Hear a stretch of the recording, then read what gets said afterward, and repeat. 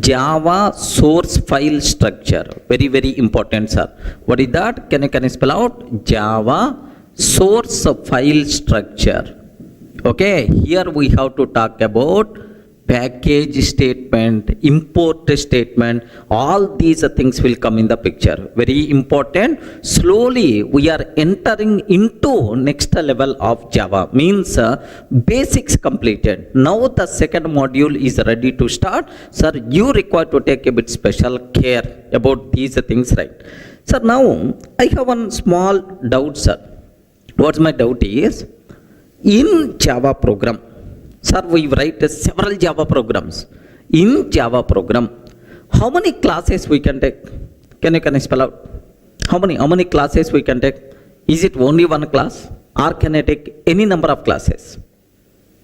Is it only one class, or can I take any number of classes? Yes, make sure in Java program we can take any number of classes, no problem at all. Suppose I am writing a program, sir.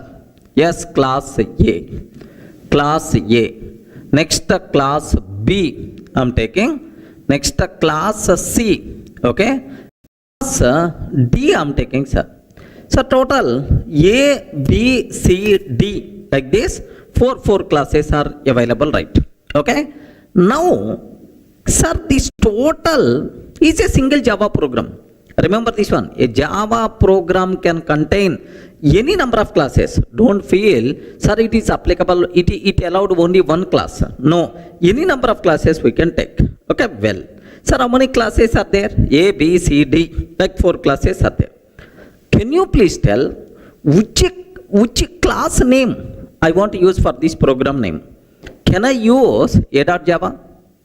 Or can I save this program with the B.Java name? Or can I save this program with the C.Java name? Or can I save this program with the Durga.java? Have you observed Durga.java? Durga class is not there yet. Can I save this one with the Durga.java? Yes, please confirm. Based on which rule we have to give the name for this Java program? Sir, very simple for you people. Okay? Here, for this example, you can use any name, no problem at all. Regarding any name, no problem at all. Sir, what is the rule to name a Java program? Sir, very simple. A Java program can contain any number of classes. Any number of classes, no problem at all. How many public classes we can take? Have you observed? How many public classes we can take? Sir, you are taking several classes, and any name you can use, no problem at all. How many public classes we can take? Sir, make sure even it contain several classes, but a Java program can contain at most one public class. Regarding what is the word? At most one public class. What is the meaning of at most one? Either 0 or 1. Sir, 0 number of public classes are allowed.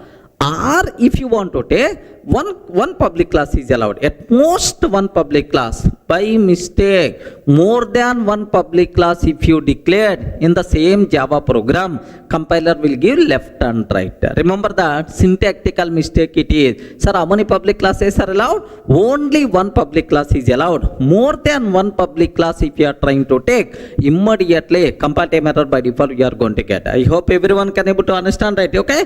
Sir, now if I can take, if there is no public class, assume if there is no public class, any name we can use for Java program. Any name you can use for Java program, no problem at all. But if there is a public class, assume that class B is the public, sir. Class B is the public. Compulsory, the name of the Java program should be B.Java only. Regarding compulsory, name of the Java program should be B.Java only. By mistake, if you are using any other name, immediately compiler error we are going to get. Remember that. Sir, let me repeat again so that you people can feel more comfortable, right? Sir, here observe, a Java program can contain any number of classes, but at most one class can be declared the public. If there is no public class, if there is no public class, any name you can use, no problem at all. But if there is a public class, compulsory name of the public class, name of the program must be same. If a class be the public, the name of the program should be b.java only. Is it clear for all of you, right? Sir, now let me show a small example so that you people can aware much clearly, right? Observe carefully, sir. Here I am taking, here I want to take a separate Java code. Here observe that, sir. I'm taking class A, okay, class A. Next, and after that class B. Next, class C I'm taking. Next, class D I'm taking, sir. Have you observed? Class A, class B, class C, class D. Sir, how many classes are available? Can you please tell how many classes are there? 4 classes are available. Which name I can use for this program? Because there is no public class. We can use any name for Java program, no problem at all. Any name you can use, no restrictions, right? That's why I want to save this name, this file as durga.java. Acceptable or not? Why not? Happily you can take. Here just observe. I want to save, sir, I want to save this program. Yes, I want to save this program. Yes, here observe that durga.java I'm taking, sir. Durga.java, like this I'm taking. Have you observed? Sir, now which name I used? If you observed, at the bottom you can able to see durga.java. Are you getting? At the bottom you can able to see durga.java, right? Now let me compile this code, sir. Let me compile this code. Here d:durga classes. Here let me compile Java C. What is the name of the program? Durga.java. Perfectly it's going to work, no problem at all, sir. Yes, happily the code compiles fine. There is no syntactical mistake. That's why itself is acceptable, right? Suppose if I declare B as the public, I want to declare B class as the public. If I declare B as the public, what will happen, sir? Observe that. If I declare B as public, compulsory name of the program should be b.java only. By mistake, if you are using any other name, immediately error you are going to get. Have you observed, right? Class B is the public. Compulsory name should be b.java, but I used the name durga.java. Are you getting? I used the name durga.java. That's why. So take a bit special care. Now if I can ask the compiler will give left and right. Hey Durga, class B is the public, should be declared in a file named b.java, but you are saving inside durga.java. Sorry, I can't accept this code to compile. Like observe carefully, right? Now here just have a look once. Now I'm trying to compile Java C durga.java. Immediately compile error you are going to get. Have you observed? Class B is public, should be declared in a file named b.java. Class B is public, should be declared in a file named b.java. This is the compile time error you are going to get, sir. So to avoid this compile time error, I have to save this program as b.java. If I save this program as b.java, happily the code is going to compile. Have a look once. I'm trying to compile. I'm trying to save as b.java. I use which name, sir? b.java. Now I hope you can able to see. You can able to see what is the name I used? b.java. Are you getting? Now let me compile this code b.java. b.java. Java C b.java. Happily the code compiles fine. There is no problem at all. So the important conclusion is a Java program can contain any number of classes, but at most one class can be declared as public. So more than one public class is not allowed, because so public means outside person can access. So that outside person, only one class should be exhibited. Remember this one. So a Java program can contain any number of classes, but at most one class can be declared as public. Remember, if there is a public class, the name of the public class, name of the program must be matched. If there is no public class, then we can use any name for Java program, no restrictions, right? Are you able to understand, right? Suppose if I can take two public classes, immediately compiler will get left and right, because more than one public class in the same program not allowed. Correct, right? So now B is already public. C also I want to declare as the public, sir. Observe that. C also I want to declare as the public. Now, how many public classes are available? Please respond. How many public classes are there? Public class B, public class C. Okay. What is the name of the program we used?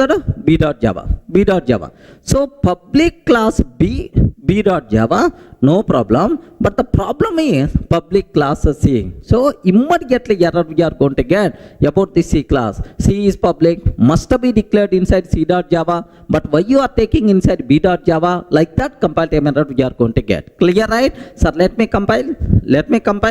Here, have you observed? Immediately compile time error.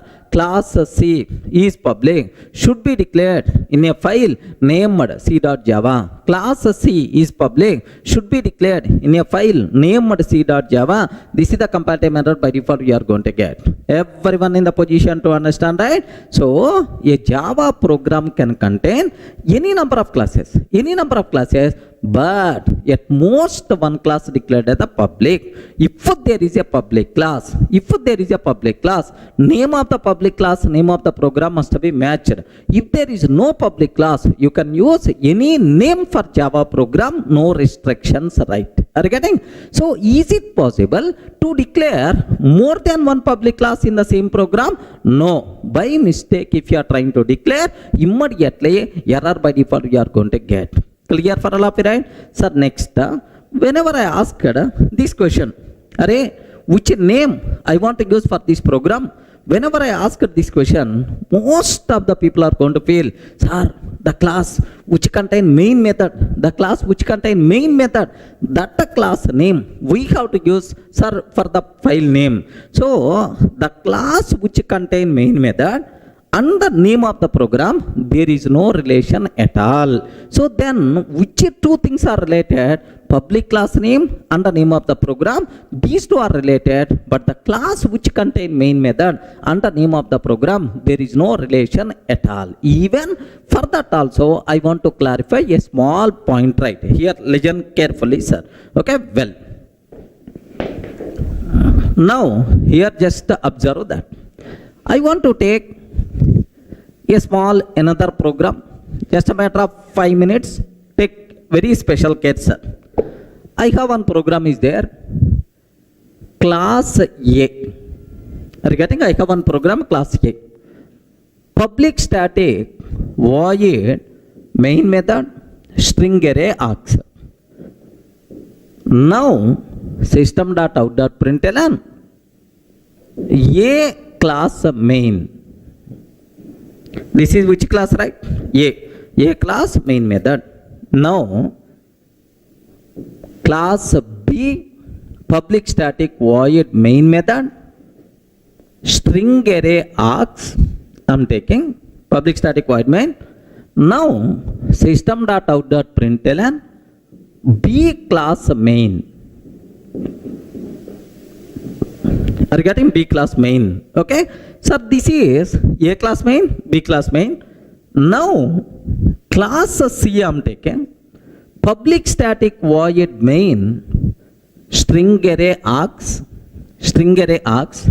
Now system.out.println C class main, like this I'm taking, sir. So how many classes are there? 3.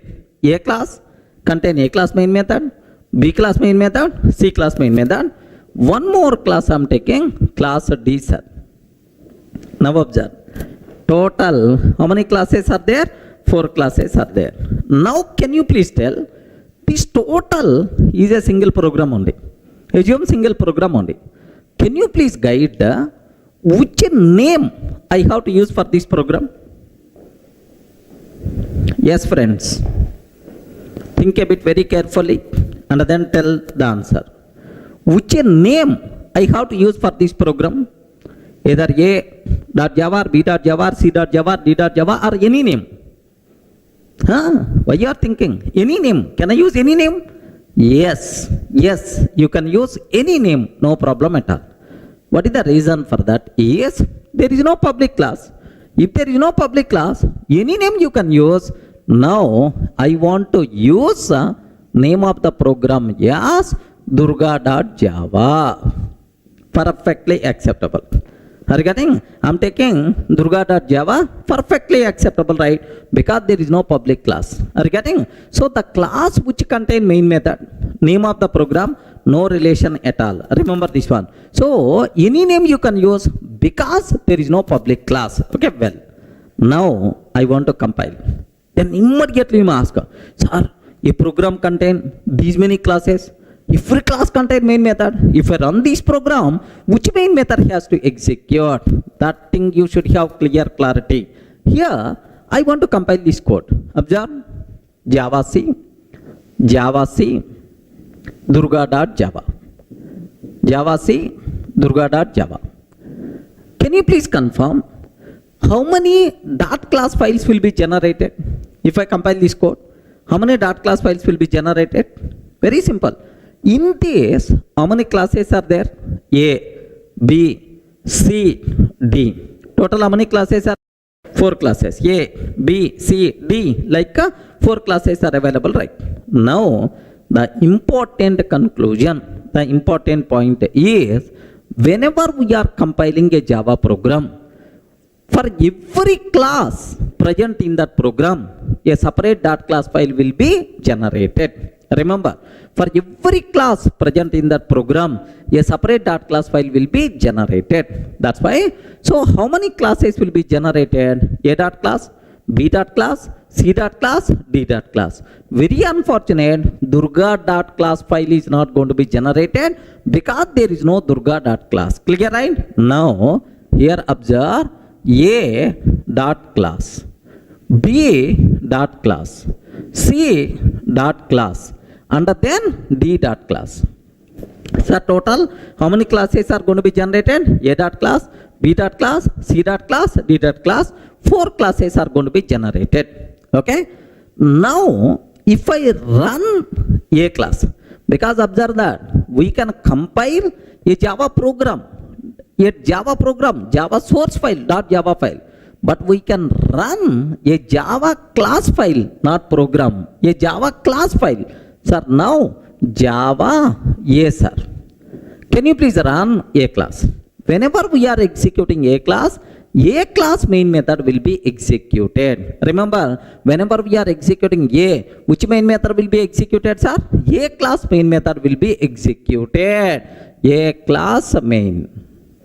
Next, if I run Java B, which main method will be executed, sir?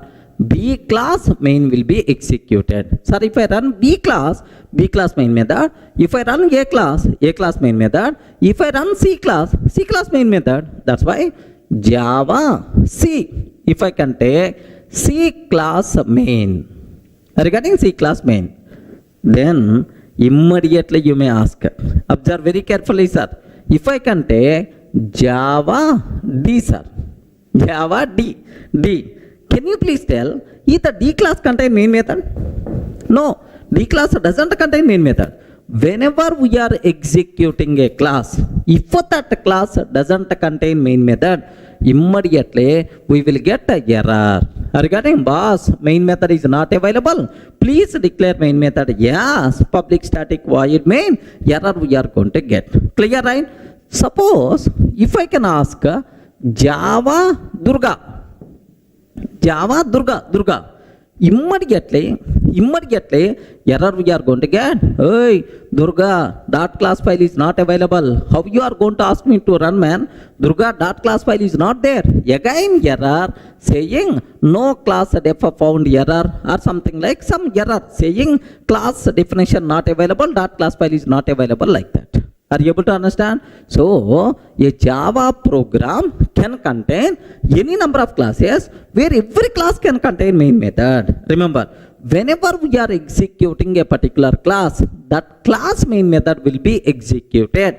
If that class doesn't contain main method, error we are going to get. If that dot class file is not available, we will get error. Everyone can able to understand, right? Sir, please make sure this knowledge must be required. Sir, let me execute this code so that you people can feel more comfortable, right? Observe carefully.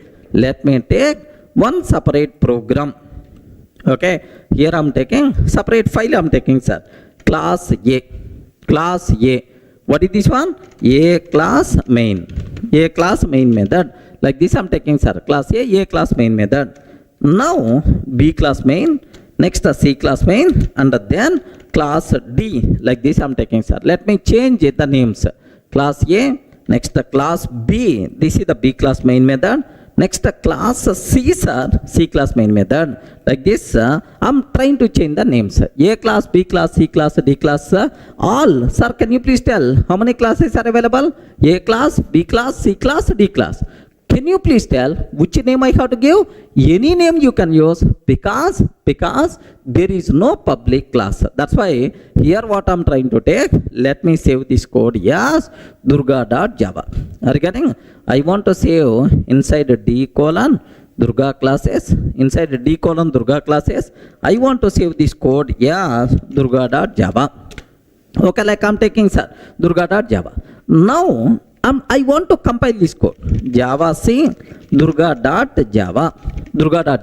If I compile this code, how many dot class files will be generated?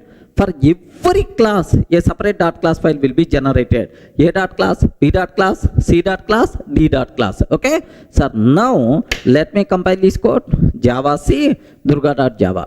How many? 4 dot class file. If I execute Java A class main method, right? Okay. Now observe A class main method. If I execute Java B class main method.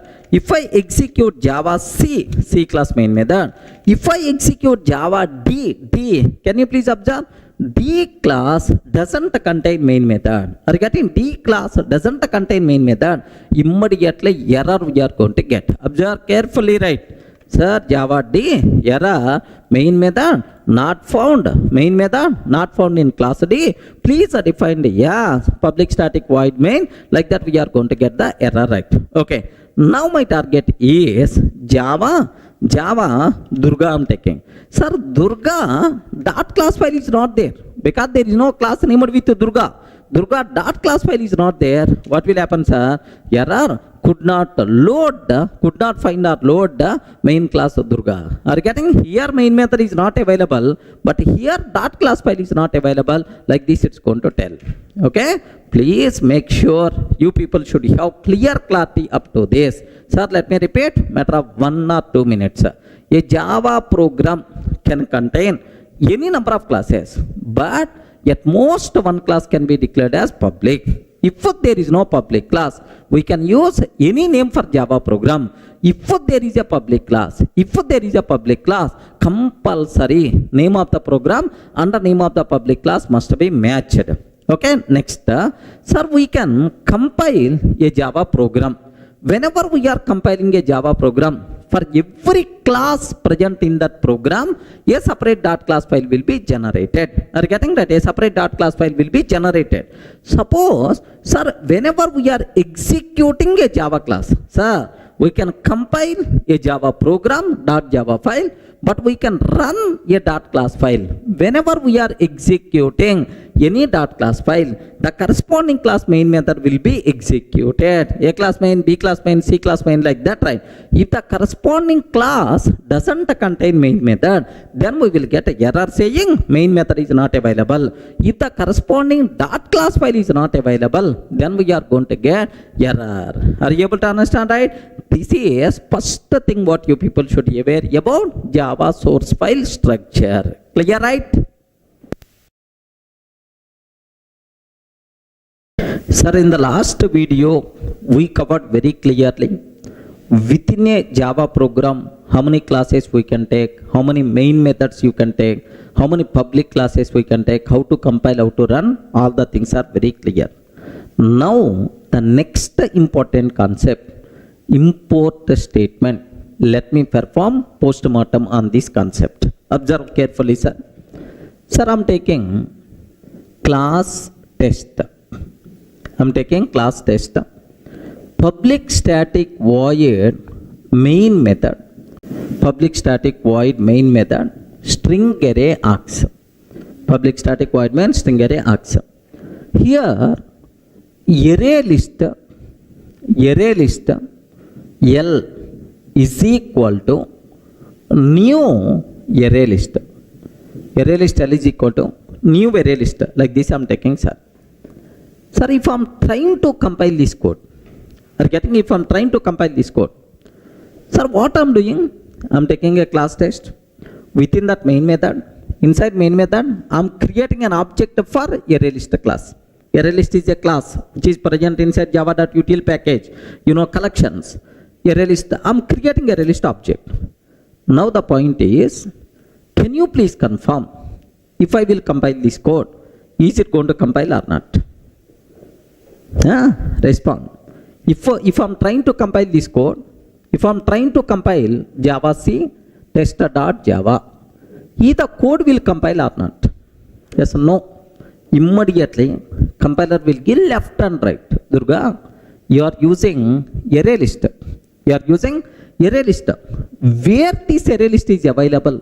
Where this array list is available? Please let me know. Okay, then only I can compile. Are you getting? Then only I can compile. Please let me know. Array list L is equal to new array list. You are using array list. Where this array list is available? Please let me know. Then only I can compile. I can't recognize you are using array list where it's available. I don't know. I'm not finding. Like compiler is going to tell very clearly error, sir. Okay. Let me show up to this. Have a look once, sir. I'm taking a simple class test. Public static void main. Array list L is equal to new array list I'm taking, sir. Array list L is equal to new array list. Like this I'm taking. Now have a look once, sir. If I'm taking array list L is equal to new array list, let me compile this code. Java C test.java. Java C test.java. Immediately error. Cannot find symbol. Which is symbol? Array list. Are you getting? Durga, you are using some class named with array list. I'm unable to find this symbol class array list. Where it is available? Please let me know. Like that, compiler is going to tell that. Are you getting right? Now, how I can solve this problem? Yes, compiler is telling very frankly, Durga, I'm unable to identify array list class. Please let me know. Like, then two ways are available. What is the first way is, can you please confirm where is array list is available? Inside java.util package. If I use a fully qualified name instead of this line, instead of array list, java.util.array list. Java.util.array list L is equal to new java.util.array list. Java.util.array list L is equal to new java.util.array list. If I use this one, then the code is going to compile. Now I'm conveyed to the compiler. Hey, I'm using array list from util package. Util package is available inside Java package. Like fully qualified name we are using, sir. Java.util.array list L is equal to like this. Now compiler is going to feel, oh, this person is using array list class from Java.util package. Like that, he is going to take happily the code is going to compile. Everyone can aware, right? Sir, let me cross check here. Observe carefully. Here I'm taking Let's see this point well. Okay, instead of array list, java dot util dot array list is equal to new java dot util dot array list. Sir, this type of name is called fully qualified name. Regarding what is this name, sir? Can you spell out? Fully qualified name. If I use fully qualified name, happily the code is going to compile. There is no problem at all. Now observe this one, sir. Here I am trying to compile. Happily the code compiles fine, no problem at all. Yes, the code compiles fine, sir. We are not seeing any error. So, sir, whenever we are using fully qualified name, automatically the code compiles fine. But it is not permanent solution. The reason for that is 10 times I want to use array list. How many times? 10 times I want to use array list. 10 times you have to take java.util.array list, java.util.array list. Unnecessary. Length of the code is going to increase. Readability by default is going to be down. Regarding java.util.array list, java.util.array list, readability by default is going to be down. Remember that, okay? Sir, best example. Let me consider 10 times.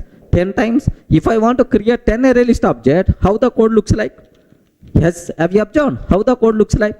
Java.util.array list, java.util.array list, something like it is the design kind of thing. Regarding something like it, the design kind of thing, which is never be recommended. Readability is going to be down. Length of the code is going to be increases. Regarding, so for that, some shortcut I want.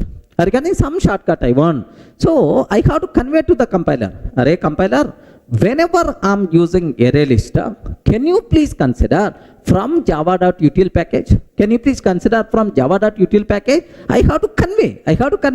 What is the way for that is import statement. Regarding what is the way, sir? Import statement. Now observe carefully, sir. Sir, now whenever we are using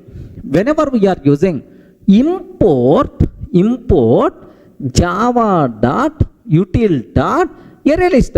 Import java.util.array list. Anyway, full form, sir. Import java.util.array list. Whenever we are importing this, then we can use short names directly. Regarding, we can use what?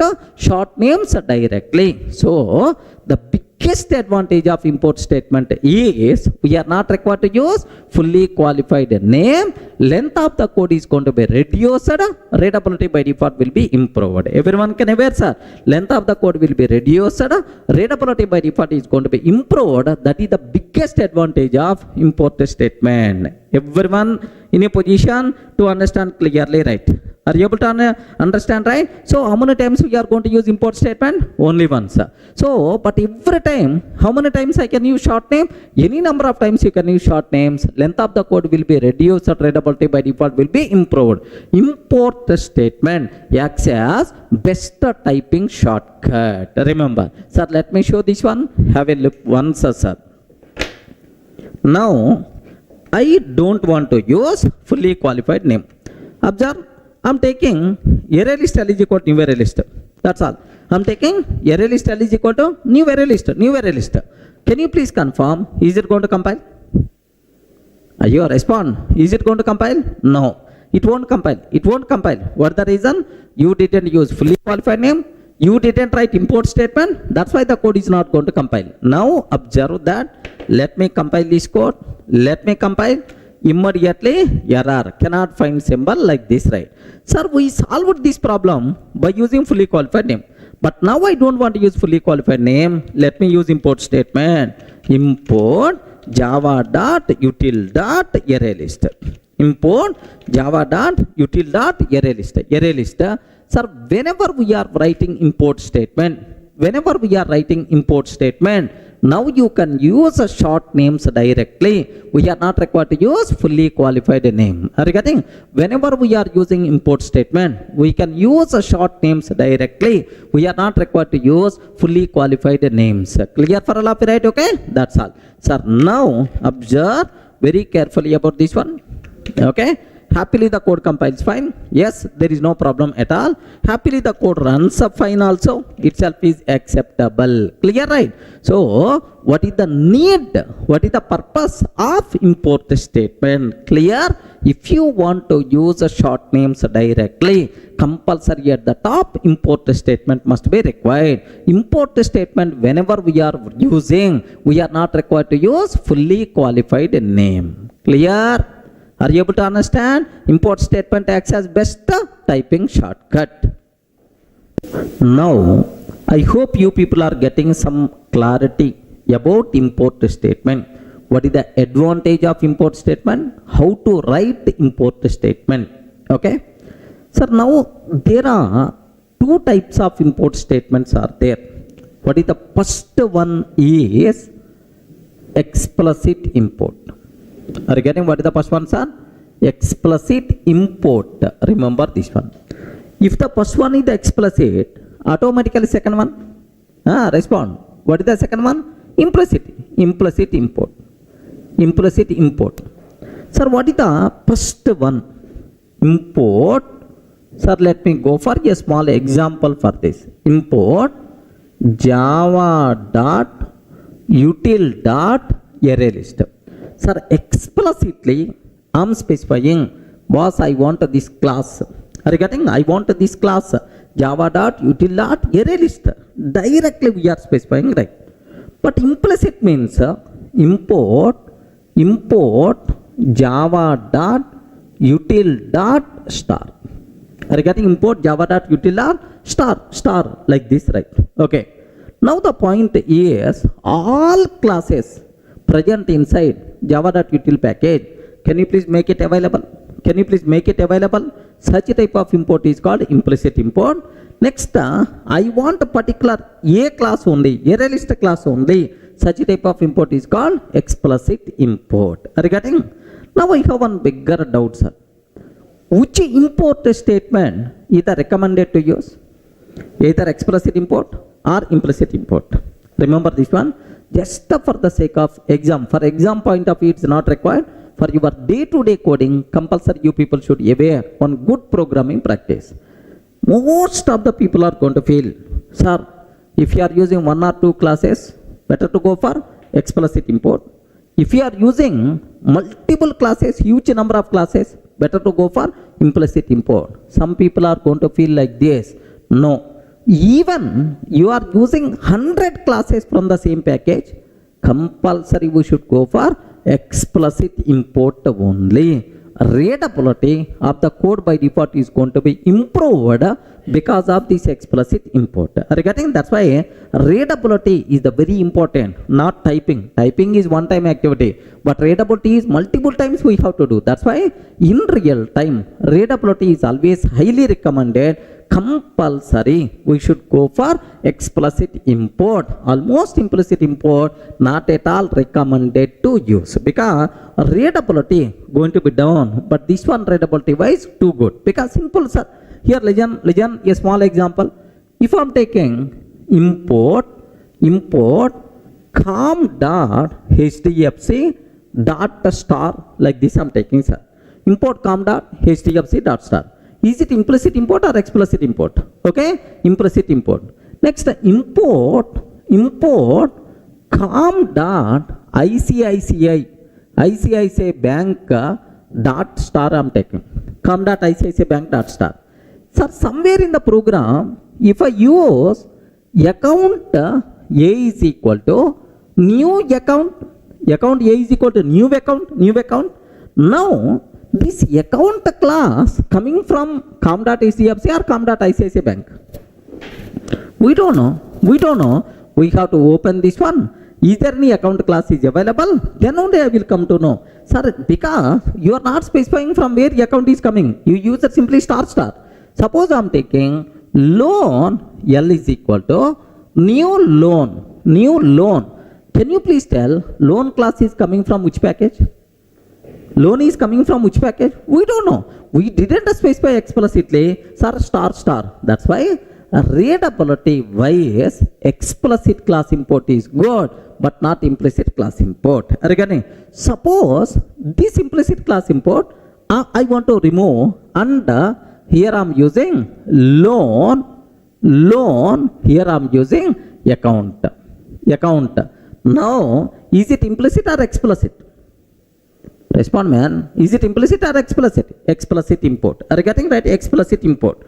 Now, can you please observe? Account class is coming from which package? Account class is coming from which package? Com.ICICI Bank dot account. Oh, from com.ICICI Bank account is coming. Next, loan class is coming from which package? Com.HDFC. Com.HDFC, from that loan is coming. Readability is more if you are not using star. Are you getting? That's why in real time, compulsory we should go for explicit or implicit are highly recommended. We should go for explicit because it improves readability of the code. Sir, if you are working on IDEs like Eclipse, My Eclipse, like we have IntelliJ, like IDEs are available. In the IDEs, we are not required to write import statement. Automatically, sir, IDE itself is going to generate. Sir, in the world, every Java IDE is always going to generate explicit import only. If you want, you can cross check in the Eclipse. In the Eclipse, it's always going to generate explicit. No IDE is going to generate implicit class import because readability wise not good implicit. Highly recommended. We should go for what? Explicit class import. Is it clear for all of you, right? Sir, how many types of import statements are there? Two types. Explicit class import, implicit class import. Which one is the recommended? Highly recommended. We should go for what? Explicit class import because it improves readability of the code. Clear? Sir, in the last video, we covered how many types of import statements are there. What is the need of import statement? Which import statement is recommended? Clear up to that. Now, for the exam sake, there are two important conclusions are there. Let me talk about these things. Here, do you know, there are two packages we are not required to import. The classes and interfaces present inside two packages we are not required to import because these are things by default available in every program automatically. Sir, for these packages we are not required to keep any import statement. What is the first one, sir? Java.lang package. Are you getting what the first one? Java.lang package. Because Java.lang package classes are commonly required for every program. That's why. So we are not required to import classes present inside Java.lang package because by default these classes are available. Best examples are we are using string class. If I'm creating an object, string s is equal to new string of Durga, any import statement is required? No, import statement is not required. Import statement is not required. Remember that. So Java.lang. So all classes and the interfaces present inside Java.lang package, happily we can access without writing any import statement because by default these are available for every Java program. Sir, second one, default package. Default package. Which is the default package, right? Current working directory. Again, which is the default package, right? Current working directory. Remember this one. So, if any class present inside current working directory or in the current package, we are not required to import. Are you getting? If you want to use from outside package, compulsory import statement must be required. If we are using the classes present in the same directory or same package, import statement is not required. Sir, if you are using from outside package, import statement is required. Remember that. So, these two packages, import is not required. Are you able to understand, right? Let me show a small example for this. Here, observe, I am taking a class test. Have a look once, sir. I am taking class test. No import statement. No import statement. I am not taking any import statement, right? Now, string s is equal to new string of Durga. String s is equal to new string of Durga. thread T is equal to new thread. Thread T is equal to new thread. Next, exception E is equal to new exception. Next, string buffer SB is equal to new string buffer. Like this I'm taking, sir. Have you observed? These many classes I'm using. One is string object I'm creating. Second one is thread object I'm creating. Exception object I'm creating. String buffer object I'm creating. But I didn't write any import statement. Are you able to understand? Sir, can you please tell either code is going to compile or not? Array, respond, man. Either code is going to compile or not? Yes, perfectly the code is going to compile. No problem at all. What is the reason? For that is, yes, can you spell out what the reason? Because all these classes present inside java.lang package. Because the class is present inside java.lang package, we are not required to keep any import statement. Automatically available for every Java program. Clear, right? Have a look once, sir. Observe carefully. Here, have a look once. The code compiles fine. The code runs fine. No problem. Happily the code compiles and runs fine. So, the class is present inside java.lang package. We are not required to import because all classes and interfaces present inside java.lang package by default available for our program. One important conclusion. Second one, sir. Assume I took a test class. I am taking test class inside D:Durga classes folder. Do you know inside D:Durga classes I took a test class, test.java file, of course a test class, right? If any other class present inside same folder means current working directory. If any other class present inside same folder, to access this class, import statement is not required. I told, right? All classes present inside current working directory automatically by default available for our program. We are not required to import. Sir, let me test this condition also. Observe carefully. Here, I'm taking another program. I want to take another program. Sir, here, class student. Like this I'm taking, sir. Class student like this I'm taking, and one method also, public static void m1 method I'm taking, sir. Here student class static method like this, just student class static method like this I'm taking, sir. Student class static method like I'm taking. Sir, where have you observed, right? It is the class student. Student class contains static method m1. Where I want to save this program is where test.java is available in the same location, D:Durga classes. Let me save this code. Here. Let me save. Can you please observe my location, sir? Inside same location, D:Durga classes. Here I'm taking student.java I'm taking, sir. Inside D:Durga classes, student.java, I'm taking like this. Now, sir, where test.java is available? In the same location only. Have you observed? Test.java is available in the same location only. Now, inside test.java, let me create student object. Student, S is equal to new student. Next, yes, dot m1 static method you can call by using object reference also, no problem at all, or otherwise class name like this, right? Now I have one bigger doubt. I'm creating student object, I'm calling student class m1. Can you please tell any import statement is required? Please respond. Any import statement is required? No, import statement is not required because student class is available in the same location where test class is available. That's why all classes present inside current working directory by default available to our program. We are not required to keep any import statement. Clear, right? Observe carefully. Here, what I'm trying to take, let me compile this code, sir. Happily the code compiles fine. Here, 1 minute. The problem here is, have you observed? It is not import. variable s is already defined in. So s is already I used here, but I'm using second time. Let me take s1. Now happily the code compiles fine, no problem at all.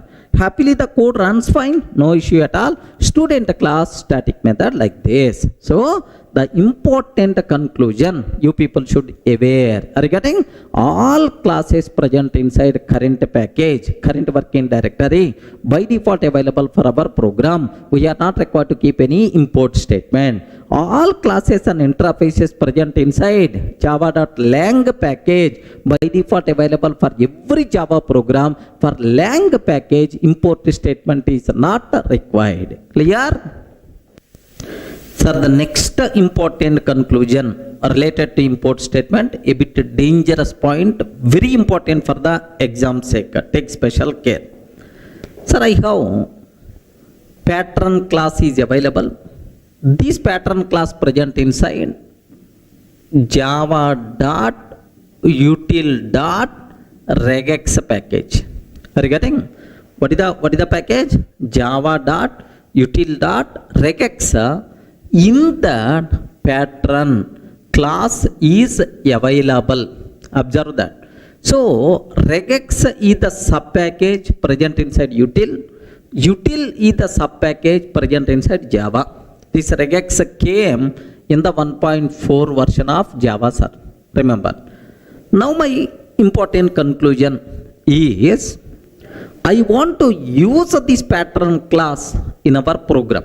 But how to use that while discussing regular expressions you may learn, but currently not required. How to use? Just observe. I'm taking class test.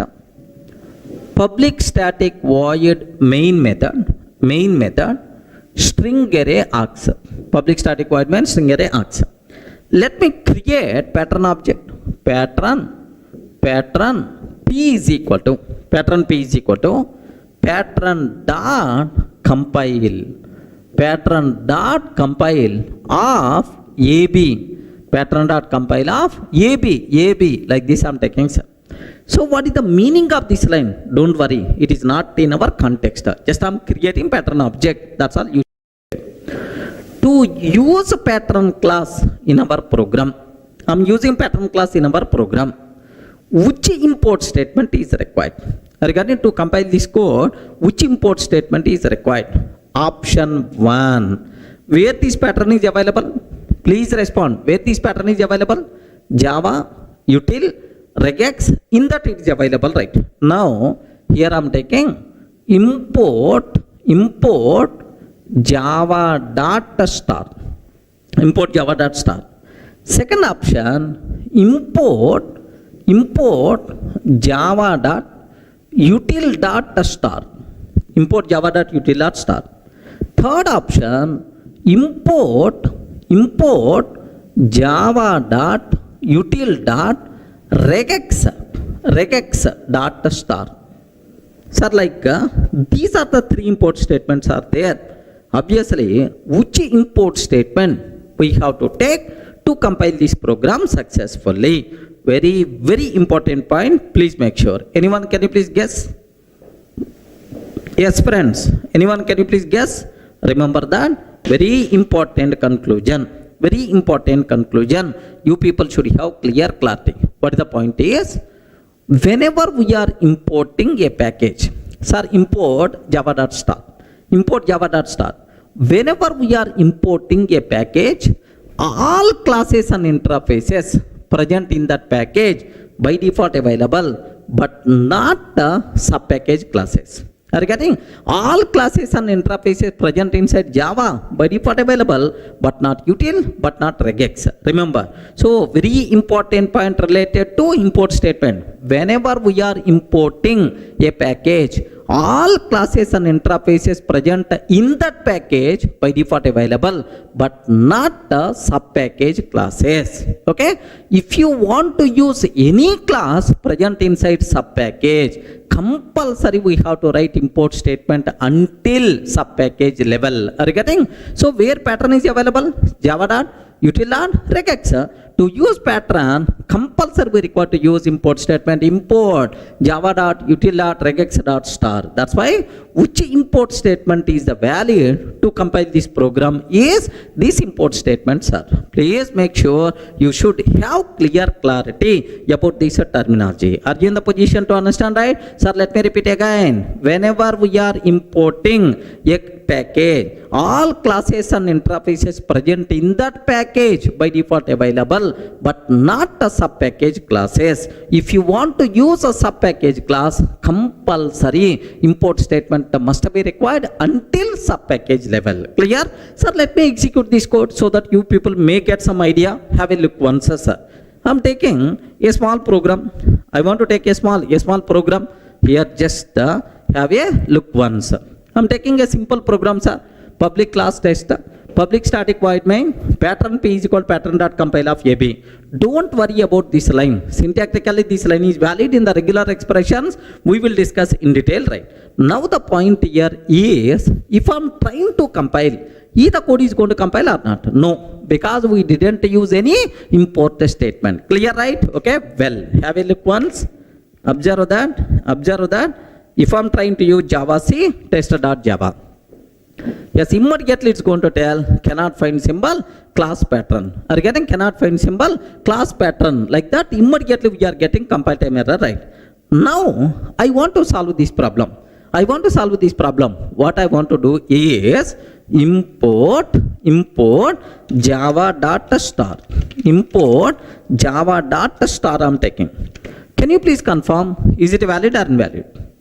Hey, please respond. Is it valid or invalid? Invalid. Because pattern is not available inside Java package. Pattern is available inside java.util.regex package. That's why this one is invalid, right? Okay? Have a look. Even you are taking, immediately error we are going to get. Observe that. Observe, same error we are getting because in the util it is not there. Suppose in the Java it is not there. Suppose if I can take java.util.star. Can you please confirm? Import java.util.star. Is it going to accept or not? Please respond. Is it going to be accepted or not? Yes. If I can take like this, the code is not going to compile because pattern is not available in the util. Pattern is available inside regex package. Are you getting? Pattern is available inside regex package. That's why it is not going to accept. Now, have a look once. Observe carefully. Yes. Here immediately error we are going to get. Now, sir, java.util regex.star I'm taking. Java.util regex.star I'm taking, sir.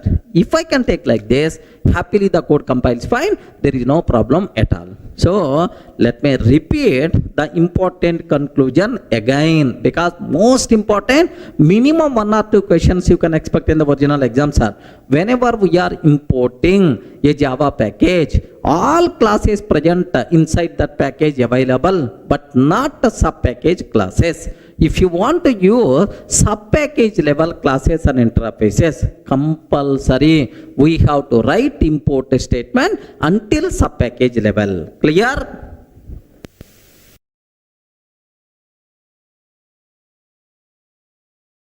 In the last videos we covered what is import, what is the purpose of import, what are various important points related to exam. But do you know, related to import, there is a big story is there. But I'm not covering all those things at the part of this course. So because this course purely meant for exam specific. So for the exam, whatever points are required, just only those things I'm discussing. The people who are very much interested, just to go through the material. In the material, I added all those things. Don't worry, sir. So next, after import, the next thing what I have to discuss, packages. Are you getting package statement? Sir, what is a package? Package. Do you know we have Europe tour package, US tour package. Okay, like we have core Java, Java package. Okay, advanced basic Java package. Next up frameworks package, something like. What is a package? Package is a group of related items, a group of related things is nothing but package. Sir, same in the programming, What is a package, right? A group of related things, a group of related classes and interfaces are grouped into a single unit, which is nothing but package. Best example for you. Sir, I want to perform database operations. DB, database operations I want to perform, sir. So, to perform database operations, the required classes and interfaces are grouped into a separate unit, which is nothing but java.sql package. Regarding what is that, sir? Java.sql package. Java.sql package. So package is an encapsulation mechanism to group related classes and interfaces into a single unit. Regarding it is an encapsulation mechanism to group related classes and interfaces into a single unit. Java.sql package contain all classes and interfaces which are meant for database operations. Clear, right? Similarly, suppose, sir, I want to perform IO operations. Sir, I want to write some data to the file. I want to read some data from the file. IO, input, output operations I want to perform. If you want to perform IO operations, all required classes and interfaces are grouped into a separate package, which is nothing but java.io package. Regarding java.io package. So, what is package? Package is a grouping mechanism, encapsulation mechanism to group related classes and interfaces into a single unit, which is nothing but package. Everyone in the position to understand what the package, right? Now, the next important terminology, what you people should aware, sir. Okay? Sir, how to write package statement? How to compile? How to run? Sir, before that, what are various advantages are there because of package statement? There are multiple advantages are there, sir. Do you know? In Java, there are two date classes are available, sir.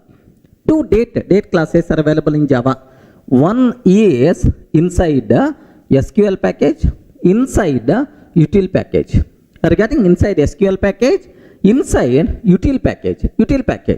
Now how many date classes are there inside Java? Two date classes. One is date present inside SQL, another date present inside util. Sir, how two date classes are present? Yes, what is the possibility? Because of package statement only. So by using package, I can able to differentiate java.util.date, java.sql.date. I can able to differentiate. So if a package statement is not there, then it is impossible to have two date classes. That's why the biggest advantage of package statement is naming conflicts we can able to resolve. Naming conflicts we can able to resolve, sir. Uniqueness, unique identification will be there for our components. Next, sir, related things we can group. Suppose best example, database relation. All the database operation required classes and interfaces present inside SQL. All classes and interfaces related to IO present inside IO package. Like, sir, it is a grouping related things into a single group. Modularity of the application is going to be improved, sir. Modularity of the application by default is going to be improved. Maintainability of the application will be improved. Regarding maintainability of the application will be improved, sir. Even sometime we can get security also. We can get security also because of package statement. How, sir? Very simple. Suppose assume it is the pack 1. Assume it is the pack 1, sir. Pack 1. Now I have class test is there. Class test is there, sir. Sir, this class test is not public. Assume it's not public. If it is not public, outside person can't access. So default means within the package only. So this package acts as a wall so that outside person can't access our components. Are getting package itself is going to provide security also for our components. Everyone can aware, sir, there are lot of advantages are there because of package statement. Sir, compulsory recommended to use packages in the real time. Sir, best example, we have several classes are there like a string class, a string buffer, system class like. Can you please tell, I have string class is there. String class present inside which package? Java.lang package. String buffer is there present inside Java.lang. Array list is there present inside Java.util package. File reader is there present in Java.io package. Regarding present in Java.io package. Like, sir, do you know every class in Java, almost around 5,000 plus classes are there. All those things part of some package, man. Okay, it is a mandatory, it's a part of some package. That's why while defining our classes also highly recommended to make yata part of package. If you are not writing package statement, clear indication that this person is not coming from the real time. He is coming from, he is just a learner. Like, so the person who is seeing your code definitely is going to feel that. So in real time, every class, every interface should be part of some package. Remember, package statement is good programming practice, compulsory we require to use. Almost it is mandatory, but not really mandatory, but highly recommended to use package statement. Clear, right? So what is package? What are various advantages are there? Can you please tell what is the package? Array, respond, man. What is the package? It is an encapsulation mechanism to group related classes and interfaces into a single unit. What advantages are there? We can resolve naming conflicts. Modularity of the application is going to be improved. Maintainability is going to be improved. Security by default is going to be improved, sir. Are you getting? So these are various advantages are there because of package statement. Clear for you people? Any doubt? Okay. Sir, now I hope you people got what is package, what advantages, right? Now, how to write package statement, how to compile, how to run. Just observe carefully, sir. Here I am taking package. Sir, we can write package statement by using package keyword. Regarding package is a keyword in Java. Package, sir, com.durgasoft.ocja. Like this I am taking. com.durgasoft.ocja. Sir, there is a universally accepted naming convention for the packages. There is universally accepted naming convention for the packages, right? Use client internet domain name in reverse. Regarding, suppose I am working for ICICI Bank. What is their website? com.icicibank.com. Okay. While naming the package com.icicibank. Regarding, this is universally accepted naming convention. Why internet domain name they are using? Because it is the unique in the nature. Regarding, what is the purpose of package? For unique identification for our components, right? So, which is the unique in the universe? Internet domain name is the unique in the universe. Then, use the internet domain name to name the packages. Then, obviously, uniqueness by default we are going to get. That's why, so what is universally accepted naming convention for the packages is use the internet domain name in reverse. Okay, well, this is the way, sir. Now, I am taking public class test. Now, public static void main method string array args. Public static void main string array args. Here, system.out.println package demo. Like this I am taking, sir. System.out.println package demo. Like this I am taking. That's all. This is about, sir, how to write package statement in our program. Now, how to compile? Usually, if you want to compile, Java C test.java. But now package statement is there. How to compile this one, sir? Take very, very special care. If you want to compile, sir, Java C test.java. Okay. Is it going to compile or not? Array, respond. Is it going to compile or not? Because package statement I used. Now I'm trying to compile Java C test.java. Is it going to compile or not? Okay, 100% pakka. The code is going to compile. Generated dot class file will be placed in the current working directory. Are you getting? Test.class file will be generated. Where it will be placed, sir? Inside current working directory. Remember that. But now my requirement is, tester.class file should be part of this package. If you are going to place in the current working directory, meaningless. Are you getting? That's why. So should be part of com.durgasoft.ocja. I want. Then what we have to take? Java C -D. What is the meaning of -D, sir? Destination to place generated dot class files. Boss, I'm talking about destination to place generated dot class files. Dot -D dot tester dot java. Are you getting? -D dot tester dot java. This dot means which one? Can you please confirm? Dot means which one? Current working directory. Are you getting? Current working directory. So what is the difference between this line and this line, sir? What is the difference is -D dot text I'm taking in the current working directory. Can you please observe what is our package statement? Have a look once. com.durgasoft.ocja. In the current working directory, com within that Durgasoft, within that OCJA, in that tester.class file will be placed, sir. Are you getting? In that tester.class file will be placed. Sir, now tester.class file is the part of our package. Are you getting? com.durgasoft.ocja, in that tester.class file is there. Remember that. So if I'm not using -D dot option, where it will be placed, sir? Where it will be placed in the current working directory. Whenever we are using package statement, don't compile like this. Compulsory we require to compile -D dot tester dot java. Like this, happily the code is going to compile. This is the way, sir. Now here I have one small doubt.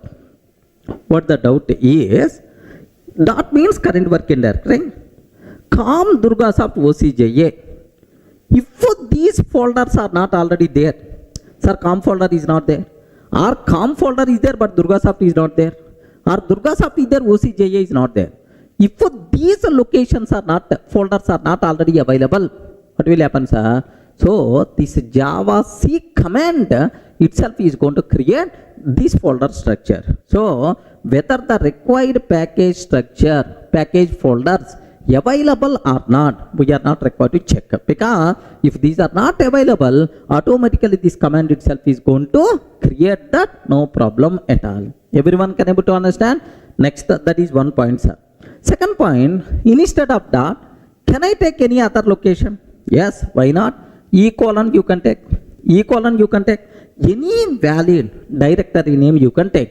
Now instead of current working directory, inside E folder, E colon, com will be created, Durgasoft will be there, OCJA will be created, in the tester.class file by default will be placed. So any valid destination you can able to specify, acceptable, no problem at all.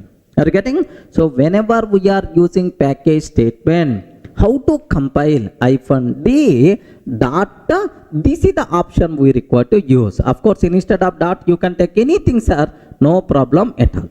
Clear, right? It's a very, very important. What is the difference between this one and this one? You should have clear clarity, right? Sir, let me take up to this so that you people can feel more comfortable. How to run, that part I will discuss. Have a look once up to this, up to compilation. I want to show for you, right? Here, sir, I'm taking package. Can you please guide, sir? I forgot.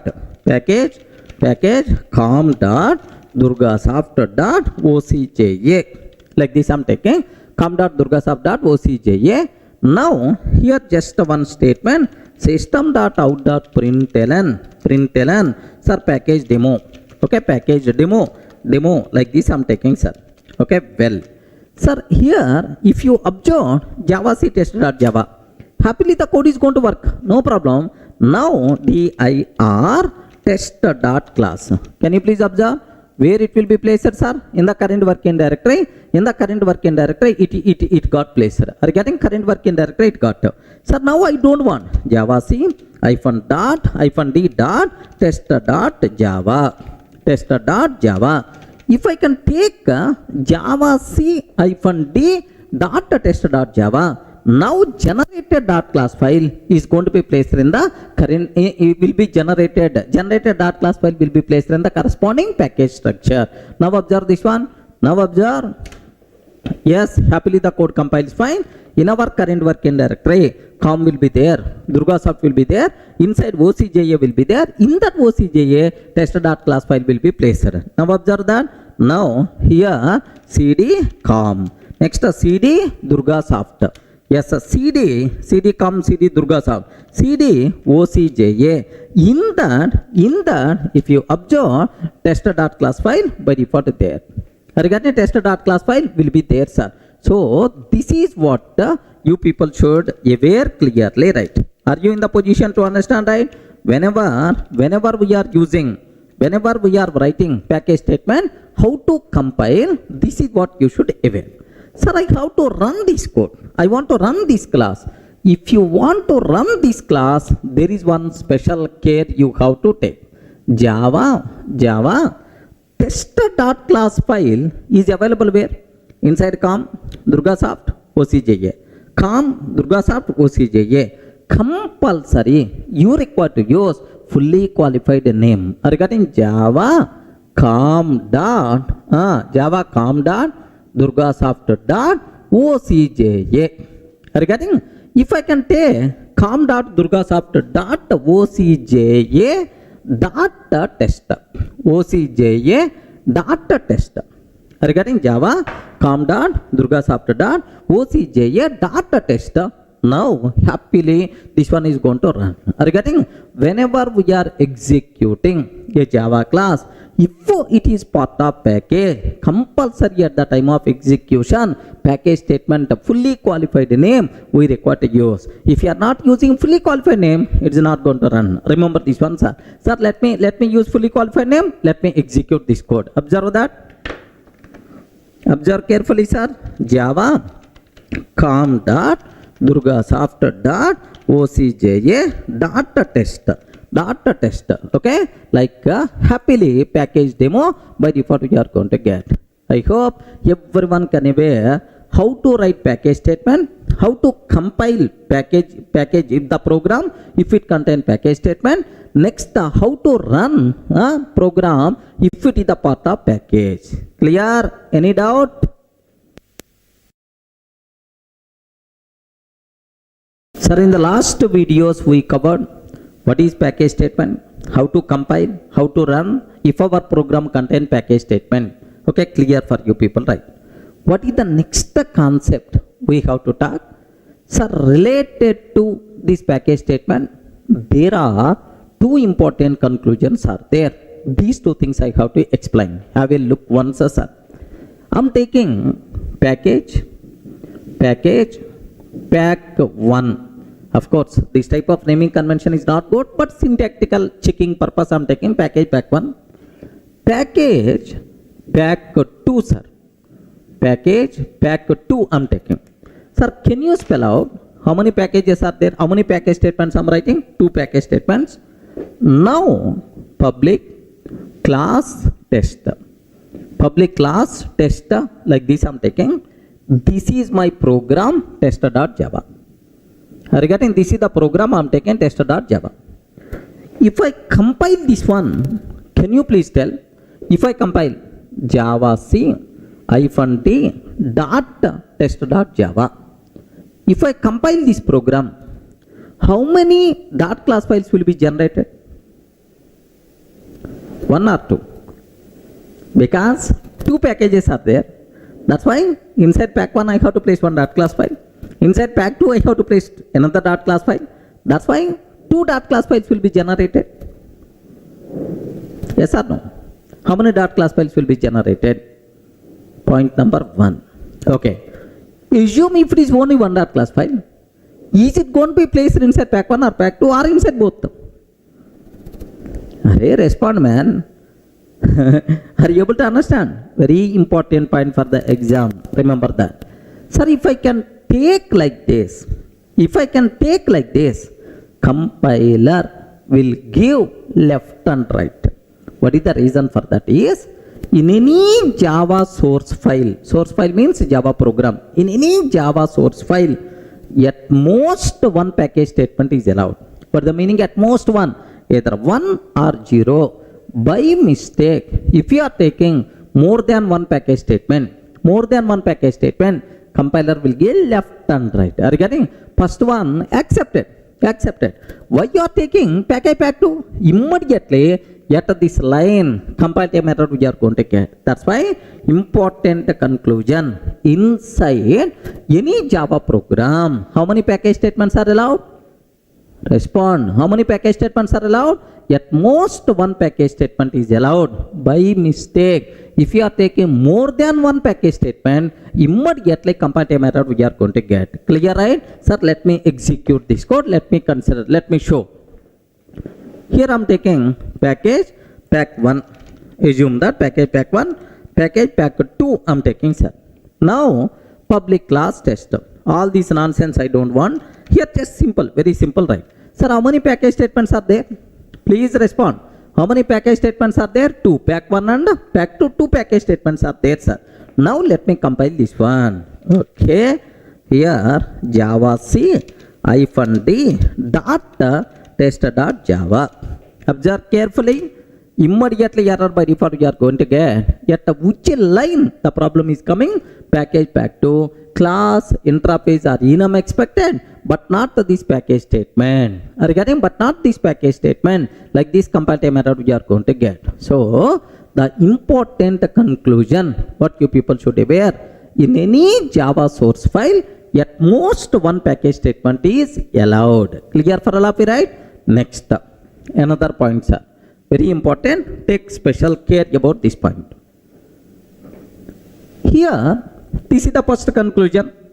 Second conclusion I am ready to talk. Very important, legend. Sir, I am taking import java.util.star. Import java.util.star. Next, package pack 1. I am taking package pack 1 and public class test. Like this I am taking, sir. Package pack 1, public class test. If I can take like this, can you please tell either code is going to compile or not? Respond. Very important for the exam sake this point. Please make sure. Is it going to compile or not? Okay? No chance at all. The reason for that is, in any Java program, the first non-comment statement should be package statement. Are you getting? But not import. So already you took import. After import, package is not allowed. First package. After that you can take import statement. The first non-comment statement should be package statement. That is, if you want to take package, compulsory first package, after that import, after that classes, any number you can take. So order is very important. First what we have to take? Package. After that import, sir, by mistake, after import package, immediately error we are going to get. Very important for the exam sake. Remember that. This point especially. Sir, after package, after import, you should not take package statement. Package statement must be first statement. Comments anywhere you can take. Other than comment, package statement must be first statement in our program. Clear for all of you, right? Now let me execute this code, sir. Here I'm taking import java.util.arraylist. Import java.util.arraylist like this. So first import statement, after that package statement, and then I'm trying to take a class. Now invalid, immediately error by default we are going to get. Have you observed, right? Same error we are getting. Sir, here package statement is not allowed. Instead of package, class or interface are enum expected. Like that, right? Clear, friends? So these two are very important statements related to the package statement. Clear for all of you? So what are the first points are? So how many package statements are allowed? Only one. At most one package statement. More than one package statement is not allowed. Next, the compulsory package statement should be first statement only. After that you have to take important classes, right? Now let me give the finishing touch for this point, sir. Observe carefully. First, we have to take package statement. Sir, after package statement, we can take import statements, import statements, and then we can take either class or interface or enum declarations we can take. Okay. Now this is, sir, first what? Package statement. Second one, import statement. Third one, either class or interface or enum. Okay, like you can able to take. Sir, please make sure this order is very, very important. Order is important. Order is important. Remember. So first compulsory package, and then import, and then class or interface or enum. Next, how many package statements you can take? Hey, respond, man. How many package statements you can take? At most one, either one or zero. So how many? At most one. At most one. How many import statements you can take? How many import statements you can take? Any number. Any number. Any number acceptable. Either 0, 1 import, 2 import, 3 import, 10 import statements acceptable, right? Sir, how many class or interface or enum declarations are allowed? Any number, no problem at all. Any number. So restriction is applicable only for package statement. More than one package statement is not allowed. Second restriction, order is important. That's all. These are various important loopholes you people should be aware about the Java source file structure. If you feel comfortable, then some possible bits, some practice bits we are going to discuss. Clear up to this?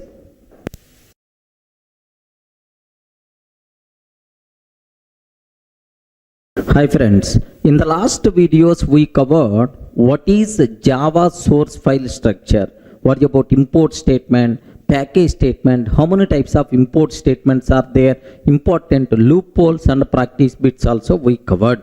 Sir, now the next topic, very important concept, class modifiers, class level modifiers. That concept we have to discuss. Sir, what class level modifiers, right? Very important concept, class level modifiers concept. Just observe that.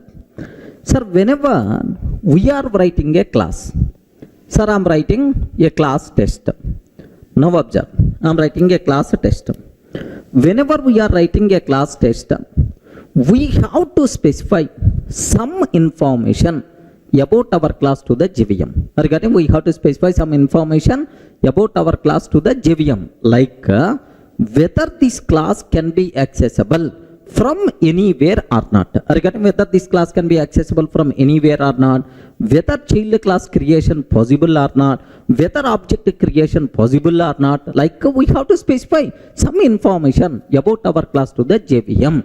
How you can specify this information about our class is by using corresponding modifiers. Regarding modifiers describe the behavior of the class. Regarding modifiers describe what? The behavior of the class. Suppose this class accessible from anywhere or not. This class is accessible from anywhere or not. How you can specify, sir? By using public. Okay, remember, if the class is public, then you can sir, access this class from anywhere within the package, outside package, no restrictions at all. So how you can specify is by using public. Sir, if the class is not public, default means where you can able to access, where we can able to access only within the package. Regarding default means if it is not public, default means where we can access only within the package only. Remember, similarly, sir, whether for this class object creation is possible or not. For this class, object creation is possible or not. How you can specify? By declaring abstract, sir.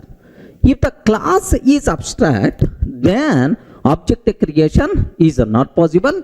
If the class is not abstract, happily you are allowed to create object. So how the JVM can decide whether object creation is possible or not? Sir, simply based on abstract modifier. If the class is abstract, object creation is not possible. Instantiation, object creation is also known as what? Instantiation. Instantiation is not possible. If the class is not abstract, happily instantiation is possible. JVM will consider this behavior based on this abstract. Next, whether child class creation is possible or not. In the OOPS concept, I will discuss in detail, don't worry. Child class creation is possible or not. How you can specify, sir? By using final modifier. If the class is final, then child class creation not possible. If the class is not final, then the child class creation is possible. So means that by using appropriate modifier, we can describe the behavior of our required class. Everyone can able to understand, right? So whenever we are creating a class, sir, we have to specify information about our class to the JVM. How you can specify this information about our class to the JVM, sir? By using corresponding modifiers. Clear for all, right? So JVM, based on these modifiers, JVM is going to use these modifiers while using this class, while accessing this class. Clear, right? Okay, that's all. Now the next point is which modifiers applicable for these top level classes. Are you getting? Can you spell out what are various allowed modifiers for the top level classes? Very important, man. Which modifiers are applicable for top level classes? Please make sure. Okay. But for our OCJA exam, we are not required to be aware all the modifiers. Just the basic idea about the minimum modifiers itself is enough. The people who require complete information just to go through the material, right? So which modifiers applicable for top level classes? Just aware. Happily we can declare top level class as public. Sir, we can declare top level class as default. Default means if we are not taking anything, it is the default. Public, default. Sir, we can declare top level class as abstract. Next, we can declare top level class as final. We can declare top level class as strict FP. Remember, strict FP behavior, we are not required to worry. Sir, it's not required at all. Okay, sir, please make sure just a strict floating point. Okay, not in our exam scope, just aware. So the only applicable modifiers for top level classes are public, default, abstract, final, strict FP. Remember this one. So if it is inner class, sir, sometimes maybe we can take a class inside another class. A class inside another class, right? If it is inner class, the extra modifiers allowed are private is allowed, protected is allowed, private is allowed, protected is allowed, static is also allowed. Are you getting? So for top level classes, how many modifiers are applicable, sir? These 5 modifiers are applicable. But for inner classes, how many modifiers are applicable, sir? 8 modifiers applicable. Remember, these modifiers applicable only for inner classes, but not for top level classes. Is it clear for all of you, right? But for the exam sake, especially one modifier which is going to play very, very important role. What is that modifier? Is abstract. Okay, here we have to perform post-mortem about abstract class, because compulsory at least 1 or 2 questions you can expect from this area. This area for the exam sake very, very important. Is it clear for all of you, right? Sir, which modifiers are applicable for top level classes? Respond. Which modifiers are applicable for top level classes? 5 modifiers are applicable. Public, default, abstract, final, strict FOP. These 5 modifiers are applicable, right? Next, which modifiers are applicable for inner classes? Inner classes, these 5 plus 3 modifiers are applicable. But among these, for the exam sake, which one is the very, very important, sir? Abstract modifier is the very, very important concept. You people should aware complete behavior of abstract class, abstract method, like that, right?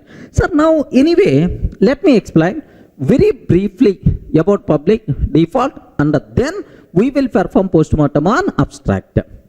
Can you please tell, if a class is public, what is the meaning of that? Respond. Public transport, public toilet. Are you getting public toilet, public transport? What it means? Any person, public telephone, any person is allowed to use. Are you getting? Any person is allowed to access. Okay, like. So if the class is declared as the public, sir, I have package, pack 1 is there. Assume that, sir. Package, pack 1 is there. Now, I have public class A is there, sir. Public class A is there. Sir, if the class declared as public, we can access this class from anywhere, either within the package or outside package. Anywhere you can access, no restrictions at all.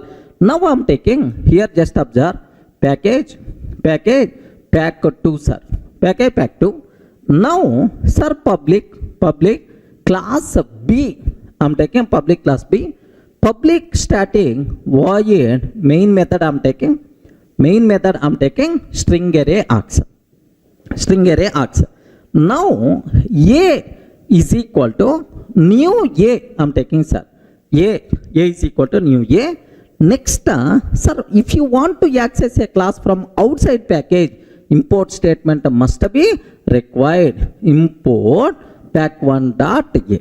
Now, can you please tell, is it valid or not? Perfectly valid. The reason is, class is what? Public. If a class declared the public, you can access that class from anywhere, no restrictions at all. Are you getting? Within the same package or outside package, anywhere you can access, no problem at all, right? Clear for all of you, right? Sir, if the class is not public, what will happen? That behavior we are going to discuss. Sir, now let me go for a small example. Let me execute this code. Observe carefully, sir.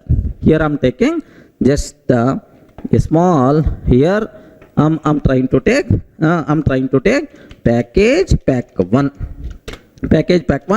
public class A, sir. Public class A I'm taking. Sir, let me save this code. Let me save this code as a.java.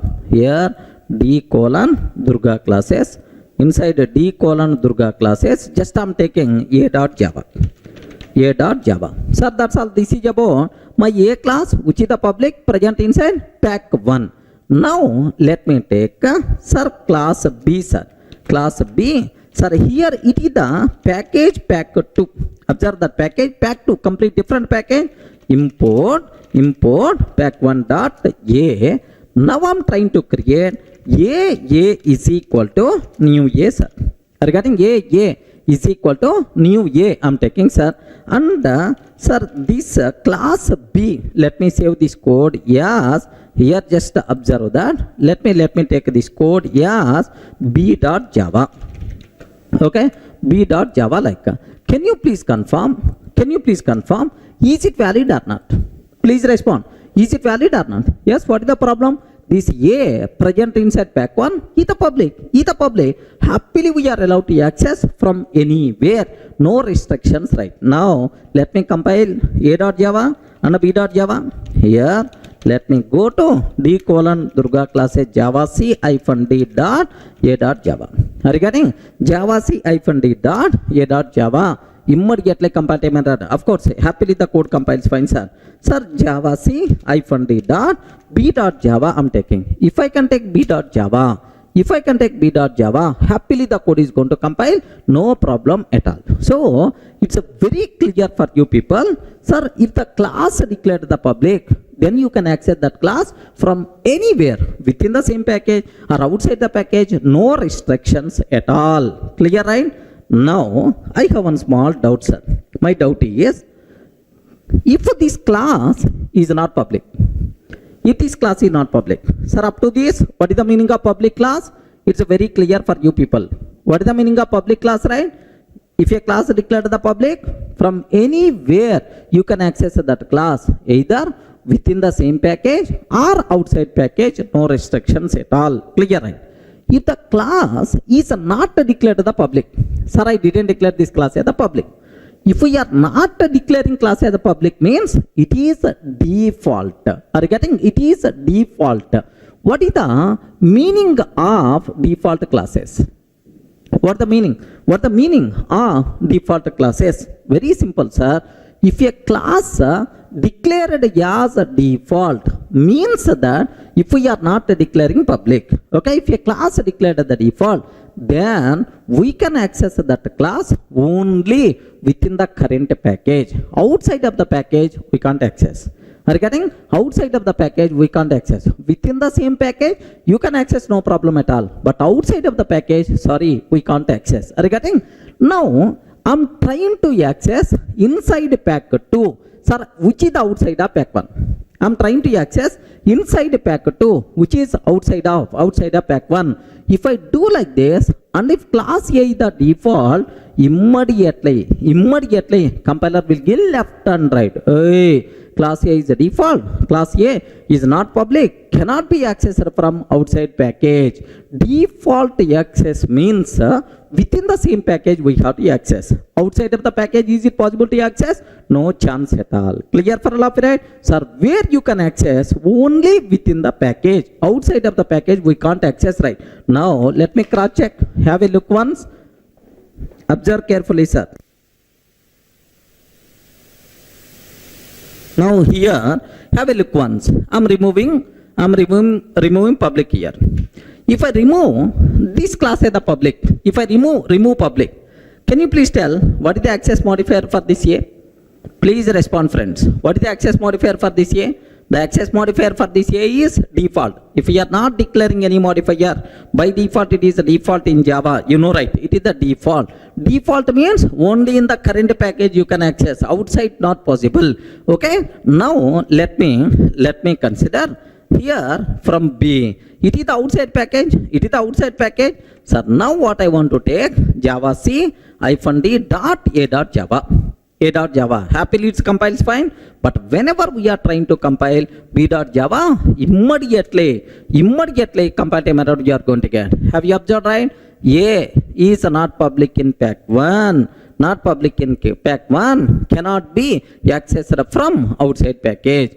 A is not public in pack 1 cannot be accessed from outside package. Everyone can able to understand? So this is what you people should aware clearly, right? I hope not required to keep much explanation. What is the default class? What is the public class? Public class means no restrictions. Anywhere you can access. Default class means only within the current package only we can access. From outside package, sorry, you can't access. Clear, right? Now I have one small doubt, sir. Assume I'm taking here class test, public static void main method, string array args. Sir, now do you know this test class is also present inside pack 1 only. Now A is equal to new A, like this I'm taking. Can you please confirm, is it accessible or not? Respond, is it accessible or not? This is a test class present inside which package? Same package only. Within the happily you can access, but outside package you can't access. Correct, right? Now let me consider this code. Here observe carefully, sir.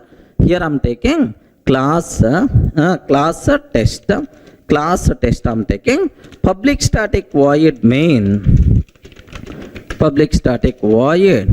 method string array args I'm taking public static void main string array args. Now A is equal to new A I'm taking. Are you getting? A is equal to new A. Sir, is it valid or not? 100% pakka itself is valid, sir. Now Java C -d dot a dot Java, complete a dot Java. A dot Java means, do you know this total program I saved as a dot Java? No syntactical mistake. Now if you want, observe that. Okay, perfectly valid. Java pack1 dot test. I'm trying to execute test class. Now is it going to work or not? Yes, perfectly. We are not going to get any error, right? So what it means, what you people should aware clearly, the important conclusion, public class means from anywhere you can access. Default class means only within the current package. That's why default access is also known as package level access. Clear, right? What is public class? What is default class? These two are very, very important for the exam sake. Next, most dangerous, most important, abstract modifier. That thing I will discuss.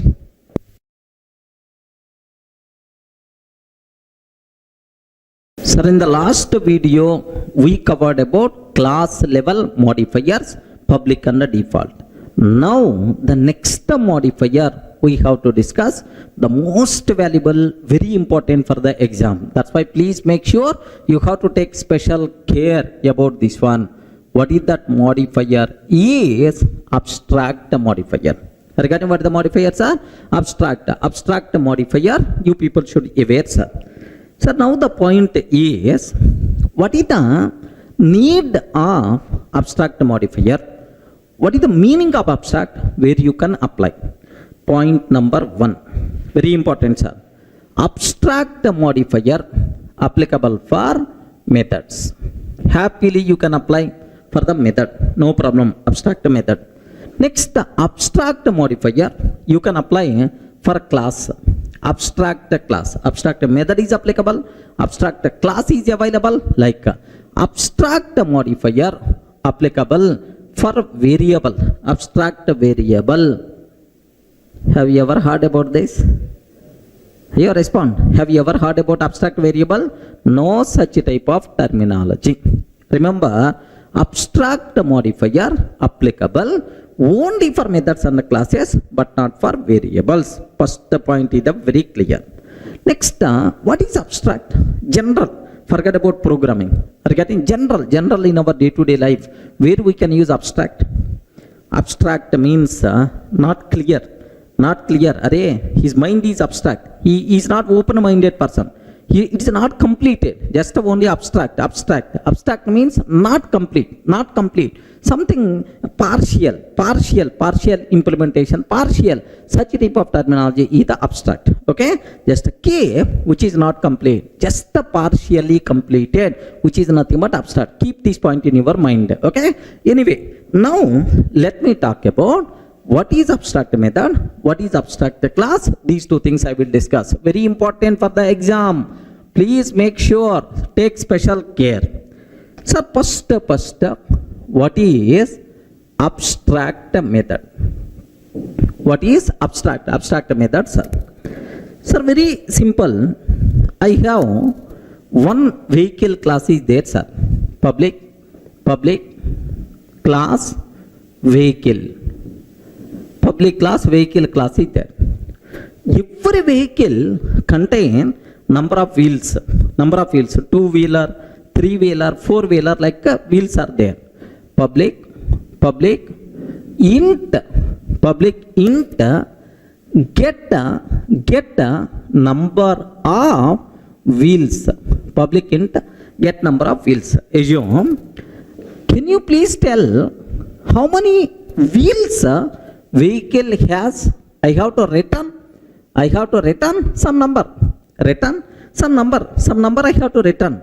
How many wheels vehicle has? Can you spell out? Yes, friend. How many wheels vehicle has? Can you spell out? How many wheels vehicle has? We don't know. That depends on type of the vehicle. Sir, I have bike, 2-wheeler. I have car, 4-wheeler.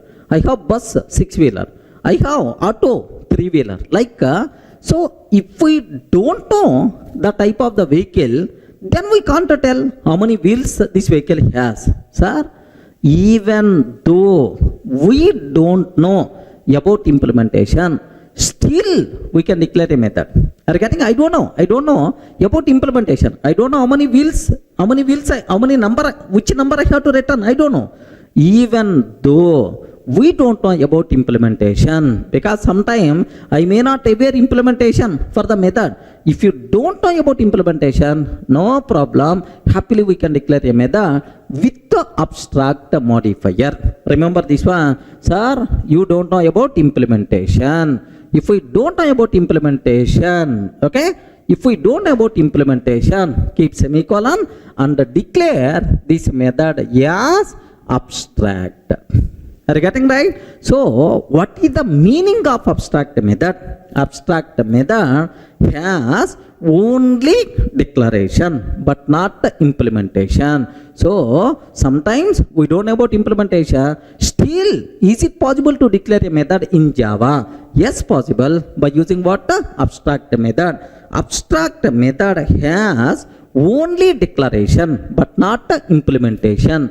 That's why abstract method declaration ends with a semicolon but not curly braces. Are you able to get very important question? Abstract method declaration should end with the curly braces, but should end with a semicolon but not the curly braces. Are you able to understand? One scenario, right? Sir, one more scenario I will explain. Suppose I have public class, fruit class is there, sir. Okay, mango, apple, orange, like there are lemon, like multiple fruits are available. Now my question is, every fruit having taste, correct or not? Every fruit having taste. Now, sir, public string, get taste like this. I have to return some string. Are you getting? I require to return some string. What the taste of the fruit? Respond, man. What the taste of the fruit? Sir, if it is the mango, very sweet. If it is a lemon, a bit some other taste by default. So until if you don't know the type of the fruit, we can't tell what is the taste. If you can't tell what is the taste, then how you can declare that method? No problem at all. Even though we don't know about implementation, still we can declare a method with the abstract modifier. That's why what you can take, just keep semicolon, and let me take this class, this method as abstract. Are you getting?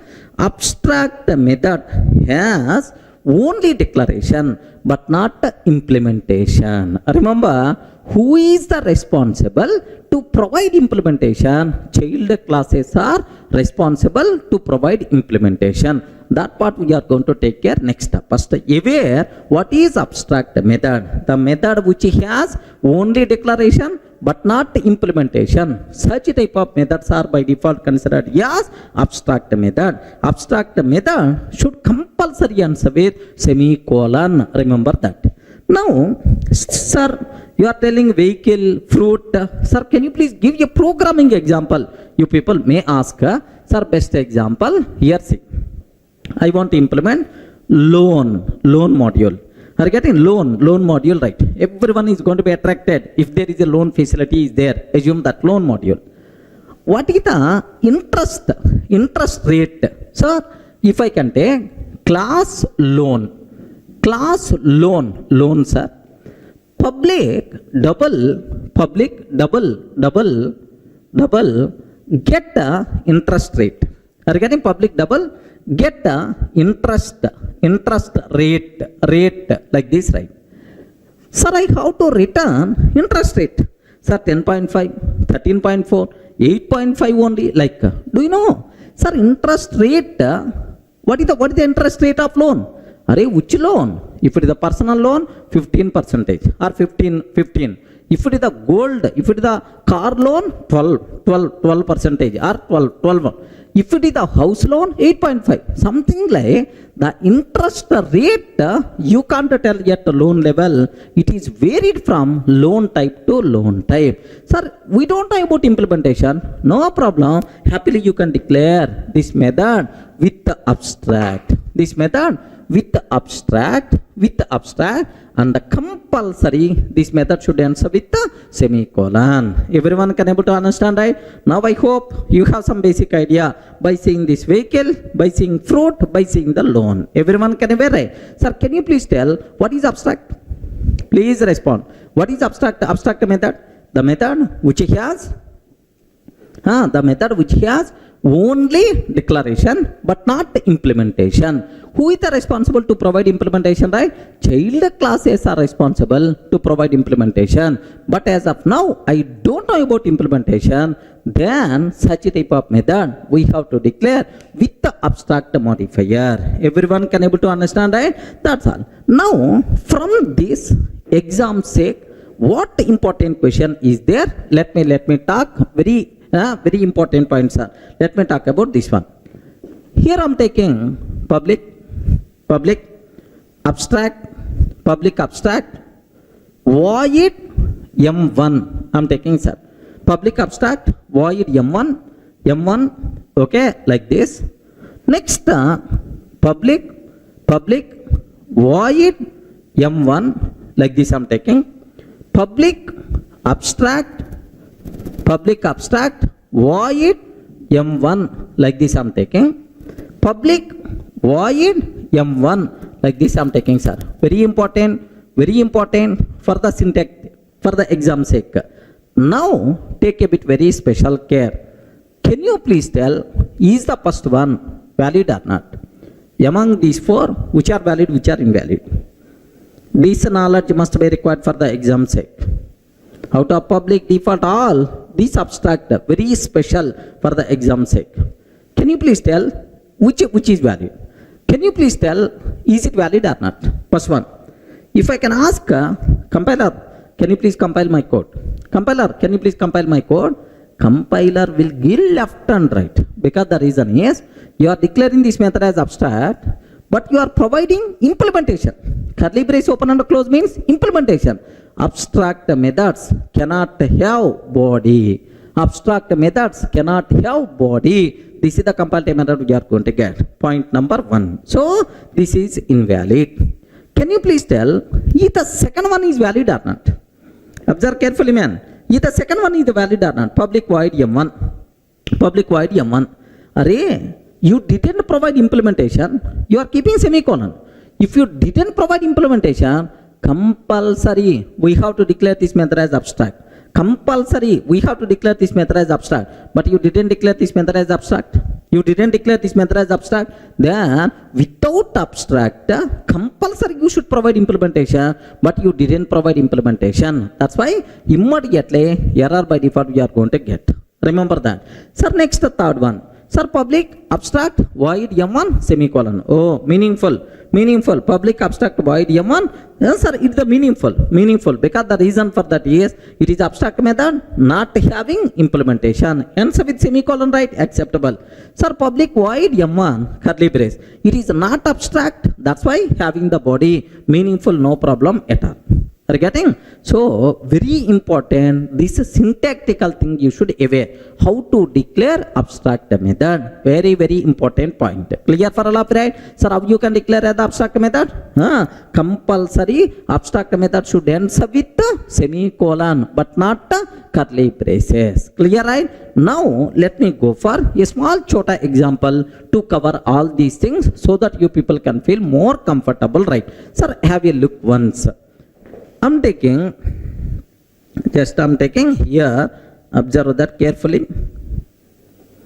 Here I'm taking class test. Assume that class test. Sir, now public abstract, void M1, curly brace open and close. Can you please confirm, is it valid or invalid? Oi, please respond. Is it valid or invalid? Class test, public abstract void M1. Is it valid or invalid? Compiler will give left and right because The method is the abstract, but you are providing the body. Curly brace open and close means body you are providing. That's why it is invalid. Now observe, if I can ask the compiler, can you please compile this code? Java C test.java. Are you getting Java C test.java? Here, what is the compile method we are going to get? Abstract methods cannot have a body. Are you getting? Abstract methods cannot have a body. Like this compile method we are going to get, sir. Clear for all of you, right? Suppose I'm taking semicolon. Okay, sir, is it valid or not? Very important point. Is it valid or not? What is the problem? Perfectly it's valid. A small point is missing. That I will explain in detail. If a class contain at least one abstract method, compulsory classes should be declared as abstract. Remember this one. Can you please repeat again? If a class contains at least one abstract method, compulsory we have to declare class as abstract, otherwise it is syntactical mistake. Okay, anyway, this class contain at least one abstract method, that's why I'm taking the class also as abstract. What is the reason? I will explain soon, don't worry, sir. I will explain. Sir, now either code is going to compile or not? Yes, perfectly itself is valid. Again, perfectly itself is valid, sir. Suppose I'm taking public void m1. Can you please tell, is it valid or invalid? Public void m1, is it valid or invalid? Invalid. Because you didn't declare the body, you didn't declare method as abstract. So, if you don't want to provide body, compulsory you have to declare method as abstract. But you didn't do that, that's why error we are going to get. Have a look once, observe that carefully, sir. Here, what that compile method? Please, sir, missing method body or declare abstract. Okay. Now I'm taking like this. Public void m1. Sir, I'm providing the body. Then happily the code is going to compile. Okay. That's all. So, what is abstract method? How to declare abstract method? These two things must be very, very important. Okay. What is abstract method? Abstract method having only declaration but not implementation. Remember. So that's why abstract method declaration should compulsory ends with semicolon. Okay, but not curly braces. Who is the responsible to provide implementation? Child classes are responsible to provide implementation. Clear? Any doubt?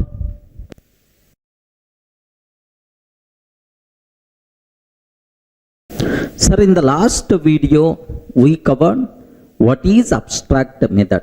Now everyone having the clarity about abstract method. Now let me talk about abstract class. We are getting very, very important word, abstract class. Can you please tell what is abstract method? The method which is not having implementation, only declaration. Such type of methods are called what? Abstract method. Same way, what is abstract class? The name itself indicates not complete class, partially implemented class.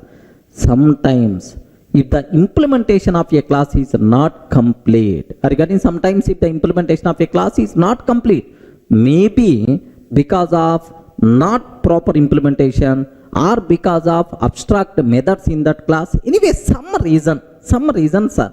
I have one class is there. I'm not feeling this implementation is not appropriate. Okay, not proper. May contain some abstract methods or even implementation is there, dummy implementation like that. So if the implementation is not complete, if the implementation of a class is not complete, such a type of partially implemented classes we have to declare as abstract. Okay, we have to declare as abstract. So if a class declared as abstract, what it means is partially implemented class. Remember this one, partially implemented class. So if you feel implementation is not appropriate, if you feel implementation is not proper, then happily we can declare class as abstract. What the advantage is, if I declare this class as abstract, then no one is allowed to create object for this class. Are you getting? Tester T is equal to new tester. No one is allowed to create an object. No one is allowed to call these methods directly. Are you getting? No one is allowed to call these methods because this class is not a complete implementation. This class is not having complete implementation. Just a partial implementation is available. Okay? Such a type of partially implemented class we have to declare as abstract. So abstract class means a single word partially implemented class. Are you getting? So how you can conclude partially implemented class? Because it may contain abstract methods or it may contain methods implemented but not complete implementation, but not dummy implementation is there for the methods. Such a type of implementation is by default considered as abstract class. Are you able to understand? Now my important point, is it possible to create object for abstract class? Ayo, respond man. Is it possible to create object for abstract class? Not possible. Not possible. Sir, the reason why, what is the reason for that is very simple. Suppose assume I have class vehicle is there. Assume that class vehicle is there, sir. Vehicle is there. This vehicle contain abstract method, public abstract int, get a number of wheels. Have you remembered? I covered this example in the last video. Get number of wheels. If this class is not abstract, if this class is not abstract, then every person can create an object. If a person can create an object, vehicle V is equal to new vehicle. Next up, V dot get number of wheels. V dot get number of wheels. If any person calling this method, what response you have to provide? Boss, no, I'm not having implementation. Can you please create an object for child class? Can you please create an object for the child class? Like I have to convey. Then why, sir, you are bringing this object? That's why if a class implementation is not proper, if the class implementation is not completed, just like having partial implementation, object creation should not be allowed. How I can restrict object creation? Declare the class as abstract. Okay, well, for abstract classes, object creation possible or not possible? What the answer you can tell? Respond man. For the abstract classes, object creation possible or not possible? Not possible. Remember this one, it's not possible. So only 2 points you people should aware. What is abstract class? Partially implemented class is called abstract class. Sir, for abstract classes, it is not possible to create object, means instantiation is not possible. If any person trying to create an object for abstract class, immediately compiler will get left and right. Hey, it is not fully implemented. How you can create an object for this class? Immediately compile method by default we are going to get. Clear for all, right? Let me show this a small example. Observe carefully, sir. Sir, I have a class test is there. Assume this test is abstract, sir. Okay, some reason I'm taking this class as abstract. Now I'm taking tester T is equal to new tester. Tester T is equal to new tester. Like this I'm taking, sir. If I can take tester T is equal to new tester, let me compile. Can you please tell, is it valid or invalid? Please respond. I'm trying to create an object for tester class, but the tester class is abstract. Immediately compile method you are going to get. Okay, let me show this one. Here, have a look once, sir. What is the error? By default we are going to get test is abstract, cannot be instantiated. Regarding test is abstract, cannot be instantiated. Suppose assume class test is not abstract. Assume class test is not abstract. Then is it acceptable or not? Yes, perfectly it is acceptable. So what the important conclusion you people should aware, right? So for abstract classes, it is not possible to create object. Next, partially implemented classes are called abstract classes. Clear, friends? I hope it is very clear for you people. What is abstract class? What is abstract method? Now, what is the relation between these two things? Sir, just observe abstract class versus abstract method. Very, very important, very, very dangerous point. Take special care, sir. Sir, if a class contain at least one abstract method, remember that if a class contain at least one abstract method, sir, I have one class is there, sir, class test. This test contain one abstract method is there, public abstract void m1 is there, sir. If a class contain at least one abstract method, compulsory the class should be declared as abstract method. Because the reason is, if I'm not taking this class as abstract, assume I'm not taking this class as abstract, then any person can create an object for this. Tester t is equal to new tester t dot m1. He may call m1. If he is calling m1, which response you are going to provide?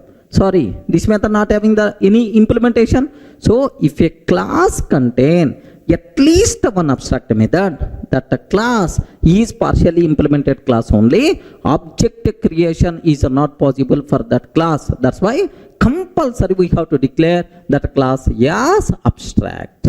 Regarding compulsory, that class we should declare as abstract. Remember this one. So abstract class can, if a class contain at least one abstract method, compulsory the class should be declared as abstract. Otherwise, compiler will give left and right, compile time error we are going to get. Remember, very, very important point. Let me repeat again. If a class contains at least one abstract method, compulsory we have to declare that class as abstract. Otherwise, compile time error. Sir, let me show up to this one, right? Have a look once. I'm taking a simple example, tester.java. Assume that class tester public abstract void m1 method is there, sir. Public abstract void m1 method is there. Now, if I'm trying to compile this code, can you please tell if the code is going to compile or not? Class test public abstract void m1, is it going to compile or not? No chance at all. Compiler will get left and right, because the class contain at least one abstract method, but the class you didn't declare as abstract. That's why observe carefully. Immediately error by default you are going to get, sir.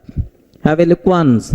Test is not abstract and does not override abstract method m1 in test. Test is not abstract and does not override abstract method m1 in test. This is the compile error we are going to get. But if I declare class as abstract, then happily the code compiles fine. There is no problem at all. So very, very important point, mantra about this abstract class and abstract method. If a class contains at least one abstract method, compulsory that the class should be declared as abstract. Clear, right? Otherwise, compile time error. Next, immediately you may ask, sir, I have one class is there. My class doesn't contain any abstract method. Regarding the class doesn't contain any abstract method. Abstract method is not there. Still, can I declare that class as abstract or not? Sir, observe. Abstract, I have one class. That class doesn't contain any abstract method. No abstract method at all. Still, can I declare that class as abstract or not? Means abstract class can contain zero number of abstract methods. Possible or not? Yes, perfectly possible. Even though class doesn't contain any abstract method, still if you feel that implementation is not appropriate, implementation is not proper, happily you can declare class as abstract, no problem at all. Best example, sir, I'm taking class test. Have a look once. Class test. Do you know public void m1, it is not abstract method, having the body. Public void m2, sir, this is also having the body. Now, can you please tell, is this class contain any abstract method? No, no abstract method. Happily implementation is there. Next, if I create an object, tester t is equal to new tester, t dot m1, what response I will get? Syntactically it is valid. Tester t is equal to new tester t dot m1, what response I will get? So nothing, empty. So even these methods having implementation, but that implementation is what? Dummy implementation, man. Dummy implementation. If the implementation is not complete, dummy implementation, what is the use of creating an object for that? That's why if you don't want object creation for this class, even though this class doesn't contain any abstract method, still happily you can declare this class as abstract, no problem at all. Remember, so means that abstract class can contain zero number of abstract methods also. Is it clear, right? Sir, do you know dummy implementation? No problem, no abstract method. Still, we can declare class as abstract if you don't want object creation like this, right? Sir, do you know in our OOPS concept somewhere, you may have adapter classes. Adapter class doesn't contain any abstract method. Every method having curly brace open and close implementation, but still there is no use of that implementation. That's why every adapter class highly recommended to declare as abstract. Remember this one, okay? Maybe in the next level we may get, or otherwise just open the Google what is adapter class, then you can able to get much clarity. Second point here is, listen very carefully. Of course, I included this in our material related to interface concept. Next, second point, sir, very important point. HTTP servlet, because after completing our Java, we have to go for web applications. There we have to learn web technologies like servlets and JSP. In the servlet, HTTP servlet is one class. HTTP servlet is one class. This HTTP servlet is abstract class, but very specialty, this HTTP servlet class doesn't contain any abstract method. Regarding HTTP servlet is the best example, doesn't contain any abstract method, still it is abstract class, right? So means that abstract class can contain zero number of abstract methods also, no problem at all. Clear, right? Let me consider, have a look once, sir. Sir, I'm taking a class test. Sir, public void m1 having the implementation m2, m3, m4, m2, m3, m4. Oh, 4 methods are there, but all the methods are empty implementation only. Curly brace open and close. What is the use? Nothing. Like it may be adapter class. Something like we are going to use. Sir, now I want to declare this class as abstract. Is it possible or not? Yes, why not? Happily. Can you please observe that? I am declaring this class as abstract.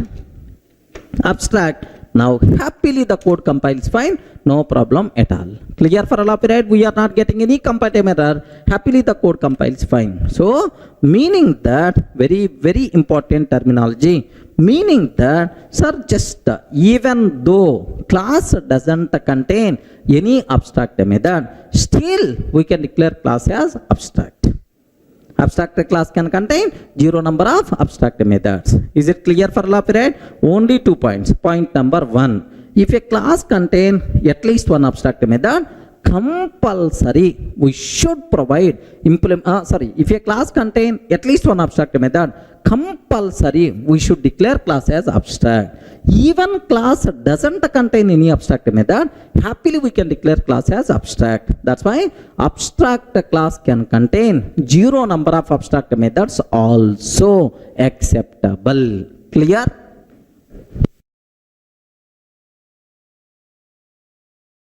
Now the next point related to abstract class, listen very carefully, sir. I have one abstract class test is there, sir. Abstract class test is there.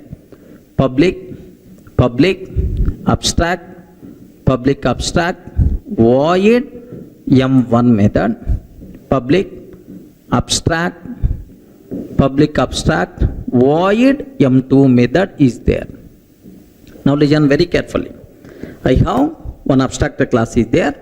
Sir, public abstract void m1, public abstract void m2. There are two abstract methods are there, sir. Can you please confirm who is the responsible to provide implementation for these abstract methods? Who is the responsible? Child class is responsible to provide implementation for parent class abstract methods. What I want to take?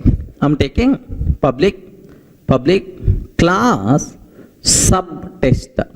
Public class subtest extends test. Public class subtest extends test. Like this I'm taking. Now I'm trying to implement public void m1. Public void m1. Can you please tell, is this code is valid or not? Respond, man. Is this code is valid or not? Sir, this is the child. Subtest means child class. Is it valid or not? Sir, now take a bit very special care about this one. Parent class abstract methods. Who is the responsible to provide implementation? Child class is the responsible. So parent class contain how many abstract methods are there? Two abstract methods are there. Compulsory child class is the responsible to provide implementation for every abstract method. But here you provided only for m1. Who is going to provide m2? You didn't provide m2. That's why compiler will give left and right. Hey, subtest, you didn't provide m2 implementation. How I can accept this code? Like a compatible error we are going to get. So let me conclude again. So whenever we are extending an abstract class, sir, for each and every abstract method of the parent, compulsory we should provide implementation in the child class. Otherwise, we will get compile time error. Clear, right? Let me show up to this. Have a look once, sir. I have abstract class test is there. Next, here I am taking public abstract void m1. I am taking, sir. Public abstract void m1. Public abstract void m2. Like this I'm taking. Perfectly itself is the valid, sir. Now just observe that class subtest extends test. I'm trying to provide public void m1 like this, right? I'm providing implementation for only m1. Are you getting? I'm providing implementation for only m1 method, but I'm not providing implementation for m2. Sir, is it valid or not? Immediately compiler will get left and right. Compile time error you are going to get. Clear, right? Let me show this one. Let me show this here.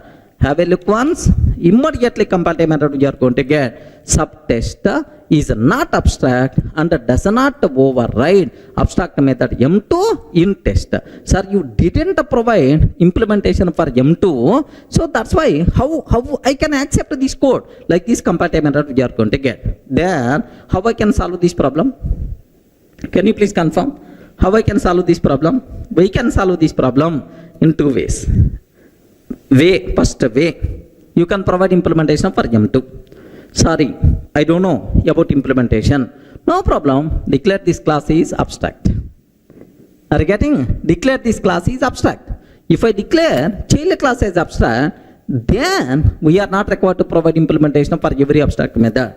Then who is the responsible to provide implementation for this remaining method? Next level child class. Who is the responsible, sir? Next level child class is the responsible. By declaring this class as abstract, temporarily we can fix this problem, but still m2 method is not implemented. Who is the responsible to create child? Next level child class is the responsible to provide implementation. Now if I take as abstract, is it accepted or not? Observe that subtest extends a test provided implementation only for m1. Only for m1. Now I'm taking abstract. Abstract, right? Now have a look once. Happily the code compiles fine. Okay, well, temporarily the problem solved. Temporarily the problem solved. But the problem in this case is you can't create object for test class. You can't create object for subtest class because both are abstract. Even you have M1 method, sorry, you can't call. Then what I have to go for? I have to go for subtest. Are you getting? Next level child class. Subtest extends test. Okay.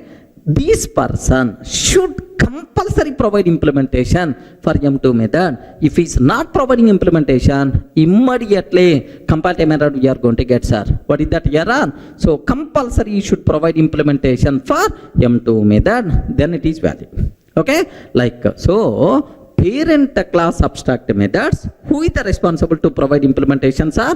Child class is the responsible to provide implementation. Everyone can able to understand? Yes, friends.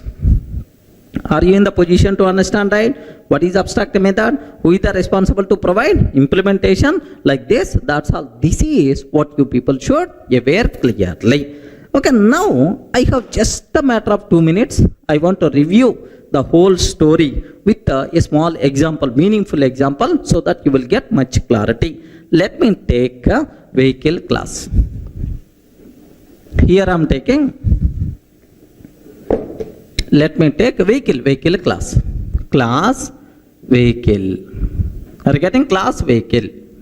Now public abstract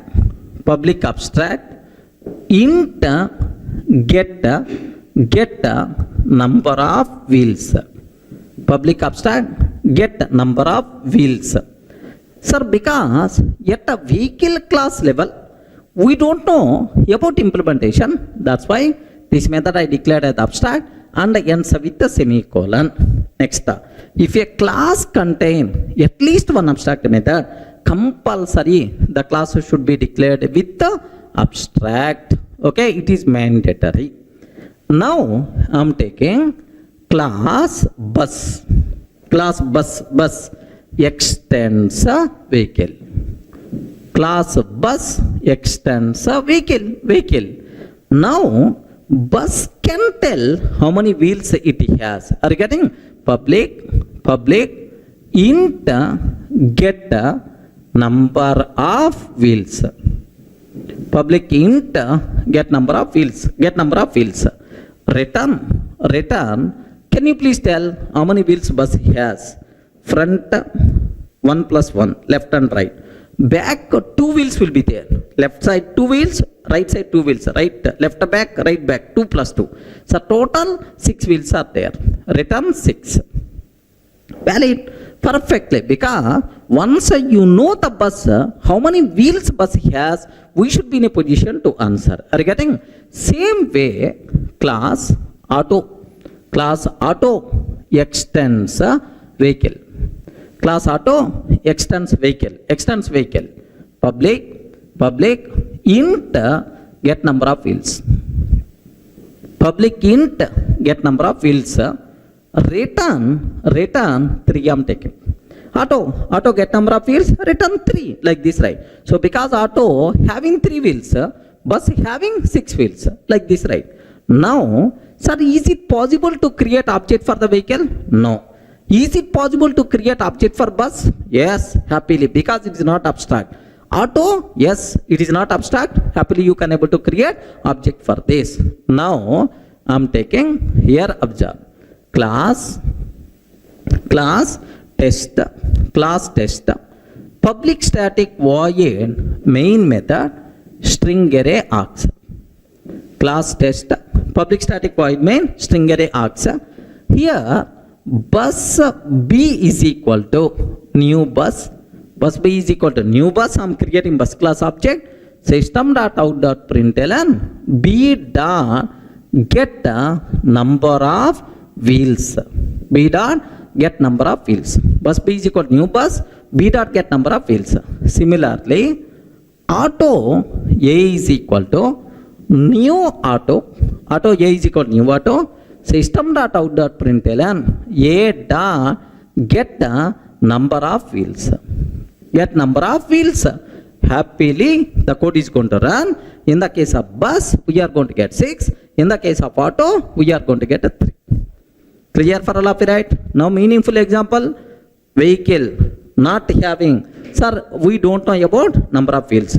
Abstract method. Who is the responsible to resolve that abstraction? Child classes are responsible. Now happily, what is the output by default we are going to get, sir? Simple 6 followed by 3. Clear, right? Sir, let me execute this code so that you people can feel more comfortable. Observe that. Okay, now observe that. Sir, we have abstract class vehicle. Under this vehicle class contain one abstract method, get number of wheels. Because at vehicle level, we don't know how many wheels he has. Because if you know the type of the vehicle, then we can able to tell is it contain 2 or 3, something like. Okay. So public abstract int get number of wheels. If a class contain at least one abstract method, compulsory that a class should be declared as abstract. We did already, right? Now class bus X vehicle, sir, public int get number of wheels, return 6. Okay, well, class auto extends vehicle, public int get number of wheels, return 3. Okay, like. Now have a look once, sir.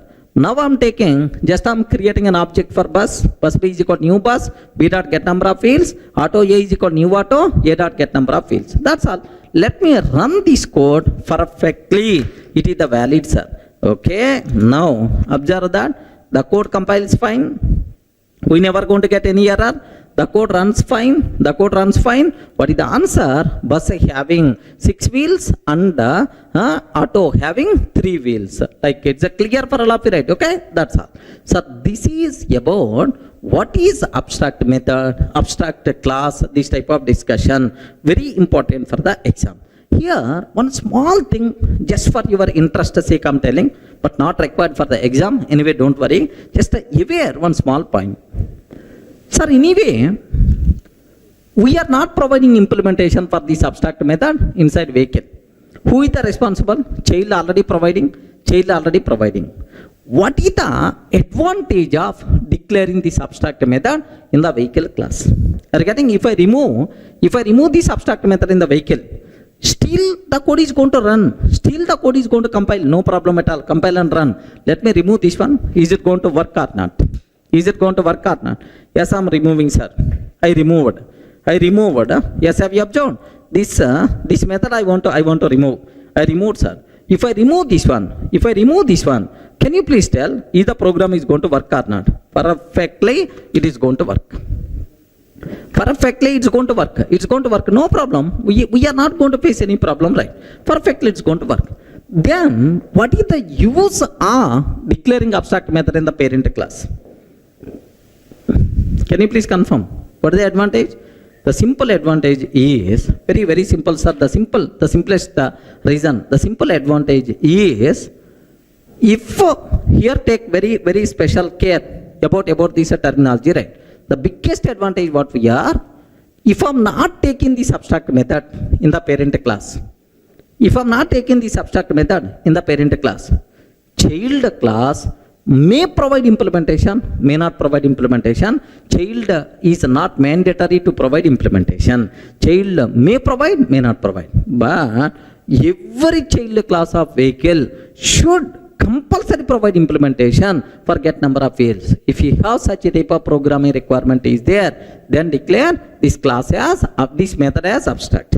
Are you getting? If I declare abstract method in the parent class, compulsory, mandatory, every child should compulsory provide implementation. So for child classes, which methods compulsory should provide implementation, such type of methods we have to identify and we have to declare as abstract in the parent. Then without implementing that, child class cannot skip. It is mandatory for the child class to provide implementation. Everyone can able to understand? Of course, another advantage is also there, polymorphism. Of course, it's not required for the exam sec. Maybe in the polymorphism I may explain. Clear for all of you, right?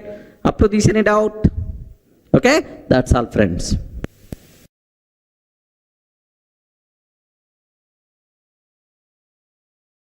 Hi friends, in the last video we covered about class level modifiers. Sir, if I declare class as the public, default, abstract, like we did, we performed a great postmortem on that.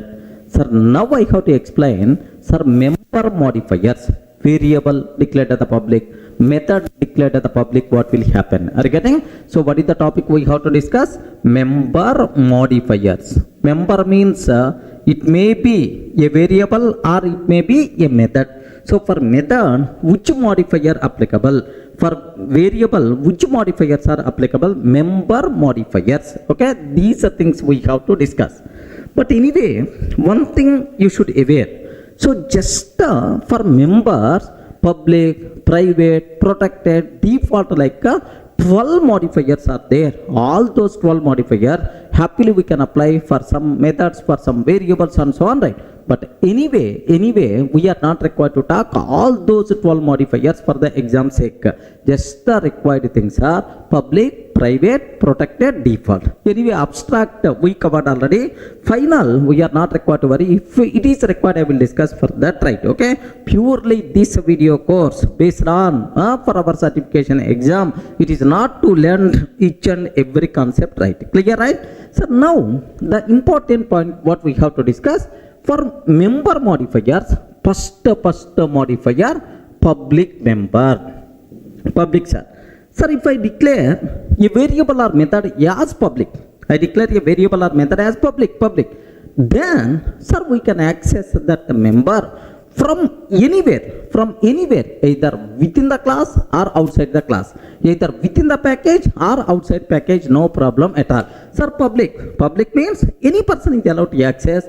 If a member declared as public, it may be a method or it may be a variable, we can access that member from anywhere, either within the same package or outside package, within the same class or outside the class. Okay, clear, right? Sir, now let me go for a small example, and here there is one small twist is also there. Observe carefully, right? Sir, I'm taking, okay, I have a package, pack 1. Observe very carefully, sir. Package, pack 1. I'm taking a class A class, right? Class A. Now, here I'm taking public void M1. Regarding public void M1, system.out.println, okay, A class method, like this I'm taking, sir. Now take very special care. Sir, first important conclusion, is it public or not?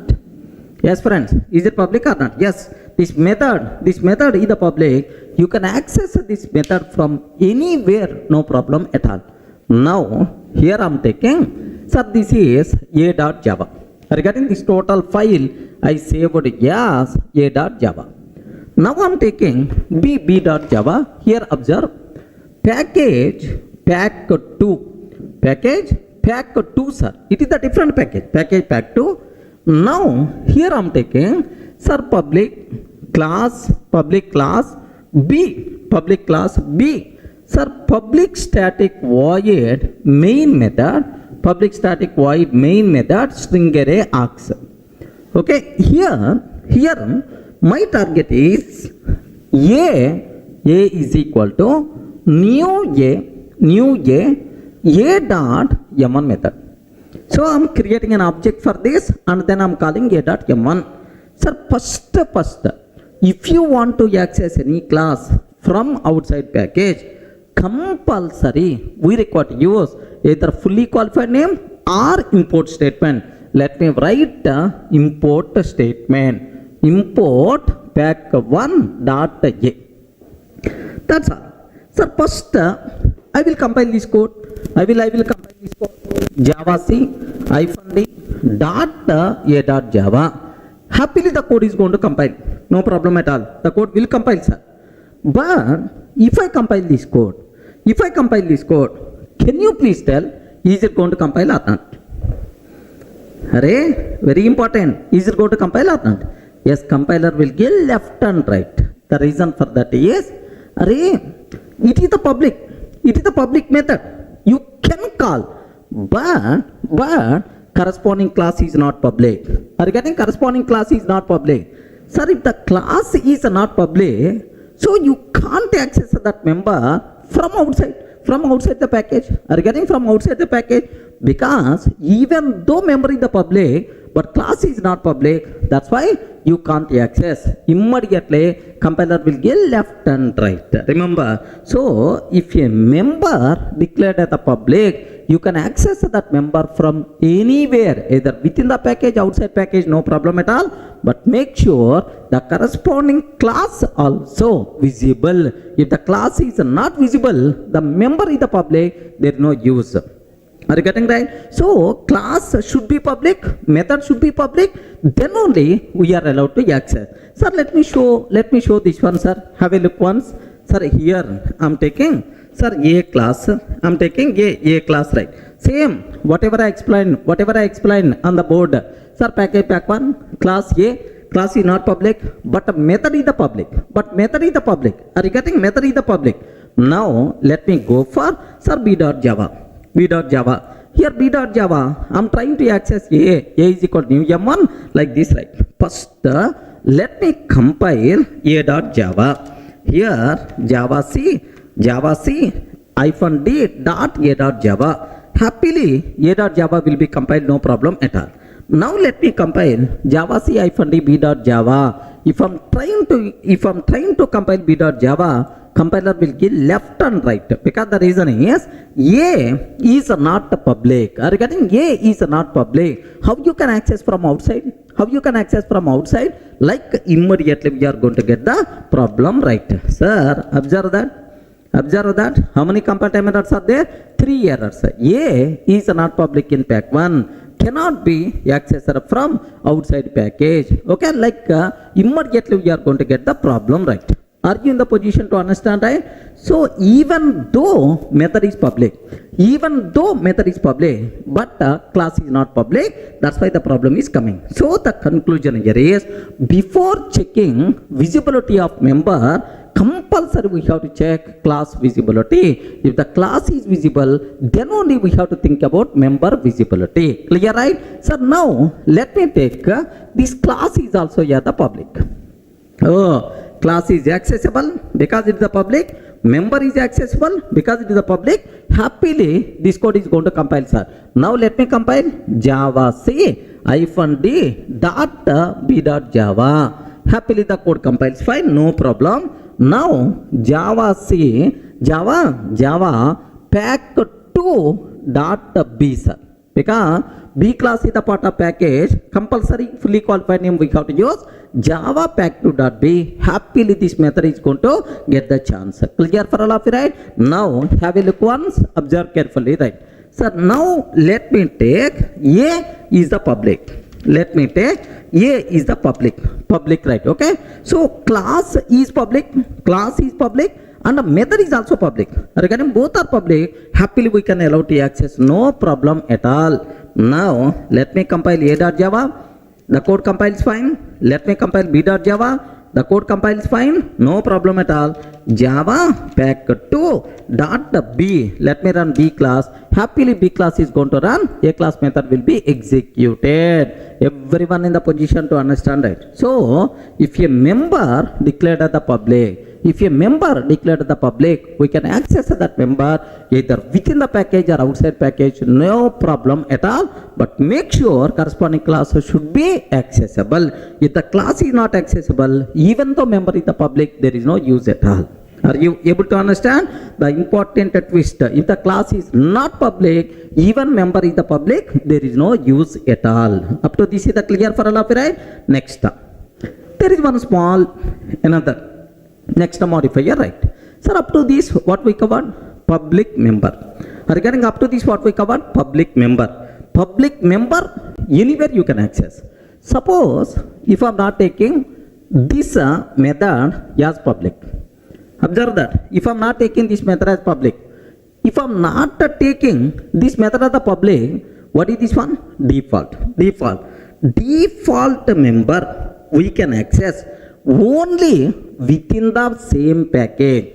Outside package you can't access. Regarding within the same package we can access. Outside package you can't access. By mistake, If you are trying to access M1 from outside package, immediately comparative error you are going to get. So if a variable or method declared as default, declared as the default means if we are not taking any modifier, are getting, if we are not taking as the public or private, if you are not taking any access modifier, then it is considered as default. If a member declared as the default, we can access that member only within the current package. That's why, so default access is also known as package level access. Are you getting? Now can you please tell, is it possible to access M1 from outside package? No chance at all. Immediately compiler will give left and right. Remember, have a look once.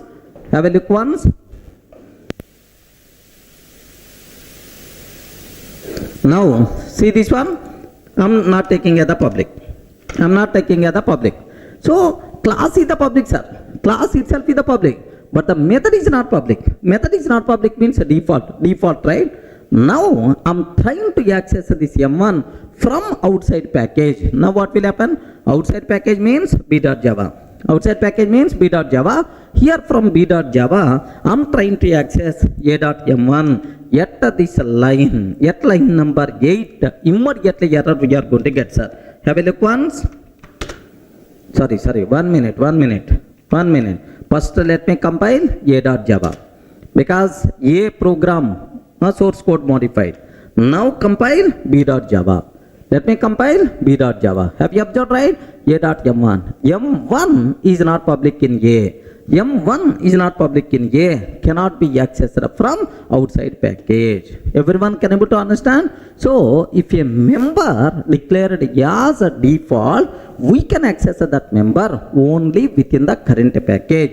It may be a method or it may be a variable. Clear, right? So two modifiers are very clear. Public modifier, okay, default modifier for members. Sir, up to this, we covered very clearly public members and the default members. Now the next one what I have to discuss, private members. Remember this. Sir, if a variable or method declared as private, are you getting? If it is a variable or method declared as a private, the name itself indicates, right? Private member, accessible only within the same class. Remember this one. So private means class level. You can access only in the same class is called private. Okay. Default means, have you remembered? Default means within the same package. That's why we can use the word package level. That's why we can use the word package level. Next, the public means global level. Any person can able to access either same package or outside package, anywhere, no problem at all. Remember this one, sir. So private member means within the same class you can able to access, but from outside of the class, sorry, we can't access. Clear for all of you, right? Sir, now let me go for a small chota example to demonstrate this one. Here I'm taking, I have class A is there, sir. Assume that class A. And I'm taking private void M1, private void M1. Sir, system.out.println A class private method. Like this I'm taking, sir. That's all. This is the class A. A class contain one private method. You can access this private method only within the same class. Even it may be private variable also, rule is the same. Now here I'm taking class test. Assume that class test, public static void main method string array args.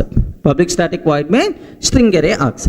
Sir, from this both are available in the same program, same package. Now I'm taking A is equal to new A dot M1. A is equal to new A dot M1. If I can take like this, immediately comparative error by default we are going to get, sir. But M1 is the private, cannot be accessed from outside class. Like that comparative error we are going to get. Clear for all of you, right? Sir, now let me show this example, right? Here I have 1 minute. Let me take a separate program. Here package, all these things are not required. Class A, private void m1 a class method, public class test I'm taking, sir. That's all this is. Now let me save this code as test.java. Test.java. Sir, class A, private void m1 a class method, sir, public class test like this, right? Now sir, java c test.java. Can you please confirm, is it valid or invalid? Please respond. Is it valid or invalid? Invalid. Immediately compiler will give left and right. What is the reason? Private method outside of the class of you can access. Okay, like we are going to get error, right? Now have a look once. Have you observed? M1 has a private access in A. M1 has a private access in A. Like this comparative method we are going to get, sir. So these are various important things you should aware about private. Is it clear for all of you, right? Sir, now take a bit very special case, sir. Private means within the same class. Now one small conclusion I have to tell. I have data members are there, sir. Data members are there. Data members means variables, right? Every class having data members and methods also, variables, right? Highly recommended modifier for variable is private, sir. Highly recommended modifier for variables is private, because the reason for that is private members cannot be accessed from outside. Our data should not be accessed directly from outside, because in our OOPS concept, data hiding is the very important, sir. That's why recommended modifier for variables is always what? Private. Remember that. So next, what about methods? What about methods? Sir, you know, method is a service. Whenever you are calling a method, that method is going to do some business logic. Method is something like a service. That's why. So methods should be accessible by multiple people, as many as possible. Recommended modifier for methods is public, sir. Observe carefully, sir. Recommended modifier for variable is private. Recommended modifier for method is public. Very important points you should aware. So what is public member? Default member, private member. Public member, any person is allowed to access. Default member, within the same package only. Private member within the same class only. That's it. Sir, in the last video we covered public member, default member, private member. Now the next one what I have to discuss, protected members. What is that, sir? Can you spell out? Protected variables, protected methods.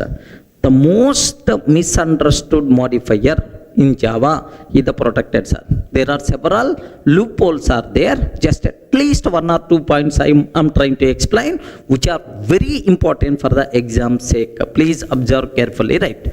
Sir, what is the first important conclusion? Listen a bit carefully, sir.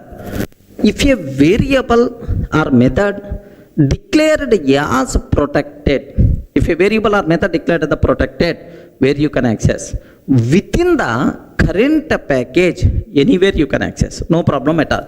Within the current package, anywhere you can access, but from outside package only in child classes. Are you getting right? So within the current package, anywhere you can access, but from outside package only in child classes. That is nothing but protected. Sir, can I use the word protected is equal to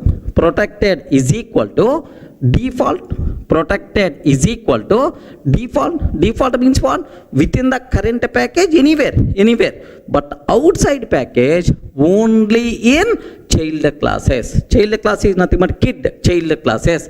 This is nothing but protected. Of course, I will explain with an example so that you people can feel more comfortable.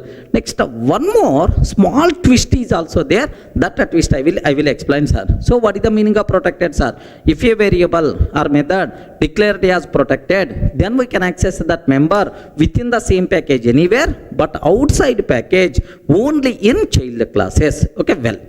Next, before going our main example, sir, just aware, I have one class A is there, sir. I have one class A is there. Assume. Sir, now public void M1 method is there, sir. public void m1. Sir, parent class members are automatically available to the child class. Correct or not? Sir, class B extends A. So parent class methods and variables automatically available to the child class. Now you can call sir A is equal to new A dot m1. This is one style. If you want to call m1, this is one style. Remember that. Sir, or B is equal to new B. Sir, I am creating B object and B reference B dot m1. Are you getting B dot m1? Yes. On the child reference, happily you can call parent class method. No problem at all. Next, do you know parent reference can be used to hold child object. A is equal to new B. Sir, parent reference can be used to hold child object. No problem at all. But on this, I am calling m1 method. On this, I am calling m1. Yes, m1 is already available in the parent. No problem, acceptable. Perfectly, it's going to work. Now, this knowledge also you have to aware. I hope already in the last sessions I covered all this. Okay, but let me repeat anyway, right? So now this total discussion, let me convert into an example style so that you will get much clarity, right? Here I am taking package pack 1. Observe this very carefully, sir. More concentration must be required. Package pack 1. Okay. Now I am taking public, sir, R simply I am taking class A. This class having protected void m1. Sir, do you know system.out.println A class protected method. A class protected method like this I am taking, sir. That's all. Sir, class A is the part of pack 1. Under this A class contain protected method like this, right? Now, sir, class B extends A I am taking. Class B extends A. Sir, it is the child class of A and the class B is also part of pack 1 only. Now, here observe public static void main method string array args. Public static void main string array args I am taking, right? Now my target is very important, sir. I want to call m1. Within the same package, anywhere you can access, no restrictions, right? That's why what I'm trying to take, A is equal to new A. Sir, just I'm creating A class object with A reference. A class reference, A class object, A dot m1. A class object, A class reference, A dot m1. First way, sir. Second way, yes, valid, don't worry.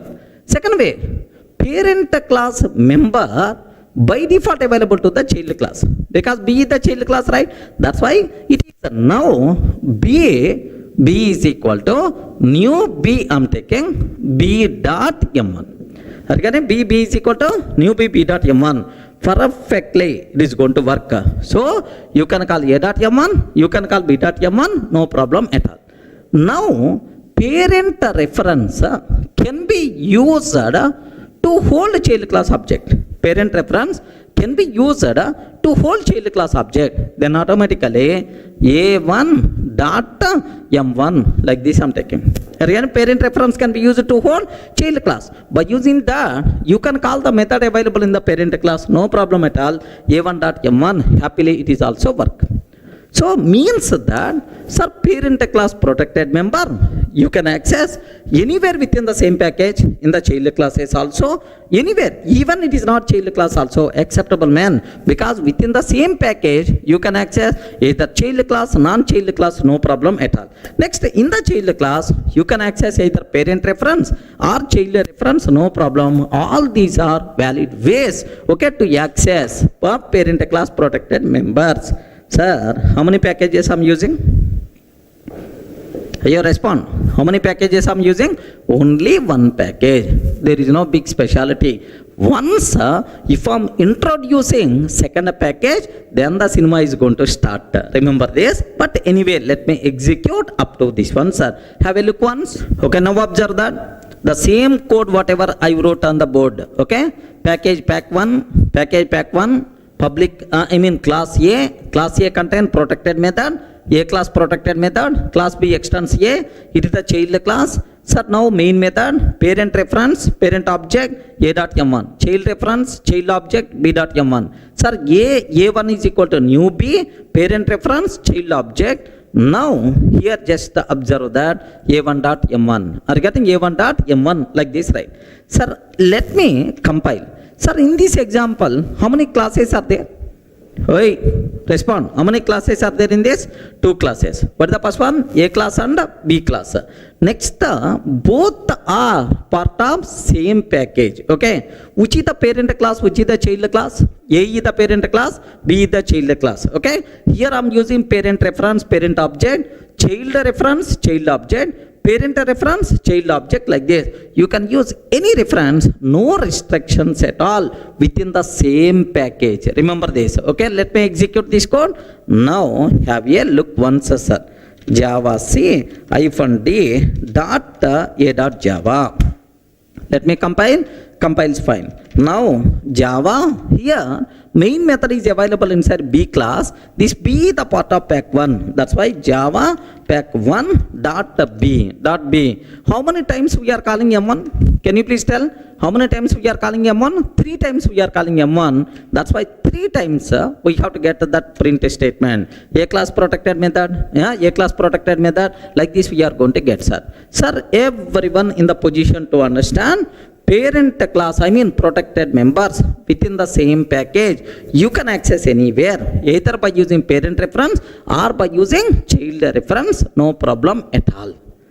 Sir, what the specialty is there? Okay, if this B class present inside outside package, assume that this B class present inside, child class present inside outside package, then the cinema is going to start. Take very, very special care, sir.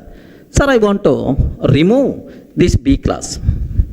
This B class is not available in the pack 1. Okay. Here I am taking pack 2. Package, pack 2, sir. Package, pack 2. Next, here public class B extends A, sir. Public class B extends A. Public static void main method string array args. Public static void main string array args. Take very special care. Here the point is A is equal to new A dot M1 method. A is a parent or child? A is the parent class or child class? Parent class. This parent class available where? In the same package or other? Yes, here in this package. So A present inside pack 1, B present inside pack 2. Okay. Now B is equal to new B I am taking B dot M1. Child reference, child object. A1 is equal to new B, A1 is equal to new B, A1 dot M1 I am taking. That's all. Can you please confirm? Now, all these method calls valid or not? Ayo, respond carefully. Observe very carefully, sir. Sir, here A dot M1, parent reference, parent object. B dot M1, child reference, child object. Parent reference, child object, A1 dot M1. Among all these, sir, which method calls are valid, which method calls are invalid? Very important bit for the certification exam. Please make sure you people should aware. Yes, remember that. Parent class protected members. Of course, protected members we can access anywhere within the same package, no restrictions. Within the same package, no restrictions. Remember, either parent reference or child reference, any reference you can use. But from outside package, protected members we can access only in the child classes. Point number 1. Only in the child classes. Yes, man, it is the child class only. Public class B, it is the child class only. And we should use that child class reference only to access protected members from outside package. Remember that. So means that, let me repeat again, sir, protected members from outside package you can access only in the child classes. Okay, well, within the same package anywhere you can access, but outside package only in child classes. And extra masala here is compulsory we should use child class reference only. It is also one restriction. So if you want to access protected members from outside package, parent reference cannot be used to access. By mistake, if you are trying to use parent reference, compiler will give left and right. Remember that. So now observe here, which reference I am using? Parent reference. Parent reference. That's why immediately compile time error we are going to get. Are you getting? Next, which reference I am using? Child reference. Child reference. Perfectly it is the valid. Now, which reference I am using? Parent reference. Parent reference. Immediately compile time error we are going to get. Okay? M1 has protected access. M1 has protected access in pack 1 dot A. This is the compile time error we are going to get, sir. Sir, protected members, if you want to access from outside package, only in child classes, and we should use that child class reference only. Suppose you are accessing in the B, child class B, you should use child class B reference. If you are accessing in the child class C, then we should use a C reference only. We are not allowed to use any other reference to access protected members. By mistake, if you are trying to access protected members by using sir parent reference, immediately error by default we are going to get. Are you getting the point, right? So this much time I spend only to cover this important point. Let me execute this code so that you people can feel more comfortable, right? Observe that. Last example.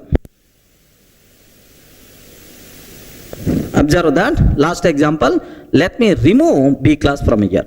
Are you getting? Package pack 1, class A. Class A is available inside pack 1, and let me take class A the public. Otherwise you can't call this M1 method outside. Okay, class is the public.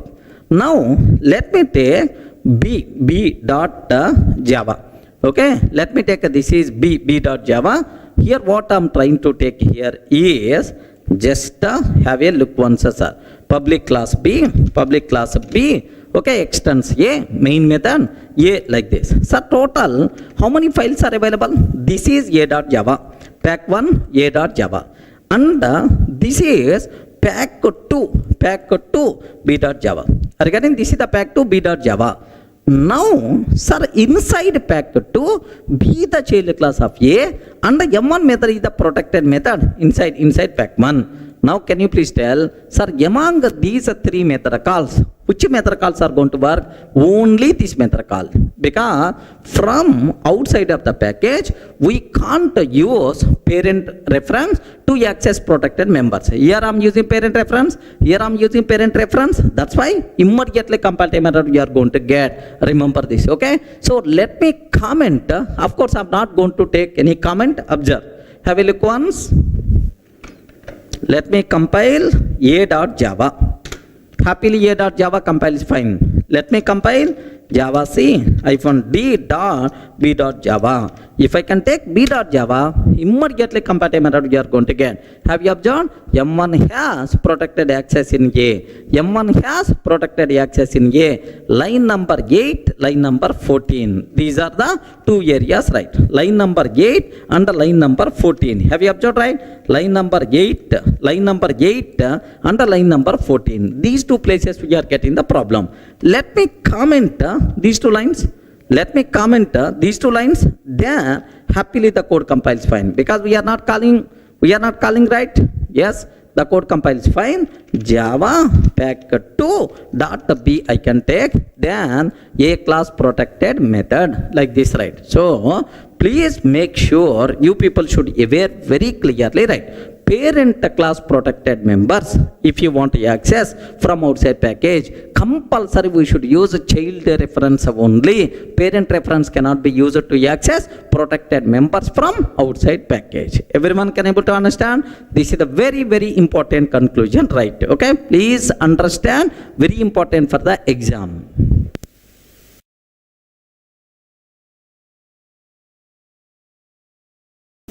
So in the last videos we covered member modifiers like public, private, protected, default. Just let me summarize all these modifiers, right? Sir, observe that visibility. Are you getting visibility?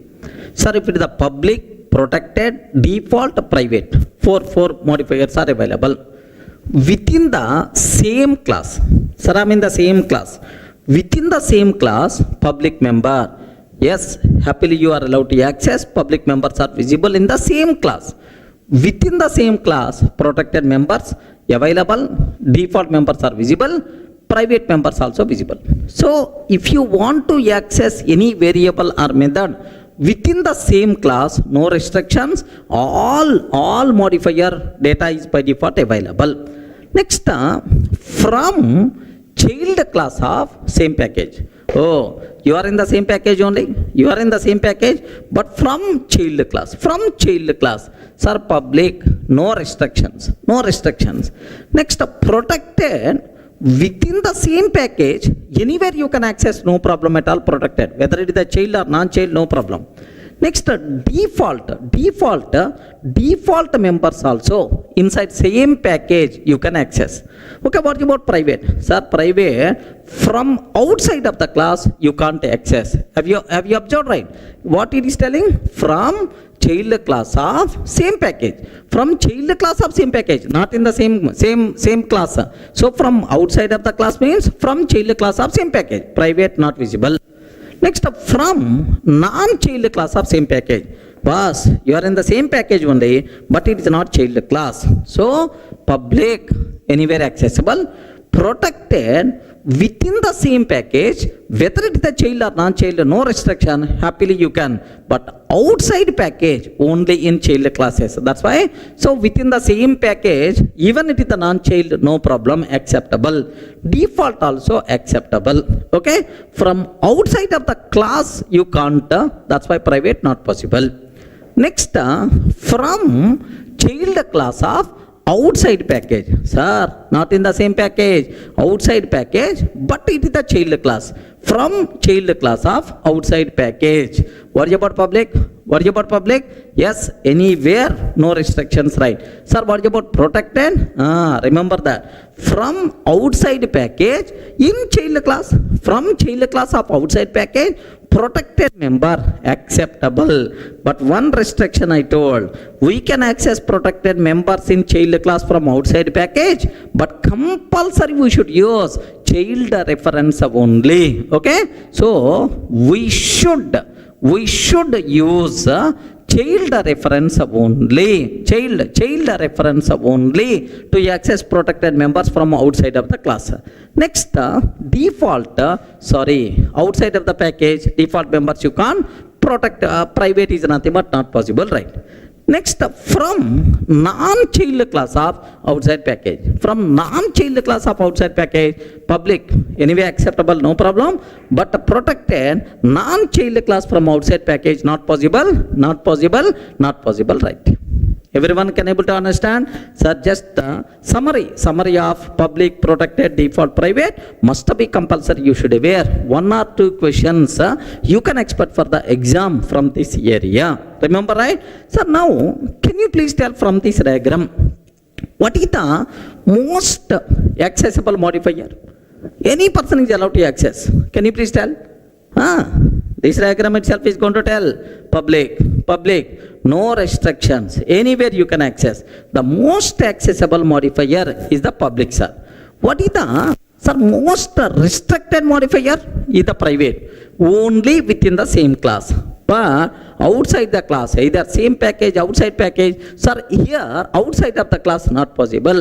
The most accessible is the public, the least accessible, the most restricted modifier is the private. Remember this one. Next, for variables, data members recommended is the private, for methods recommended is the public. Remember. Next, so which is the most restricted modifier? Private is the most restricted. So it is class level, within the same class only. Next restricted is default. Okay, default. So private is less than default. Default is less than protected, sir.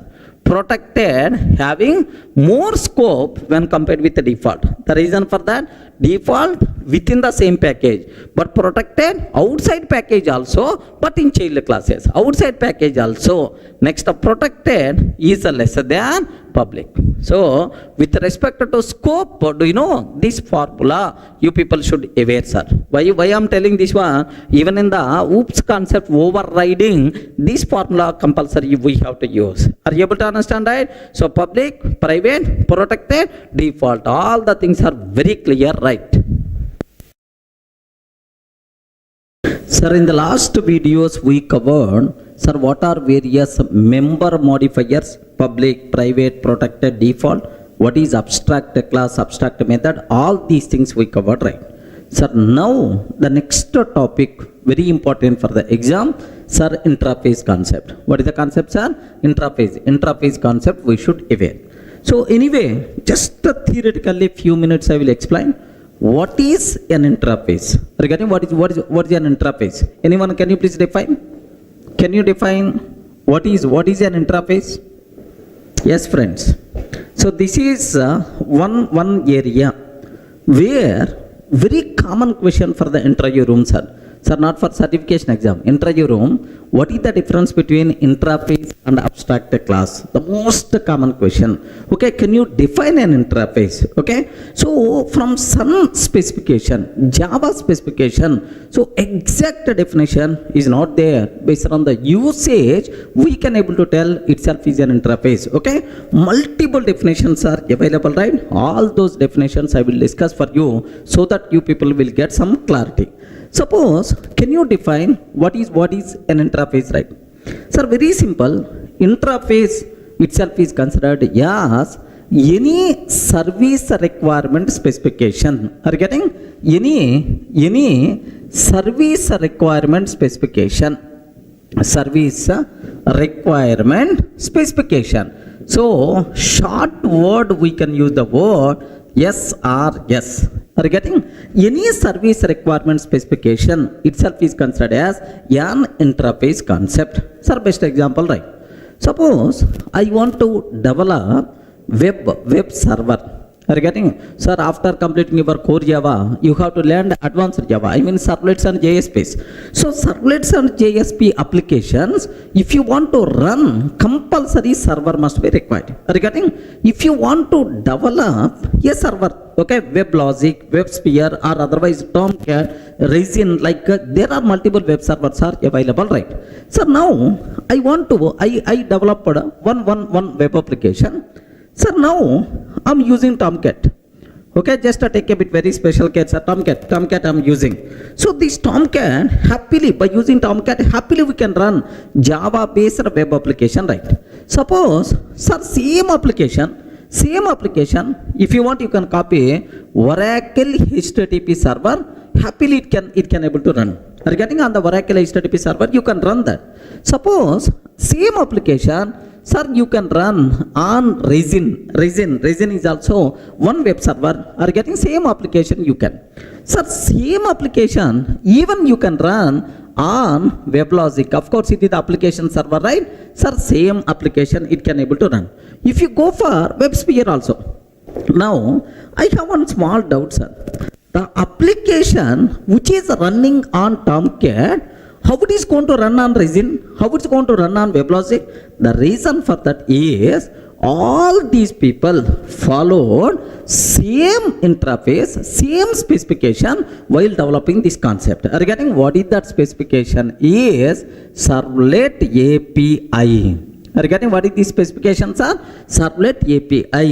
Who provided this servlet API, sir? Some people defined this API. Who is the responsible to provide implementation, sir? These servers are, web server vendor is the responsible to provide implementation, right? Sir, just as some people are going to tell, if anyone want to provide support for servlets and JSPs, if you want to run web applications which are developed by servlets and JSP, sir, this is the API you require to implement. What is that API, sir? Servlet API. So now, sir, whether it is the WebLogic or Resin or otherwise Jetty, are you getting, or otherwise Jetty, all these people developed, implemented based on the same specification. That's why I can use the word sir, servlet API acts as requirement, service requirement specification to develop web server. Suppose tomorrow I want to develop Durga web server. Are you getting right? I want to develop Durga web server to run web application, Java based web applications, right? So to develop this one, which methods I have to implement, which classes I require to develop, all this information, where is it available, sir? Inside servlet API. Now I have to implement this interface, right? Sir, what is this one? Servlet API acts as service requirement specification to provide implementation for, can I spell out to provide implementation for web server? Clear, right? Sir, do you know servlet API? What is that I? What is that I? Application programming interfaces. Are you getting? I means what? Interface only, right? So the first definition, what you people should be aware, sir, any service requirement specification, sir, this is my requirement. Web server vendor is the responsible to provide implementation, so that okay, so any Java based web application happily we can run by using that product. Clear, right? Any service requirement specification is by default considered as interface concept. Clear? One example, suppose same way, best example, sir. Sir, I want to communicate with the Oracle database. Sir, I write one Java application I wrote, sir. Sir, I want to communicate with the Oracle database. Regarding which database I want to provide support? Oracle database. I want to communicate with the Oracle. Now, so some API must be required. Some software component is required to communicate with the Oracle database. Who is that person? He is driver software. Regarding who is the person, sir? Driver. So Oracle database driver is required to communicate with the Oracle database. Similarly, sir, MySQL database is there, sir. Okay, MySQL database is there. Observe that. For MySQL database, Java application wants to communicate compulsory. Here some software component is required, driver must be required. So now Oracle driver, MySQL driver, tomorrow if I'm going for, sir, Postgres. Are you getting? Postgres SQL. Are you getting Postgres? So if I'm going for if I want to develop these driver softwares, sir, where the requirement specification is available? The requirement specification is defined by some people. That requirement specification is nothing but JDBC API. Can you please tell what is this one, sir? JDBC API. This requirement specification implemented by Oracle driver, implemented by MySQL driver, implemented by, sir, Postgres driver. By using this driver, happily can communicate. Java application can communicate with the corresponding database. So tomorrow I want to introduce my own database, Durga DB. Are you getting? Durga DB. So if Java application wants to communicate with the Durga DB, driver must be required. I want to develop database driver. To develop database driver, where the requirement specification, which methods I have to implement, which classes I have to implement, where that information is available inside JDBC API. That's why JDBC API acts as requirement specification, okay, to develop driver software. Everyone can able to understand, right? So this JDBC API or the servlet API by default considered as interfaces. So the first definition of an interface is very clear for you people, right? What is that? What is that? Any service requirement specification is by default considered as an interface. Clear, right? Sir, the first definition of an interface is very clear. Any service requirement specification is by default considered as an interface, right? Now, the second definition, sir, take a bit very special care. Okay. Suppose a client came, Durga, my requirement is, so I want a college automation system. Can you please develop like this, right? Sir, now what he is going to tell is, sir, this is my required college automation system. Observe that, college automation system. Sir, I want Durga, this is the college automation system I want. Now, sir, here, these are the services I want. Sir, get attendance. Assume that M1. Sir, I want this service. I want this service. I want this service. I want this service like this line. Sir, now, client came up with, sir, this is my requirement. Regarding this is my requirement, right? So now, this requirement specification itself is nothing but an interface. Regarding this requirement specification itself is an interface. Now, from the client point of view, interface defines the set of services what he is expecting. Boss, these are the services my expecting, what client is expecting, right? So now, someone is responsible to provide implementation. Assume that he the second person, okay, service provider, okay, service provider is the responsible to provide implementation, right? Assume. So client, sir, is telling this is my requirement. From client point of view, interface defines the set of services what he is expecting. So now some service provider came, boss, I'm ready to provide implementation. So for this requirement, right? Okay, like from service provider point of view, an interface defines the set of services what is offering. Okay, so this person is going to tell, yes, these services we are going to offer. Now this interface acts as contract between client and service provider. Okay, boss, if I have agreement, then automatically say these are the services what I'm expecting, these are the services what I'm providing. Any contract between client and service provider itself is considered as an interface. Clear for all of right? So it's a specification, requirement specification, or the set of methods what I'm expecting, the set of services what I'm providing. Any contract between client and service provider itself is considered as an interface. So any contract between client and the service provider,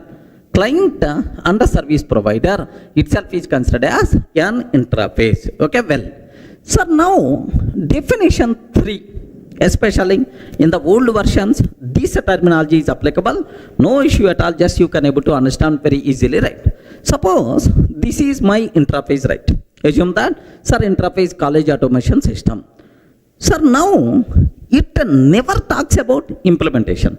Regarding interface, never talks about implementation, right? Saying, boss, these are the services, what I'm expecting. Sir, it's a requirement specification. Never talks about implementation. every method present inside interface, every method present inside interface by default public and abstract, by default public and abstract, whether we are declaring or not. That's why have you observed abstract method, abstract method, abstract method, abstract method, every method by default, okay, whether we are declaring or not, by default abstract, public and abstract. Are you getting? That's why. So interface is also considered as 100% pure abstract class, 100% pure abstract class. Okay, please make sure this is also another popular definition was there, but there is one small problem is there. From 1.8 version onwards, inside interface, default methods are allowed, static methods are allowed. From 1.9 version onwards, yes, inside interface, private methods also allowed. That's why this definition generally we can ignore. Remember that. So this because default methods are also allowed, static methods are allowed, private methods are allowed from 1.8, 1.9 versions onwards. That's why. So just we can ignore this definition. So what is an interface? Interface is nothing but any service requirement specification. Okay, remember. Next, sir, do you know, or any contract between client and service provider itself is considered as interface. Interface having some requirement, someone is responsible to provide implementation for that requirement. That the person who is going to provide implementation is by default considered as service provider. Clear for all of you, right? Then immediately we ask, sir, we are very much interested about default methods and static methods also.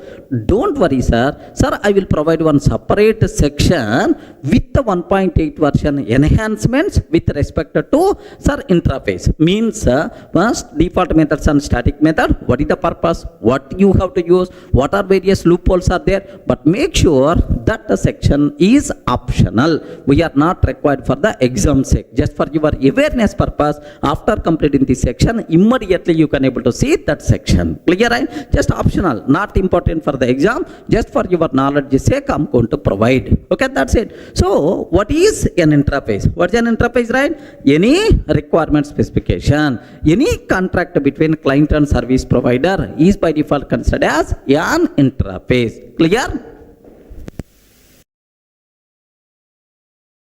Sir, in the last video, we covered very clearly what is an interface, theoretical thing.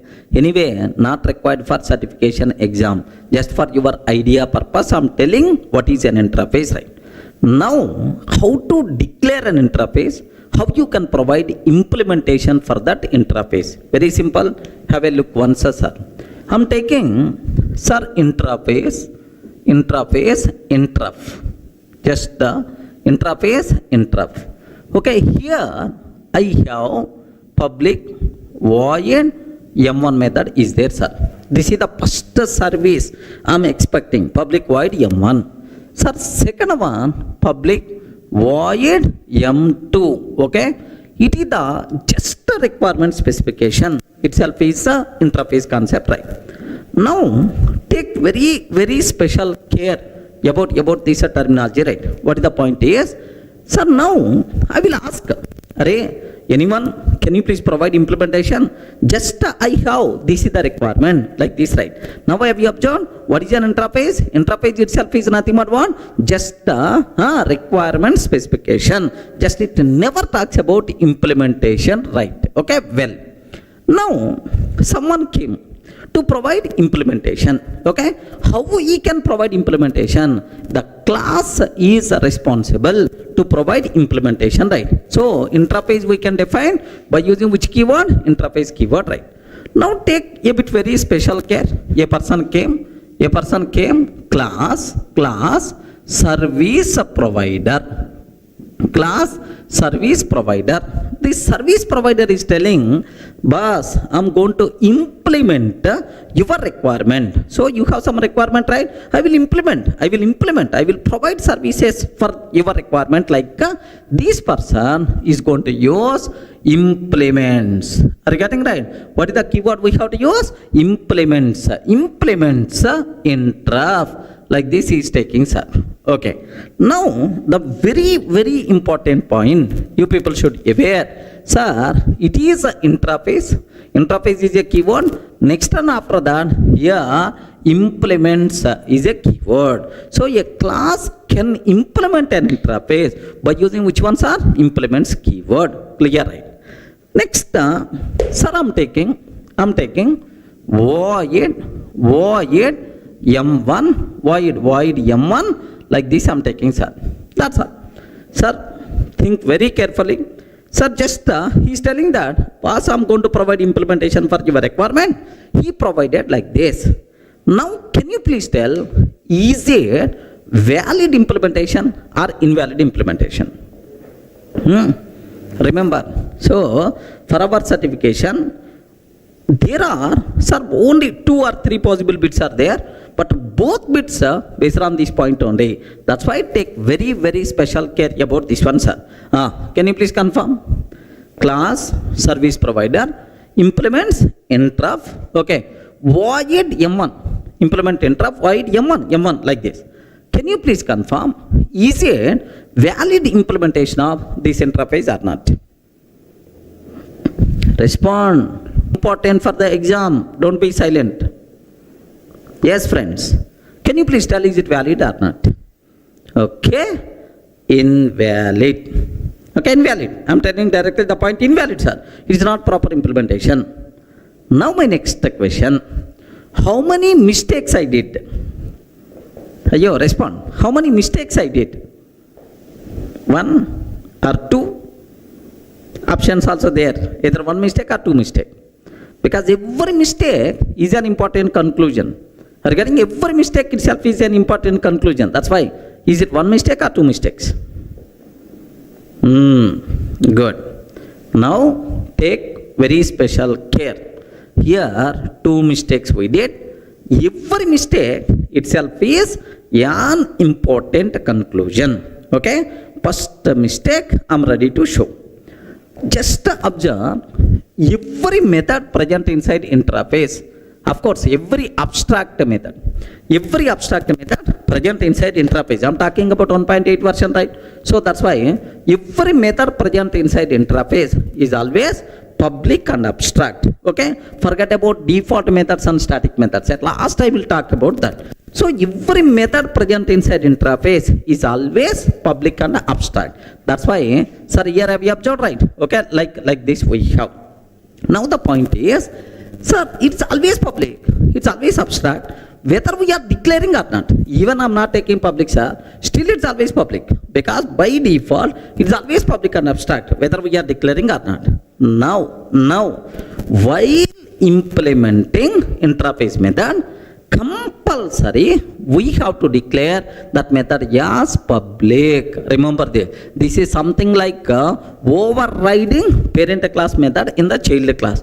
While providing implementation, we can't reduce scope of access modifier. Remember, very important points are. Even this point is applicable for overriding also. In the whoops concept, overriding also, right? So this method you didn't declare as public. That's why immediately compiler will give left and right. Are you able to understand? So the first mistake what we did is, sir, compulsory this method should be declared as public. Otherwise, compile time method we are going to get. Rule number 1 is clear. Whenever we are implementing any interface method, compulsory we should declare that method as public. No alternative at all. Any doubt? Are you getting the point? So this is the first mistake what I did. Okay, well, let me show up to this. Let me execute up to this so that you people can feel more comfortable, right? Observe carefully, sir. Here I'm taking interface interrupt, public void m1, public void m2, class service provider implements interrupt, void m1, I'm taking void m1, like this I'm taking. So here I saved service provider dot java. This one I saved as service provider dot java. So 2 mistakes I did. First mistake I told already, compulsory this method should be declared as the public, otherwise the code is not going to compile. Now observe, in what way compiler is going to respond? Just have a look once, sir. Java C service provider dot Java. Java C service provider dot Java like this, right? Java C service provider dot Java like this I'm taking, sir. Now if I can take like this, now can you please observe this? This error is very important. M1 in service provider cannot implement M1 in interrupt. Array, you didn't provide proper implementation for M1 method. Sir, what is the problem with that? Attempting to assign weaker access privileges was public, sir, in the interrupt, but you provided is the default access. Compulsory we should declare as the public. Regarding attempting to assign weaker access privileges public to default. That's why. So how I can correct that? Declare compulsory this method with the public. Clear, right? Now have a look once. Let me take public. I'm taking, sir, public. Now let me compile this one. Let me compile. Of course, sir, earlier we got 2 errors, but now we are getting only 1 error. Only 1 error. That problem gone. What is that second problem? We will discuss for you people, right? Okay? So it's very clear. The point number 1. Whenever we are implementing any interface method, compulsory we should declare that method as public. Point 1 is the clear. Sir, what about second point? Second, here this person is telling, array interrupt, I will provide implementation for your requirement, like he used implements interrupt. Implements interrupt means he signed on the agreement saying yes, I can provide implementation for your requirement, like, but this person provided implementation only for M1. Where is M2? Are you getting the point? Where is M2? He provided implementation only for M1. Where is M2 method? That's why immediately compiler will give left and right. Another problem. This is the second point. Whenever we are implementing an interface, for each and every abstract method of that interface, we should provide implementation. But we are not providing implementation for M2. We didn't provide implementation for M2. That's why the problem is going to come. Now, just read that compile time error. Have a look once.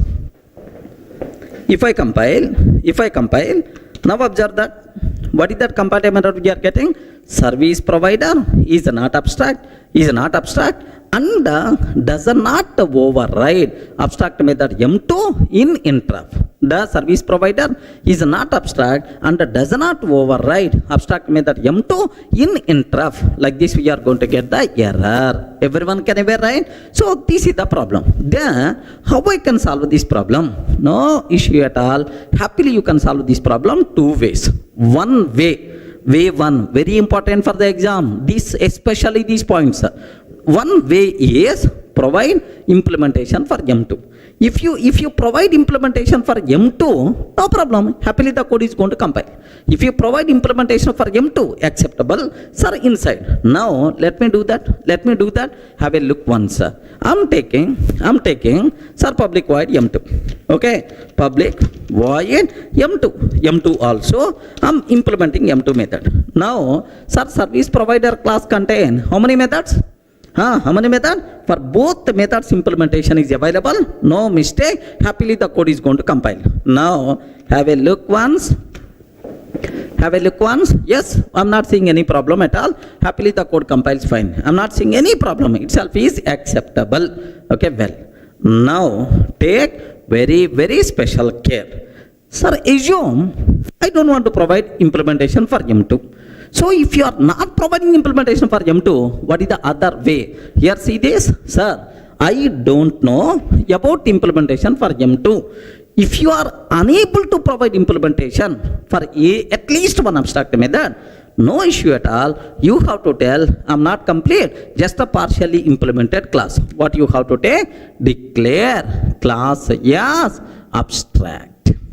Regarding, if you declare class as abstract, then acceptable, because you are telling it is not complete class, it is not partially implemented class. Abstract class means what? Partially implemented class. That's why it is not complete class. Happily you are allowed to accept, no issue at all. Clear, friends? So, two ways you can solve the problem. Declare the class as abstract or provide implementation for M2 method. Even you declare the class as abstract, acceptable man, you are accepting I didn't provide full implementation. Like that, right? Now, let me take. Here observe, I am removing M2 method implementation. Okay, I removed M2 method implementation, right? If I remove M2 method implementation, now the code is not going to compile. You know the mistake what we did, sir. Have a look once. Okay, have a look once, sir. Class service provider implements is not abstract, and does not override abstract method M2. Okay, no issue at all. Declare this class as abstract. If I declare class as abstract, can you please tell, is it going to compile or not? Yes, why not? Happily the code is going to compile, no problem at all. Now observe this one. Observe this. I'm trying to compile. Yes, happily the code compiles or not? Yes, we are not seeing any error, right? So take very, very special care. These are the two important points you should aware, right? So whenever we are implementing an interface method, compulsory that method should be declared as public. Rule number 1. Second, whenever we are implementing an interface, for each and every abstract method of that interface, we should provide implementation.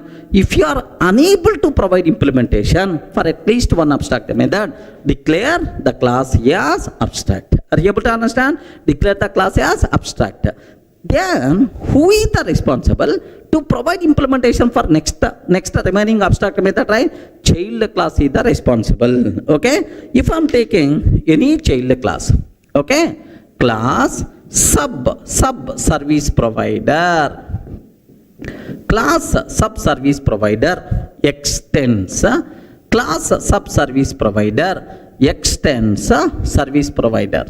Are you getting? Class sub service provider extends service provider. If I can take, now this person is the responsible to provide M2 method implementation. Sir, by mistake, this person not provided implementation. Again compile time error.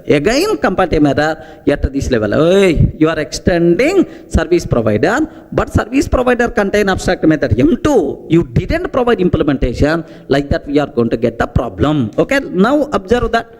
Have a look once. Okay, I'm taking class sub service provider. Okay, class sub service provider extends service provider. Okay, but inside sub service provider, I'm not taking any method. I'm not taking any method.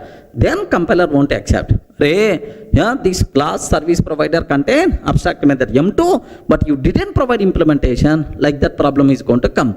Now have a look once.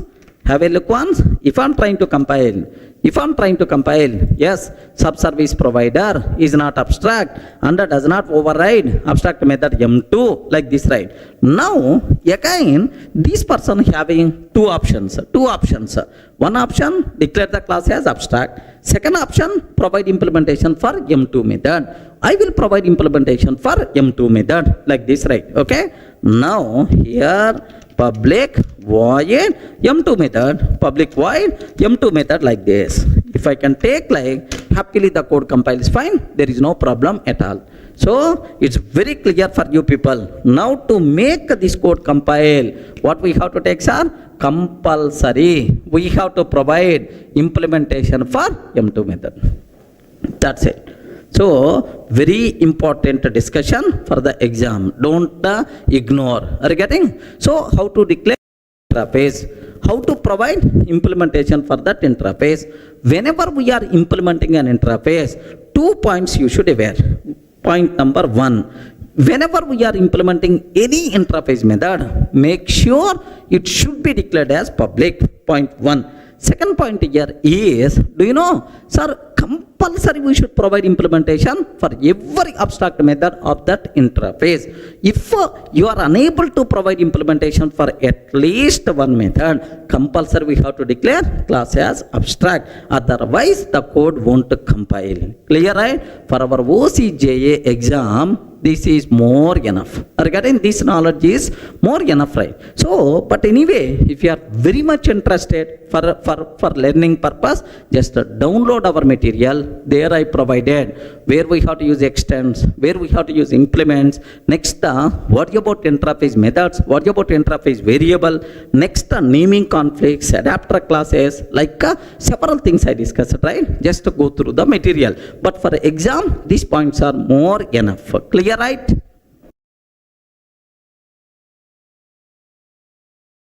Hi friends, in the last videos we covered declarations and access modifiers. What is Java source file structure, import statement, package statement, class level modifiers, member modifiers, interfaces. Beautiful concepts are even almost around some possible bits also I discussed for the exam.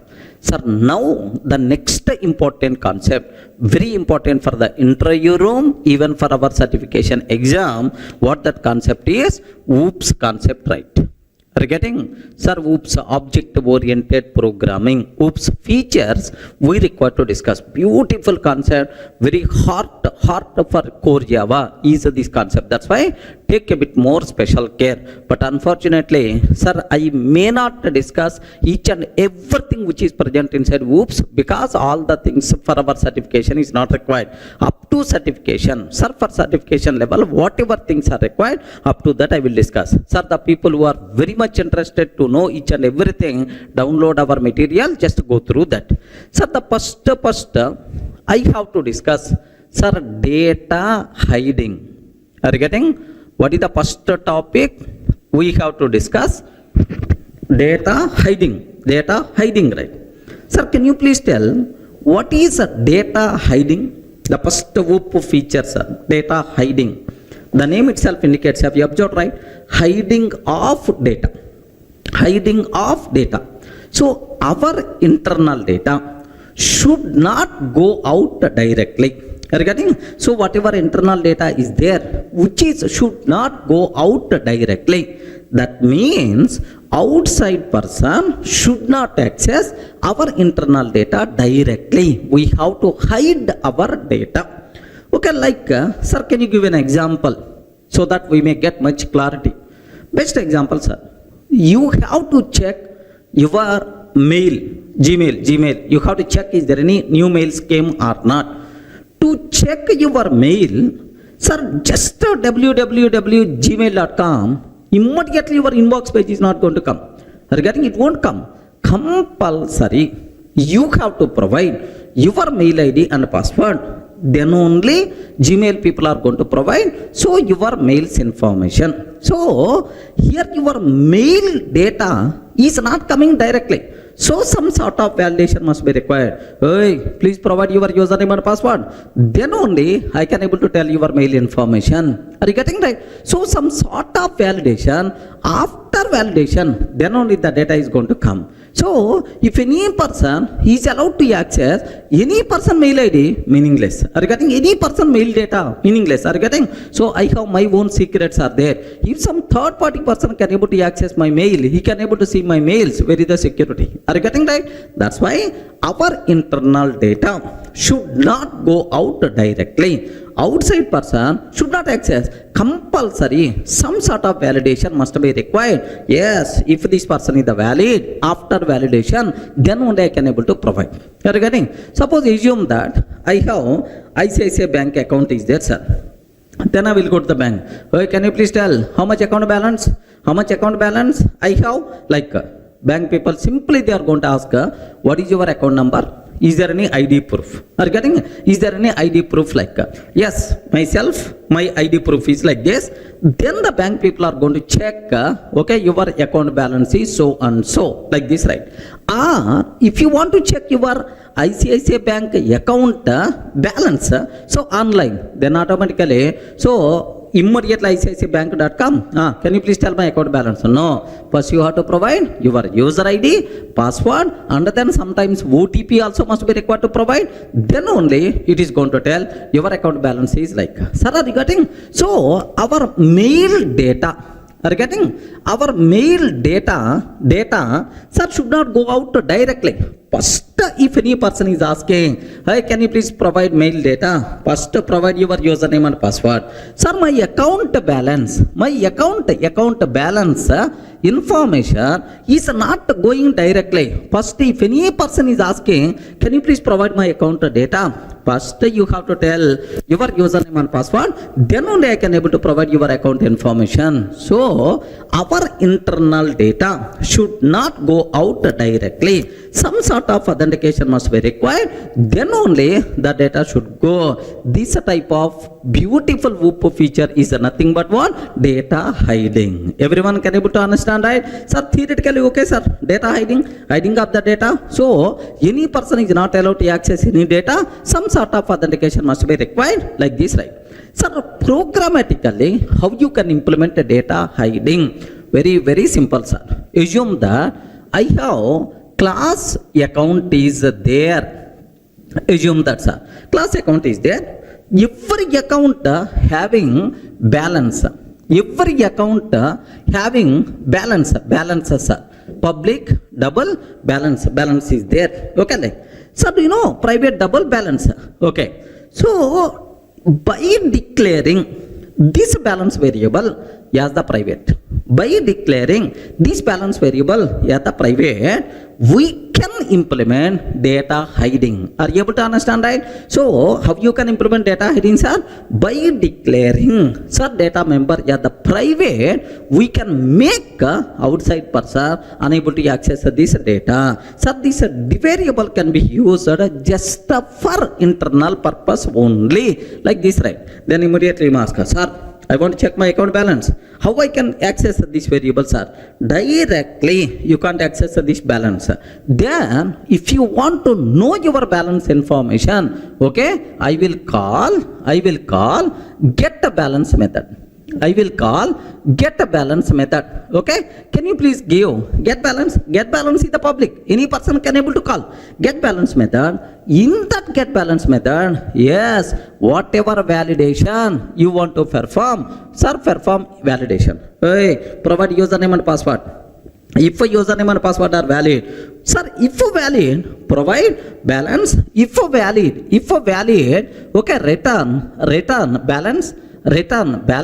If not valid, then automatically, sorry, you are not allowed to access this information. Like that, I can able to write the code. Are you able to understand? So, outside person should not access our data directly. Okay? Compulsory, he has to call a method. Within that method, we have to perform validation. If validation succeed, then only, so we can able to provide our data. This type of beautiful concept is nothing but what? Data hiding. One of the very important feature for object-oriented programming, even for our certification also. For intra-room certification, very important terminology. So, how to implement the data hiding? Can you please tell? By declaring variable as private modifier, we can implement data hiding. Can you please tell what is the main advantage of data hiding?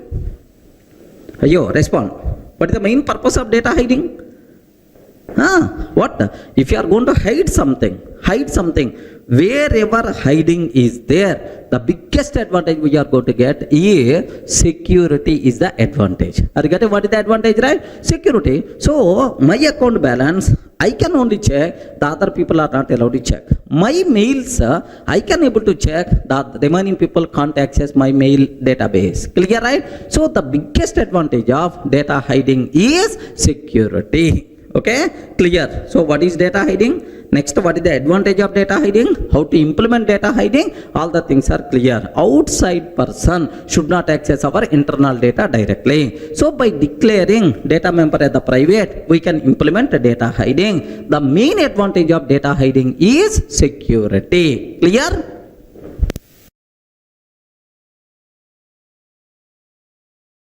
Sir, in the last video, we covered the first feature, data hiding. Clear, right? So outside person should not access our data directly. By using private modifier, we can implement data hiding. The biggest advantage is security. Sir, you know, the highly recommended modifier for variable data member is always private. Even in the last videos also somewhere I covered, because to implement data hiding, private must be required. Highly recommended modifier for variables is always what? Private. Okay, well. Now, the next cinema, what I have to talk, the second whoop feature, very important, sir, abstraction. Are you getting? What is the concept, sir? Abstraction is the second important whoop feature, abstraction, like this, right? Sir, take a bit very special care about this terminology, abstraction, right? What the point is? Can you please tell what is abstraction? Have you heard anywhere about this one? Forget about programming. In our day-to-day life, abstraction. Have you ever heard about this one? Yes, friends. Abstraction. Okay? Sir, his mind is always abstract. He is not open-minded person. Regarding he is not open-minded person. There, everything is abstraction. They are not going to provide complete information. So something like abstract means not complete. In the last session somewhere we covered abstract class. Have you remembered, right? Abstract class. Abstract class means partially implemented, not completely provided class. Partial. That is not complete.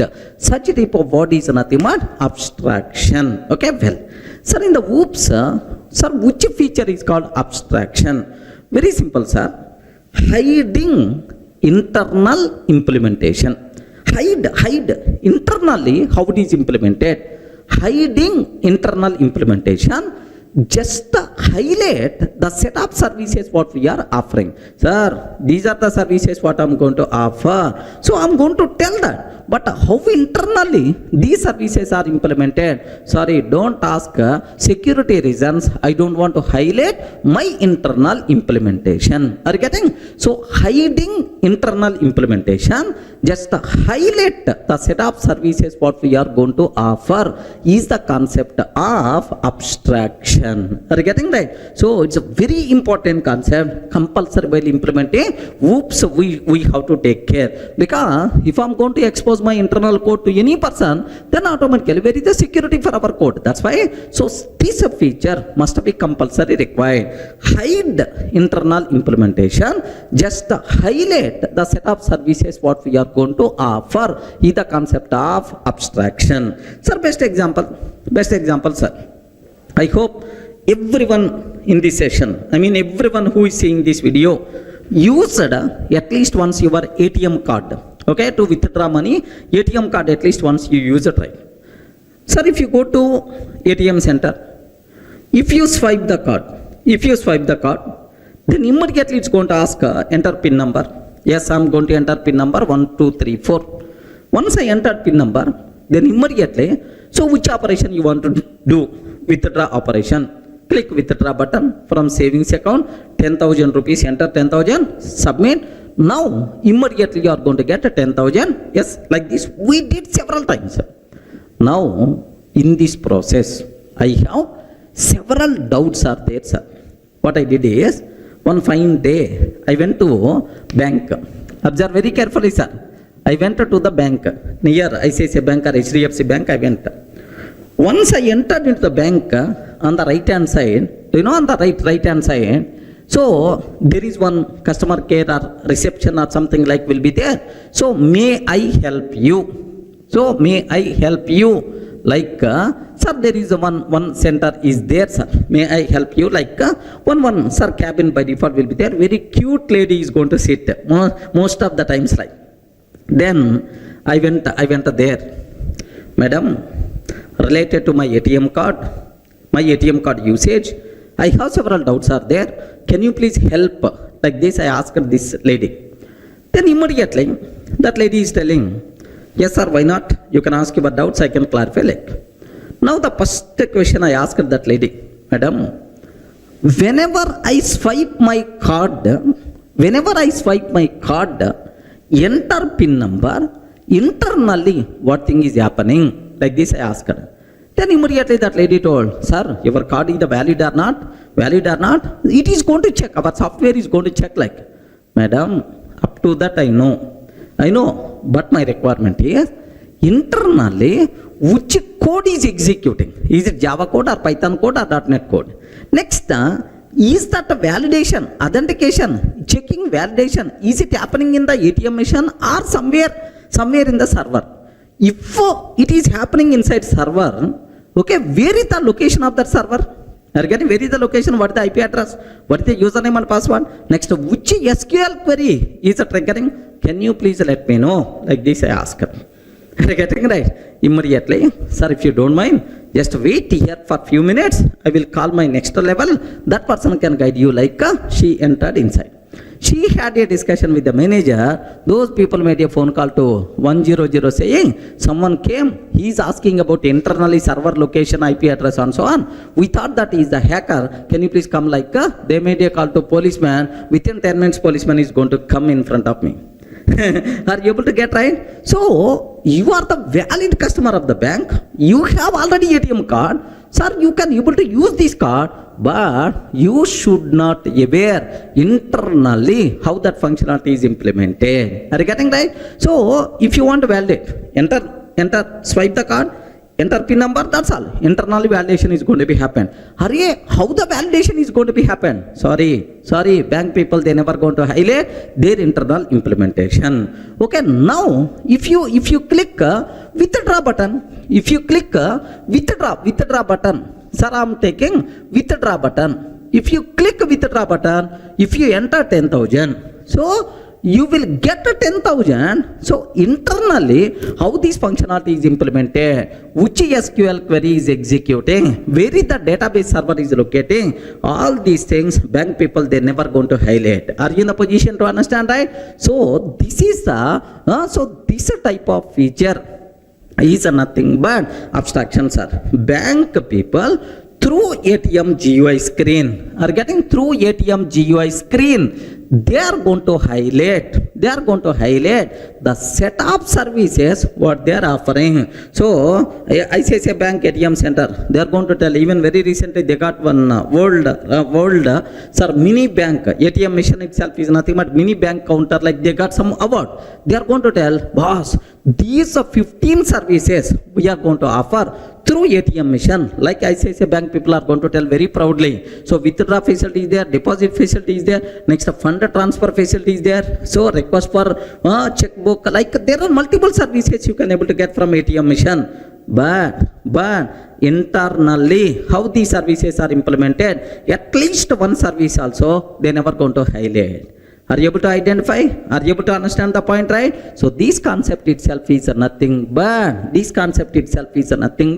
abstraction. So in our coding also, compulsory we have to maintain this type of feature. Hide the internal implementation and highlight the set of services what we are going to offer is the concept of abstraction. Is it clear for all of you, right? So by using GUI screens, interface concept, we can able to implement abstraction. Sir, best example at a programmatic level. Just observe this one, sir. Suppose I want to develop a Java application. Assume that it is the Java application, right? Now, there are some services are available, withdraw, funds transfer, deposit, like there are several services are available, right? Now, sir, UI based application, .NET application wants to communicate with this. .NET application wants to communicate with our Java application. So, if you want to call withdraw, just you have to call from your code M1. Okay? In the middle, I will expose all my services through some interface. Sir, M1, M2, M3, M4, something like it is an interface. Regarding itself is interface. .NET person has to call M1 method.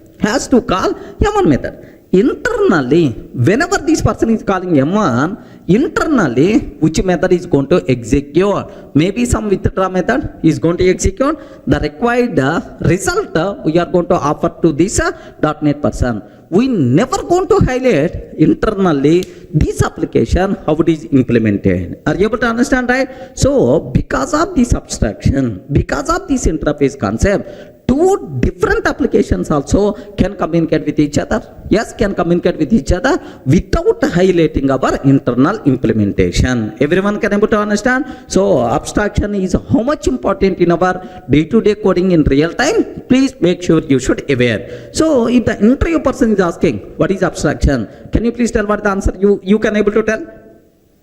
Yes, friends, what answer you can able to tell?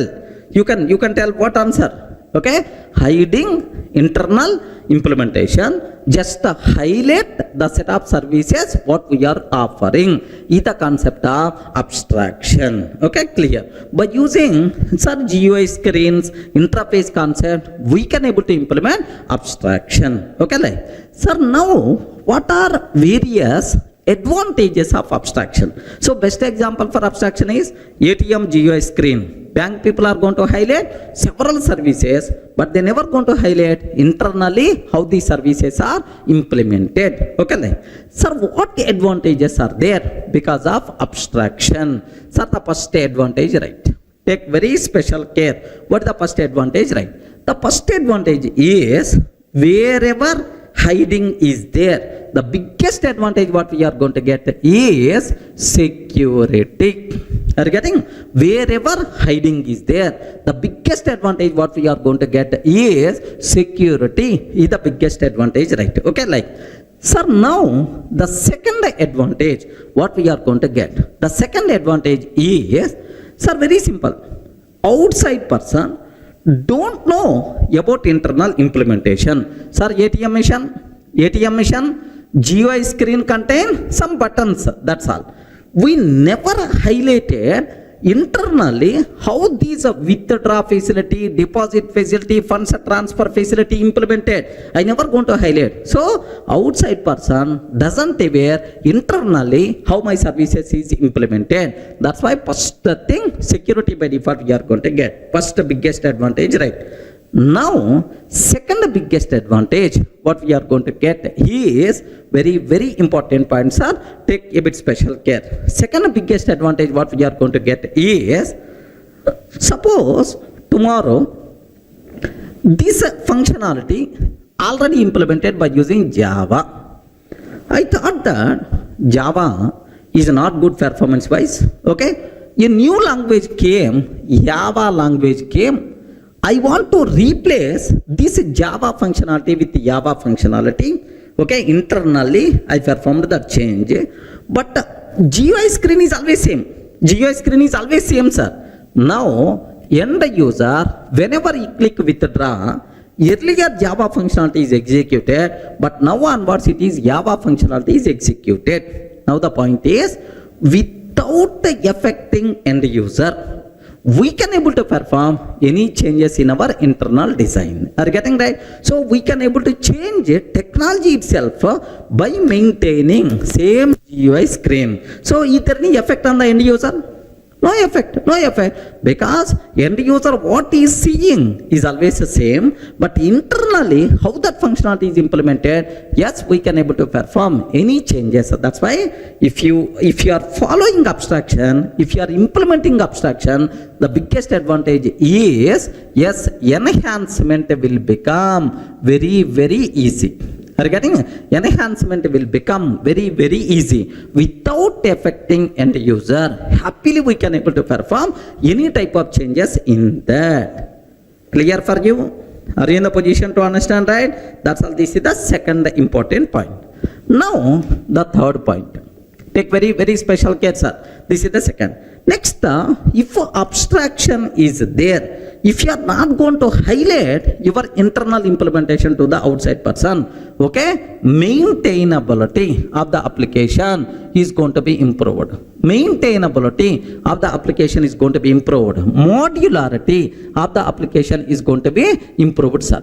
Okay, so compulsory while developing the code, while developing the programming, we should aware abstraction. So security is the one advantage, enhancement is the another advantage, maintainability of the application, modularity of the application is going to be improved. That's all. Getting the basic idea, what is abstraction, what advantages are there, how you can implement abstraction by using interfaces concept, GUI screens, like by using interface GUI screens, by using API, we can able to implement abstraction. Okay, so can you please tell what is the definition of abstraction?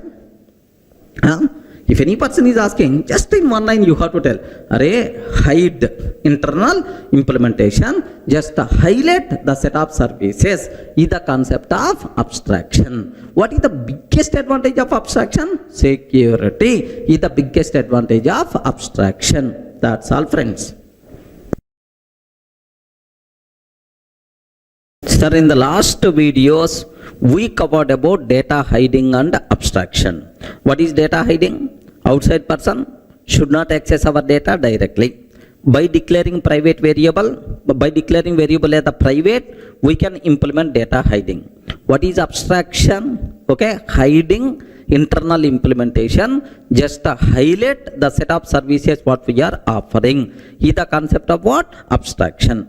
Now the next concept what we have to talk is, yes, take very special care, encapsulation. This word is very important for the exam sake, even for interview room also, right? Encapsulation. Are you getting encapsulation? Can you please tell capsule? Sir, what is the meaning of capsule? Can you please tell capsule, sir? Have you ever used the word capsule? If you are feeling cold, then immediately we are going to use cold act capsule. Cold act capsule. Sir, how the cold act capsule looks like? Do you know? Something like capsule, medicine capsule looks like okay, colorful medicine by default will be there inside. Sir, this is the cold act capsule. One capsule, right? Do you know whatever medicine required to cure cold act, that medicine is going to be encapsulated. Regarding is going to be grouped into this capsule. Regarding capsule is nothing but what? One group, one unit. Okay, so all the required things grouped into one capsule is nothing but this is the medicine capsule, right? Same way, sir, what is capsule yet programming? What is encapsulation yet programming? Very simple, sir. Assume that suppose student is there.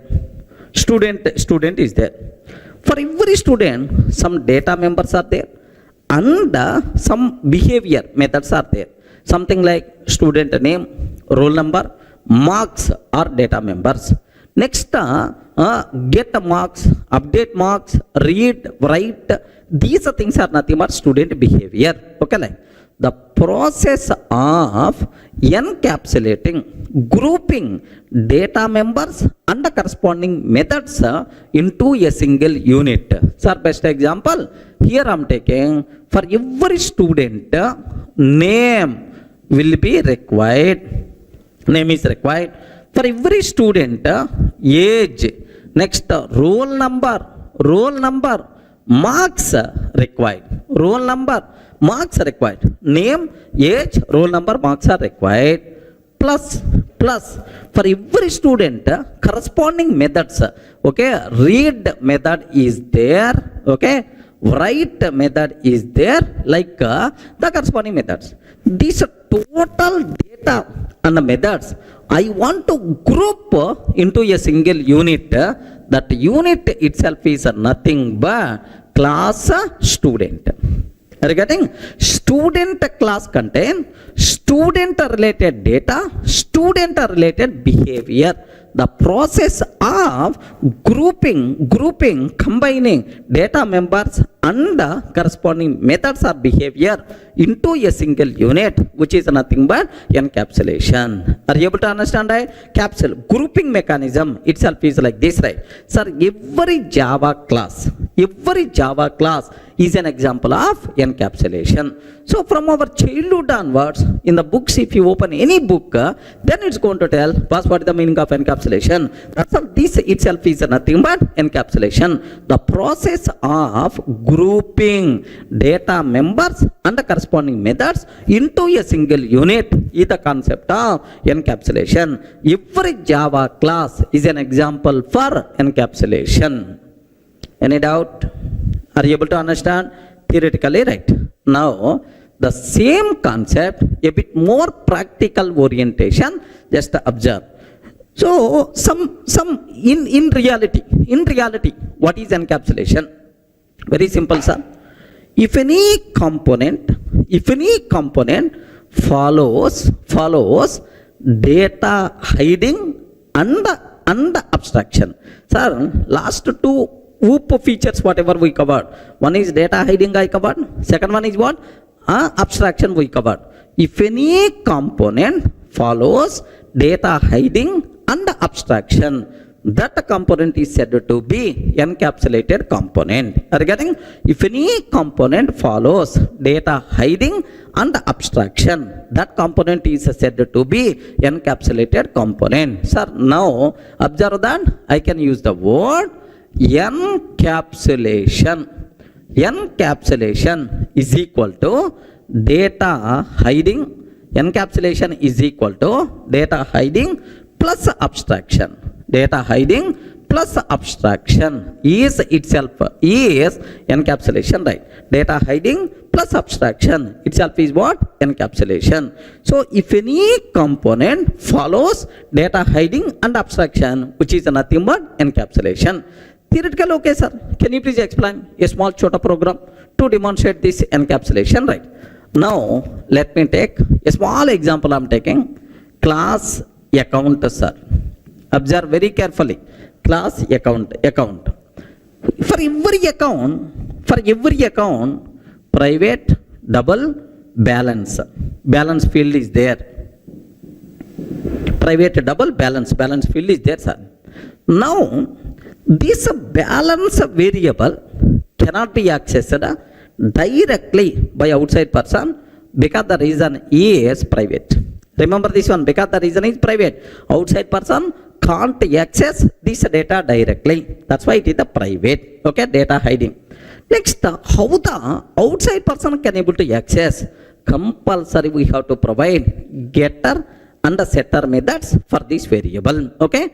Now I'm taking get balance. Public double get a balance.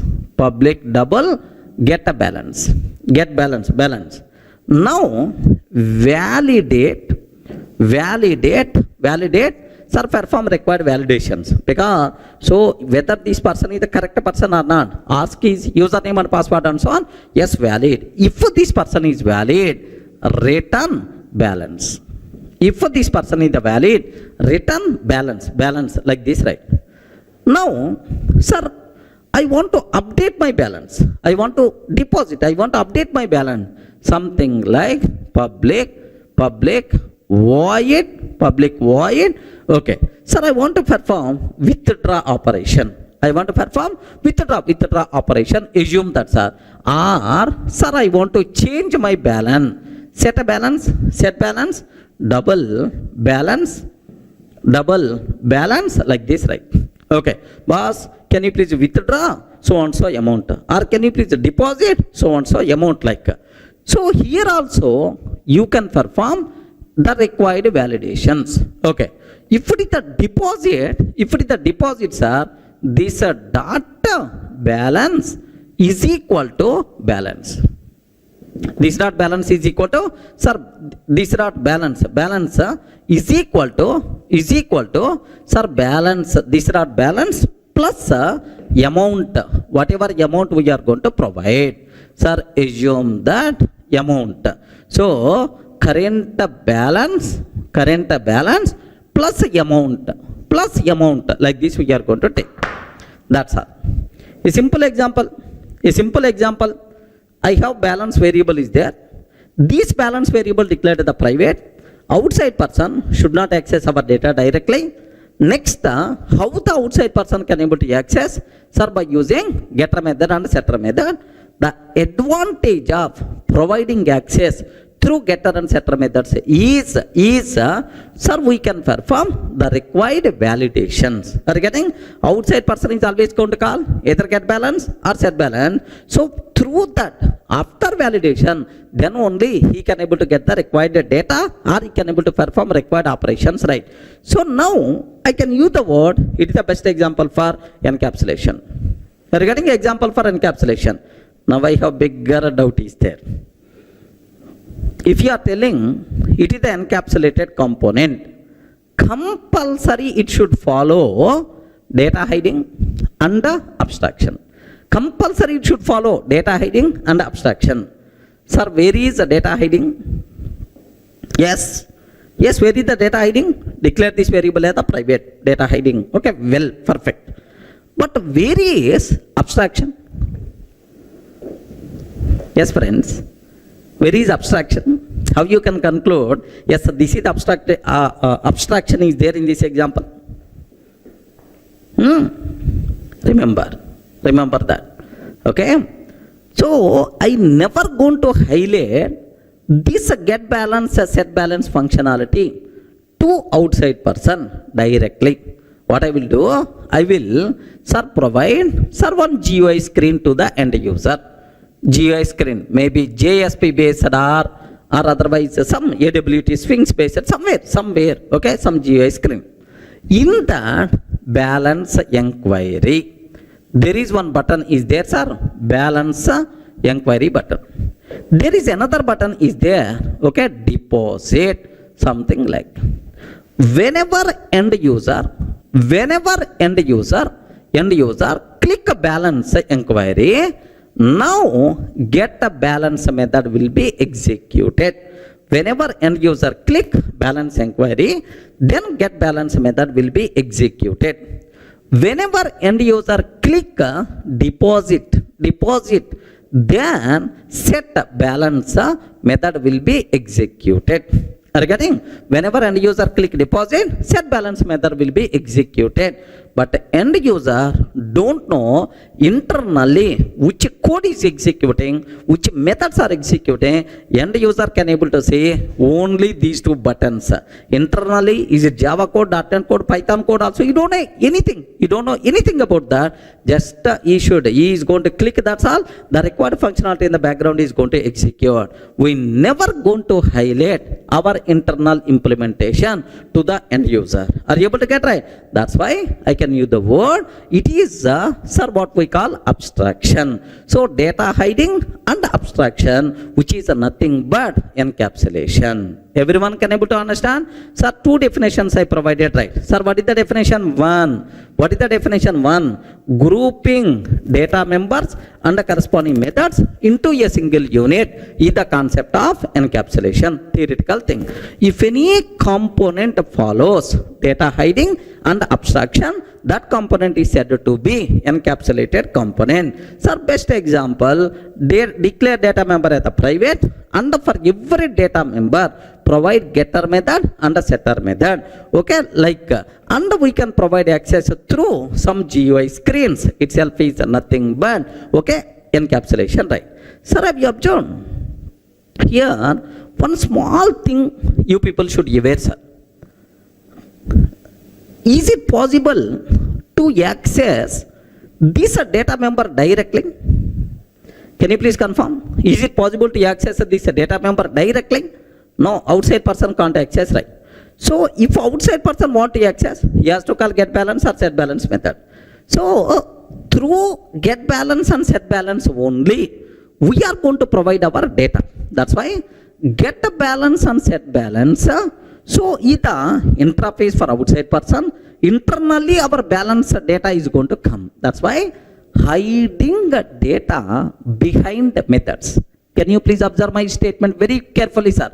Hiding data behind methods is the concept of encapsulation. Remember this one, sir. Hiding the data behind the methods is the concept of encapsulation. Okay, like now here there are two important conclusions are there. What is the advantage of encapsulation? What advantages are there? Okay, whatever advantages are there for data hiding and abstraction, all those advantages are advantages for encapsulation, because encapsulation is not a new word. It is the data hiding and abstraction only. That's why first one, security, we can able to achieve or we can able to get security. Second one, enhancement will become very easy without affecting outside person. Without affecting outside person, we can able to perform any type of changes internally. Enhancement. Okay. Third one, sir. Third one, the biggest thing what we are going to get, maintainability of the application, modularity of the application will be improved. Are you getting? Maintainability will be improved, modularity of the application will be improved, sir. This is the advantages for encapsulation. But anyway, among all these things, the main important advantage whenever we are using data hiding or abstraction or encapsulation, the biggest advantage what we are going to get, security. The first group of OOPS concept is security. Main target is the word security, right? Data hiding or abstraction or encapsulation, security is the important word. Okay, well. Now, there is one more small point is there. If you are getting something compulsory, universal rule, we have to miss something. Are you getting? If you want to get something, you should miss something. Sir, what we are going to get because of encapsulation? What we are getting because of encapsulation? Security we are getting. But what we are going to miss because of encapsulation? Yes, we have to compromise. We have to compromise. We have to sacrifice something. Then only we are going to get, sir, this security. What is that is? So, for every data member, compulsory we require to provide getter method, setter method. Every time validations must be required. Validations must be required. Then only I can able to perform required operation. It increases length of the code. Validation, everywhere validation, validation, validation. It increases length of the code, slows down execution. Are you getting? So I want to get balance. So best example, if you want to know your account balance, you are the valid customer. You are valid customer of the bank. But still, you can't get directly your account balance. You have to provide your username, password, then only you are going to get. So, validation must be required or not? Yes. If you want something, you should miss something. Here you are going to get security, but it is going to time-consuming process. Performance is going to be down. Remember that. So, that's why, so everywhere, don't try to implement security. Don't try to use encapsulation. If a security constraint is there, then only we require to use encapsulation. Sir, best example, I want to perform fund transfer to my friend account 10,000 rupees. Assume that, sir, 10,000 rupees funds transfer I want to perform. In the ICICI Bank, to perform funds transfer of 10,000 rupees, how many activities you have to do? You have to provide your username, password. Next and after that, OTP you are going to get. Next, in your card backside grid, you have to enter some numbers. You require to enter some number. After doing all these things, after 3 minutes or 4 minutes, you can able to perform, you can able to complete transaction of 10,000 rupees for your friend. Getting? So the problem, time consuming, performance is down, but advantage, right person only can able to perform funds transfer. Security by default you are going to get. Clear? Any doubt about this one? So 3 words you should aware. What is encapsulation? What is the advantages of encapsulation? What is the disadvantage of encapsulation? These are things you people should be aware very clearly, right? Sir, can you please observe the process of grouping data members and the corresponding methods into a single unit is nothing but encapsulation. Next, what we call, if any component follows data hiding and abstraction is the concept of encapsulation. Hiding the data behind the methods is the concept of encapsulation. Advantages, security, enhancement will become easy, maintainability, modularity will be improved. The bigger problems with this is server performance is going to be down because it is the time consuming. Length of the code is always going to increase because validation logic has to execute.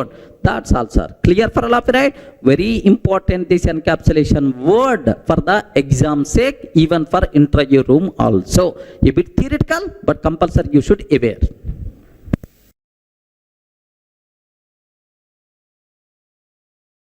Sir, in the last videos we covered data hiding, abstraction, and then encapsulation. It is a very clear. Now, the next thing what I have to discuss, sir, tightly encapsulated class. What is the word? Can you spell out? Tightly encapsulated class.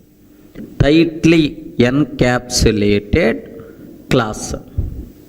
Okay. Sir, when we say that a class is said to be tightly encapsulated, are you getting? Sir, usually every Java class is by default considered as encapsulated class only. When we say that it is a tightly encapsulated, if and only if every variable present inside that class is private. Regarding every variable present inside that class is private. Such type of class is said to be tightly encapsulated. Whether the class contain getter methods, setter methods or not, whether these getter methods, setter methods are declared public or not, these things are not required to worry. Only one point we should aware. Every variable present inside that class is private. Such type of class is said to be tightly encapsulated. 100% data hiding is there, sir. Yes, obviously it is a tightly encapsulated class. Sir, best example, here if I consider public class account. Public class account class is there. Now I'm taking private double balance variable is there. Now the point is, if I can take public double get a balance, get a balance, like this I'm taking return balance, right? Public double get balance, return balance, like this I'm taking. Can you please confirm, is it a tightly encapsulated class or not? You respond. Is it tightly encapsulated class or not? Yes, because how many variables are there? Only one variable. That variable is the private or not? Yes, ma'am. It's a private. We never going to worry about this variable, this data member having getter method, setter method or not. Whether these methods are declared as the public or private, we are not required to worry. So, every data member declared as private, such type of class is said to be encapsulated class. Clear for all of you, right? Such type of class is said to be tightly encapsulated class. Okay, well. So now, from the exam, of course, in our OCJA 8 version, this concept is not that much important, but in the old version certification, OCJP 1. SCJP 1.4 version, especially in the syllabus, they specified explicitly what is the tightly encapsulated class. Identify tightly encapsulated class, like that. That's why just aware. But anyway, for our current certification, this concept is not that much important. Just aware, sir. I have one example is there. Now observe. Class A, sir. Class A. A class contain private int x is equal to 10, sir. Class A class contain private int x is equal to 10. Class B extends A. Class B extends A. Int y is equal to 20. Class B extends A. Int y is equal to 20. Sir, class C extends A private int z is equal to 30. Private int z is equal to 30, like this, right? Can you please tell total how many classes are available? 3. A, B, C. 3 classes are there. Among these 3 classes, which is tightly encapsulated? Which are not tightly encapsulated? Class A tightly encapsulated. Because it contains only one variable and every variable is always private. Of course, only one variable which is the private. That's why tightly encapsulated. Class B is not tightly encapsulated. Because the reason is, class B extends A. Of course, from A, every data member is always private. But here int y is there, which is not private. Which is not private. Outside person can able to access this data directly within the same package. Any person can able to access this data directly. That's why it is not tightly encapsulated. Because it doesn't contain every variable as a private. There are some non-private variables are there. Next, what about this one, sir? Class C extends A. From A, everything is always private. Next in C also, it is always private. That's why by default considered yes. By default considered yes is tightly encapsulated. Because sir, very simple rule. Every variable present inside that class either private, then automatically tightly encapsulated. So A and C are tightly encapsulated, but B is not tightly encapsulated. Okay, well, sir. Now I'm ready to go for one more example. Even you may get some conclusion also. What is that? Is observe that class A, sir. I'm taking class A. Inside class A, okay, just I'm taking int x is equal to 10. Observe very carefully, sir. Int x is equal to 10, non-private data. Class B extends A. Class B extends A. Private int y is equal to 20. Class B extends A. Private int y is equal to 20. Class C extends B. Class C extends B. Private int z is equal to 30. Like this I'm taking. Private int z is equal to 30. Like this I'm taking, sir. Can you please confirm among these what is the output by default you are going to get? Please respond. If I can take like this, what the I mean which are tightly encapsulated, which are not tightly encapsulated? Can you please tell? Sir, A is not tightly encapsulated because it doesn't contain private, non-private data is there. What about class B? Respond. What about class B? Class B is tightly encapsulated or not? No. The reason for that is class B extends A. B is the child class of A. B is the child of A. Automatically, this variable inheriting to the B. Regarding, so this non-private data will come to the B also. That's why it is also not tightly encapsulated. Okay, well. Now, class C extends B. Class C extends B. Now the point is, observe carefully. Observe a bit very carefully about this one. Class C extends B. Private int z is equal to 30. Now, it is the child of B.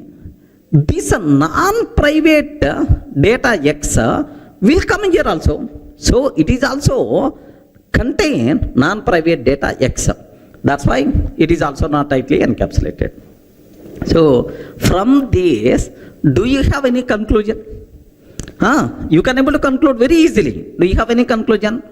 If the parent class is not tightly encapsulated, then no child class is tightly encapsulated. Remember, because parent class non-private data automatically will come to the child or not? Yes.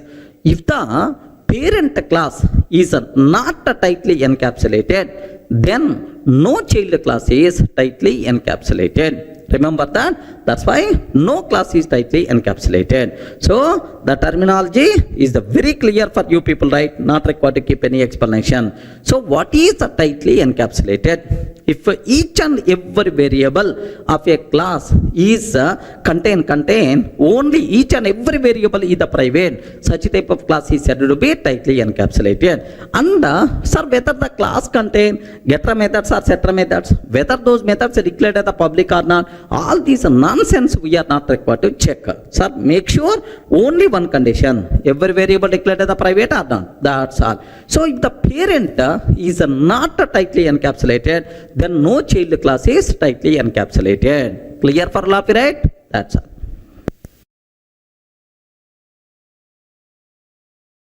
Sir, in the last videos we covered very clearly what is abstraction, what is data hiding, encapsulation, tightly encapsulated class. These concepts always talks about one very important word, security. Clear, right? Sir, now the next thing what I have to talk, the most valuable important concept, inheritance. Remember this one. The most valuable important concept, inheritance, right? Sir, the first point what you people should be aware, inheritance is also known as is a relationship. Regarding inheritance is also known as is a relationship. Okay. Next, the main advantage of inheritance is, the biggest advantage of inheritance is code reusability. Regarding what is the biggest advantage of inheritance, right? Code reusability. Of course, I will explain with examples all these things, don't worry. Next, how to implement inheritance by using extends keyword, we can implement inheritance concept. Are you getting right? So inheritance, the thumb rules, only 3 points just I'm telling. What are the first ones are? Is a relationship. Inheritance is also known as is a relationship. The main advantage of inheritance is code reusability.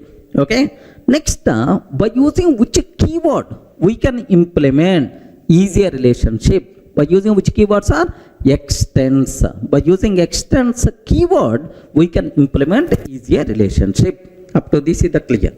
Sir, what it means? You are telling some conclusions directly. Can you please explain with an example so that we will get much clarity like this, right? Sir, I will go for a small program. There you people are going to get several new things. Take a bit special care, sir. Here I am taking class P. Observe carefully, sir. Class P. Parent class I am taking. Assume class P.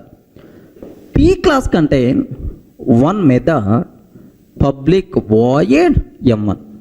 P class contain one method, public void M1, system.out.println, parent, like this I am taking, sir. Class P, public void M1, sir, SOP of parent, like this I am taking. Now, class C extends P, sir. Class C extends P, okay.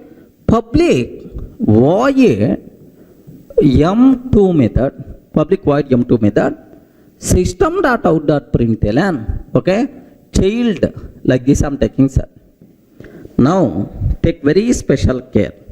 This is the parent class, this is the child class, this is the parent method, child method. Now, my question is, how many methods parent has? Respond. How many methods parent has? Only one method.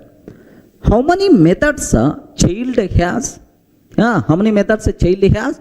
Two methods. Two methods. Whatever methods, whatever members available in the parent automatically should come to the child.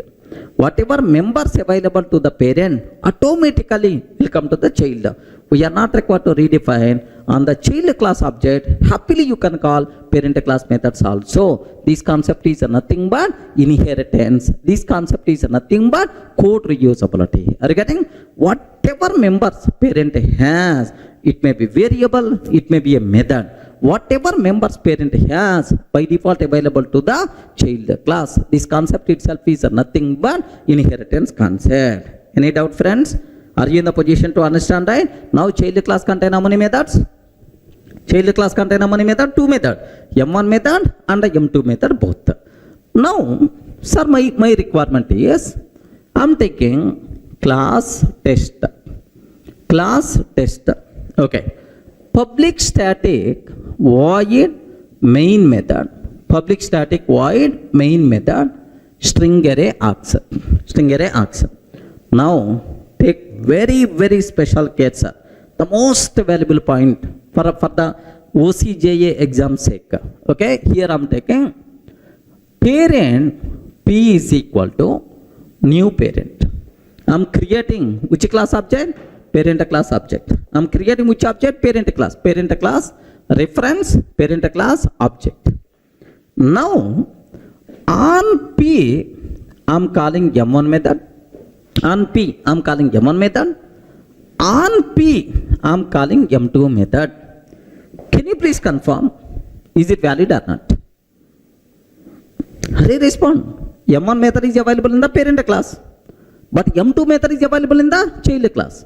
Whatever methods available by default available to the child, but whatever methods available in the child class by default not available to the parent. Regarding inheritance is always parent to child, not from child to parent. Remember this one. So on the parent reference, you can call any method available in the parent class, no problem at all.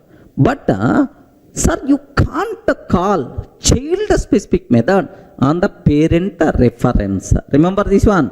By mistake, if you are trying to call, immediately error by default we are going to get. Sir, most valuable point for our certification, please make sure you should aware. On the parent reference, child specific method you can't call because child members are by default not available to the parent. Is it clear for all of you, right? Of course I will execute and I will show. Don't worry about that. Sir, this is the scenario 1. Do you want me to execute up to this? Just have a look once, sir. Now observe that the same example, class P, public void M1, class C extends P, public void M2, class test public static, parent P is equal to new parent P dot M1. Sir, up to P dot M1. Sir, P dot M1.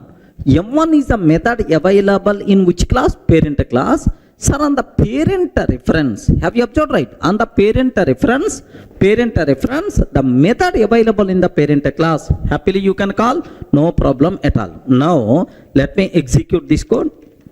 The code compiles fine. Let me execute. Happily, parent by default is the answer we are going to get. Okay, well. Now, on this P, I am calling M2 method. But M2 method available where? M2 method available where? In the child class. Regarding in the child class. So on the parent reference, child specific method you can't call, sir. By mistake if you are trying to call, need not be method, even variables also. So on the parent reference, child specific methods, child specific variables you can't call. By mistake if you are trying to call, immediately error we are going to get. Observe carefully, right? Observe a bit very carefully. Here I am taking Java C test.java. Java here, have you observed? Cannot find a symbol. Sir, M2 method is not available for a type P. Regarding for type P, M2 method is not available. Like that comparative method we are going to get. Sir, any doubt? Are you in the position to understand, right? So the first important conclusion, on the parent reference, child specific methods, child specific variables we can't call. Clear, right? Now the second case I am ready to explain. Suppose I am taking child C is equal to new child. I am taking child C is equal to new child C dot M1. Sir, on the child class reference, can I call parent class method? No problem. What is the problem? Parent class method by default available to the child. That's why acceptable. On C, I am calling M2. Sir, now, sir, these are two things perfectly valid. So, on the child class reference, you can call methods available both in parent and child classes. Parent class methods by default available to the child, and the child methods are available anywhere to the child. That's why on the child reference, you can call both the methods available in the parent class and in the child class. Clear, right? Now have a look once, sir. I'm taking, sir, just let me remove this code. Now child C is equal to new child. I'm taking C dot M1 method, C dot M1, C dot M2, like this, right? Okay. Happily, do you know, the code compiles fine, no problem at all. The code runs fine. Yes, parent and child by default we are going to get. Are you getting right? So on the child class reference, we can call the methods available in the parent class and the child class, no problem. Next, case 3, sir. Assume that very important. Do you know parent reference can be used to hold child class object? Polymorphism concept, there I will explain in detail. Parent reference can be used to hold child class object. Sir, parent P is equal to new child. Parent P is equal to new child. New child, like this I'm taking, sir. Now P dot M1, P dot M2, like this I'm taking. Can you please tell which reference I'm using? Parent reference. Which child class, which object I'm taking? Child class object. Hurry, parent reference, child object. No problem. Parent reference can be used to hold child class object. Okay, well. Now P dot M1, P dot M2. What's the answer? Valid or not? Valid or not? Parent reference, parent class method, no problem at all. Parent reference, child specific method. Even though object is the child class object, compiler never going to worry about runtime object. Boss, you are calling M2 and P is what type? P type. For the P type, M2 method is not available. Immediately, error we are going to get, sir. So, very important point. Parent reference can be used to hold child class object, but by using that reference, we can't call child specific methods. By mistake, if you are trying to call child specific method, immediately error by default you are going to get. Everyone can able to understand, right? So then what is the advantage? Polymorphism advantage is there. There next while talking polymorphism, I will explain, sir. Now have a look once, sir. Here I'm taking, sir, just a parent reference, but a child object. Parent reference, but child class object. P dot M1, P dot M2. Sir, P dot M1, up to that, acceptable. Have you observed? P dot M1, the code compiles fine, the code runs fine. What the answer we are going to get, sir? Parent. But P dot M2, immediately, comparative method we are going to get, sir. Have you observed, right? Immediately error we are going to get. M2 is not available for the P type. So, parent reference can be used to hold child class object, but by using that reference, we can't call child specific methods. We can call only the methods available in parent class. Clear, right? Okay, well. So now, last case. Case 1, case 2, case 3, last one, sir, case 4. Very simple. What is this line? Can you please read once? Parent P is equal to new child. Parent P is equal to new child. Sir, now I'm taking child C is equal to new parent. Are you getting? Child C is equal to new parent. Child reference I'm using to hold parent object. Child reference I'm using to hold parent object. By mistake, if you are trying to do, immediately comparative method we are going to get. Sir, parent reference can be used to hold child object, but child reference cannot be used to hold parent object. Please make sure you should aware all these loopholes. Let me repeat again. Let me show this one practically here. So, I'm taking parent P is equal to new child. No problem, sir. This one is acceptable. Parent reference can be used to hold child class object. Acceptable, right? Now, let me compile. Yes, perfectly valid. We never going to face any problem, right? Now I'm taking child C is equal to new parent. Child C is equal to new parent. I'm taking immediately error by default you are going to get, sir. Can you please spell out what is that error? Incompatible types P cannot be converted to C. Are you getting? Incompatible types P cannot be converted to C. This is the error by default you are going to get. Any doubt?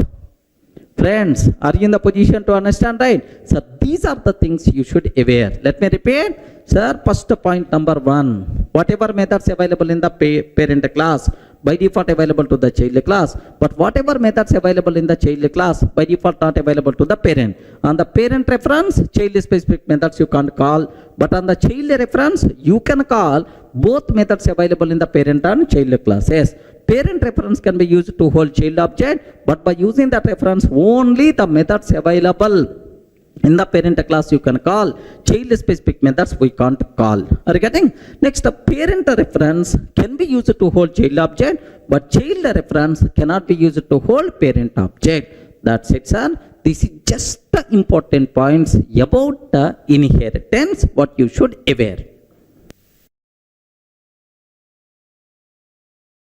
Sir, in the last videos we covered what is inheritance, what are various rules are there related to inheritance, and even we covered one practice bit also.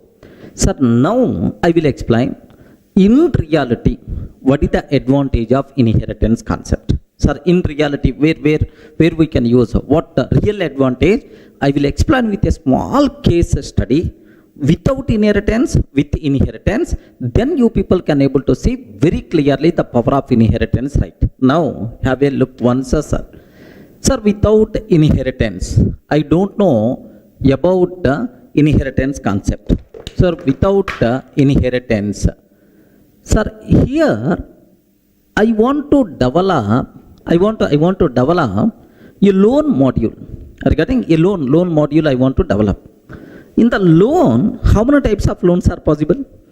Housing loan, personal loan, vehicle loan. Like I want to develop one loan module. There I require to handle 3 types of loans: housing loan, vehicle loan, and then personal loan. Now observe that I'm taking here class housing loan I'm taking, sir. Assume that home loan or housing loan, assume. Sir, now this housing loan related 300 methods are there. Housing loan related 300 methods are there, sir. Okay, well. Similarly, class, okay, personal loan I'm taking. Class, personal loan. Related to personal loan also, another 300 methods are there. I wrote all those things in this. Now, there is a class vehicle loan, vehicle car loan or bike loan, vehicle loan is there. So, this vehicle loan also require 300 methods are there, sir. Can you please tell how many types of loans I am handling? 3 types of loans, sir. One is housing loan, personal loan, and then what? Vehicle loan. How many methods I implemented? Total how many methods I implemented, sir? 900 methods I implemented. Are you getting? Total how many methods I implemented? 900 methods I implemented. Assume that 90 hours development time I spend to develop this loan module. Assume just what we call tentative values, not need to be exact values, right? So that's all. This is the module, whatever I implemented, right? I called one expert person. Ray, I wrote loan module. Sir, I wrote loan module. Can you please have a look once like this? I showed this code to that expert person. Immediately, first question that person asked, Durga, do you know inheritance concept? Do you know inheritance concept? Sir, I don't know about that. That's why this much code you wrote. That's why this much time you took. Okay. So this is, if you are going to use inheritance concept, this lengthy code you are not required to write. This huge time you are not required to spend to develop the code. Like this that person told. Sir, can you please guide me? How to use inheritance concept for this requirement? Like this I asked, sir. Same scenario with the inheritance. Same scenario I have to go for with the inheritance concept. Now very simple, sir. With the inheritance concept, the same scenario I want to explain. Then he asked, Durga, here 300 methods you wrote, here also 300 methods, here also 300 methods. Total how many methods you wrote? 900. Now my question is, sir, anyway all these are same loan only, loan type only. Maybe vehicle loan, housing loan, personal loan, loan types may be different, but at the end, all these classes talks about loan only. Do you have any common methods here or here and here? Then he asked. Then I told, sir, 250 methods are common. 250 methods are common. Array, if several classes contain same methods, why you wrote here those 250 again unnecessary? Do you know, sir, code duplication, redundancy, length of the code is going to increase like he told. Then to resolve that inheritance concept, sir, which common code is there? Separate those common methods into a separate class. So write a class named with the loan. Are you getting? Write a class named with the loan. How many methods are common methods are there, sir? 250 common methods are there. Are you getting? How many common methods are there, sir? 250 common methods are there. Okay, now do you know, sir, these 250 common methods by default going to come for every child, no problem at all. Now, sir, class home loan extends loan. Sir, whenever we are taking extends loan, are you getting? Whenever we are taking extends loan, automatically all these 250 methods by default are going to come, sir. We are not required to rewrite it. Automatically these are coming. Now the remaining 50 H loan specific methods you have to write. Are you getting? 50 H loan specific methods we have to write here. Yes, sir, that's all. Write the common methods in the parent and the child specific methods only in the child class. Okay, housing loan completed. Now, what is the next one? Class P loan extends loan. Class P loan extends loan like here. Sir, these 250 automatically will come because from the parent, but only 50 P loan specific methods I have to write. Are you getting? 50 P loan personal loan specific methods I have to write. P loan specific methods I have to write. Observe very carefully, sir. Okay, like similarly, what is the next one, sir? Class, okay, sir, H loan, P loan. What is the last one, sir? Vehicle loan extends loan. Are you getting? Vehicle loan extends loan. Now we have to take care about 50 V loan specific methods. 50 V loan specific methods like this. Now terminology is very clear for you people, right? Not required to keep much explanation about this one. Can you please tell the most common methods? Okay, I wrote inside parent class. Sir, this is called parent class. Are you getting? It is called parent class. And whenever we are extending this class, automatically these methods by default available to the child. We are not required to rewrite. Next, only child specific methods we have to write. Now, can you please tell how many methods total we wrote? 250 plus 50 plus 50 plus 50 is nothing but total how many methods, right? Just 400 methods only we wrote. Assume just 40 hours of development time is required. Are you getting? But earlier, without inheritance concept, how much time I spent? How many methods I wrote without inheritance? 900 methods I wrote, 90 hours time I spent. But now with inheritance, only 400 methods and 40 hours of time. That is the power of inheritance concept. Code reusability, concise code, lesser code, automatically we can able to reduce development time also. Is it clear for all of you, right? So beautiful case study to understand without inheritance, with inheritance, observe that, right? Sir, I have one small doubt. In the parent class, which methods we have to write? Yeah, in the parent class, which methods we have to write?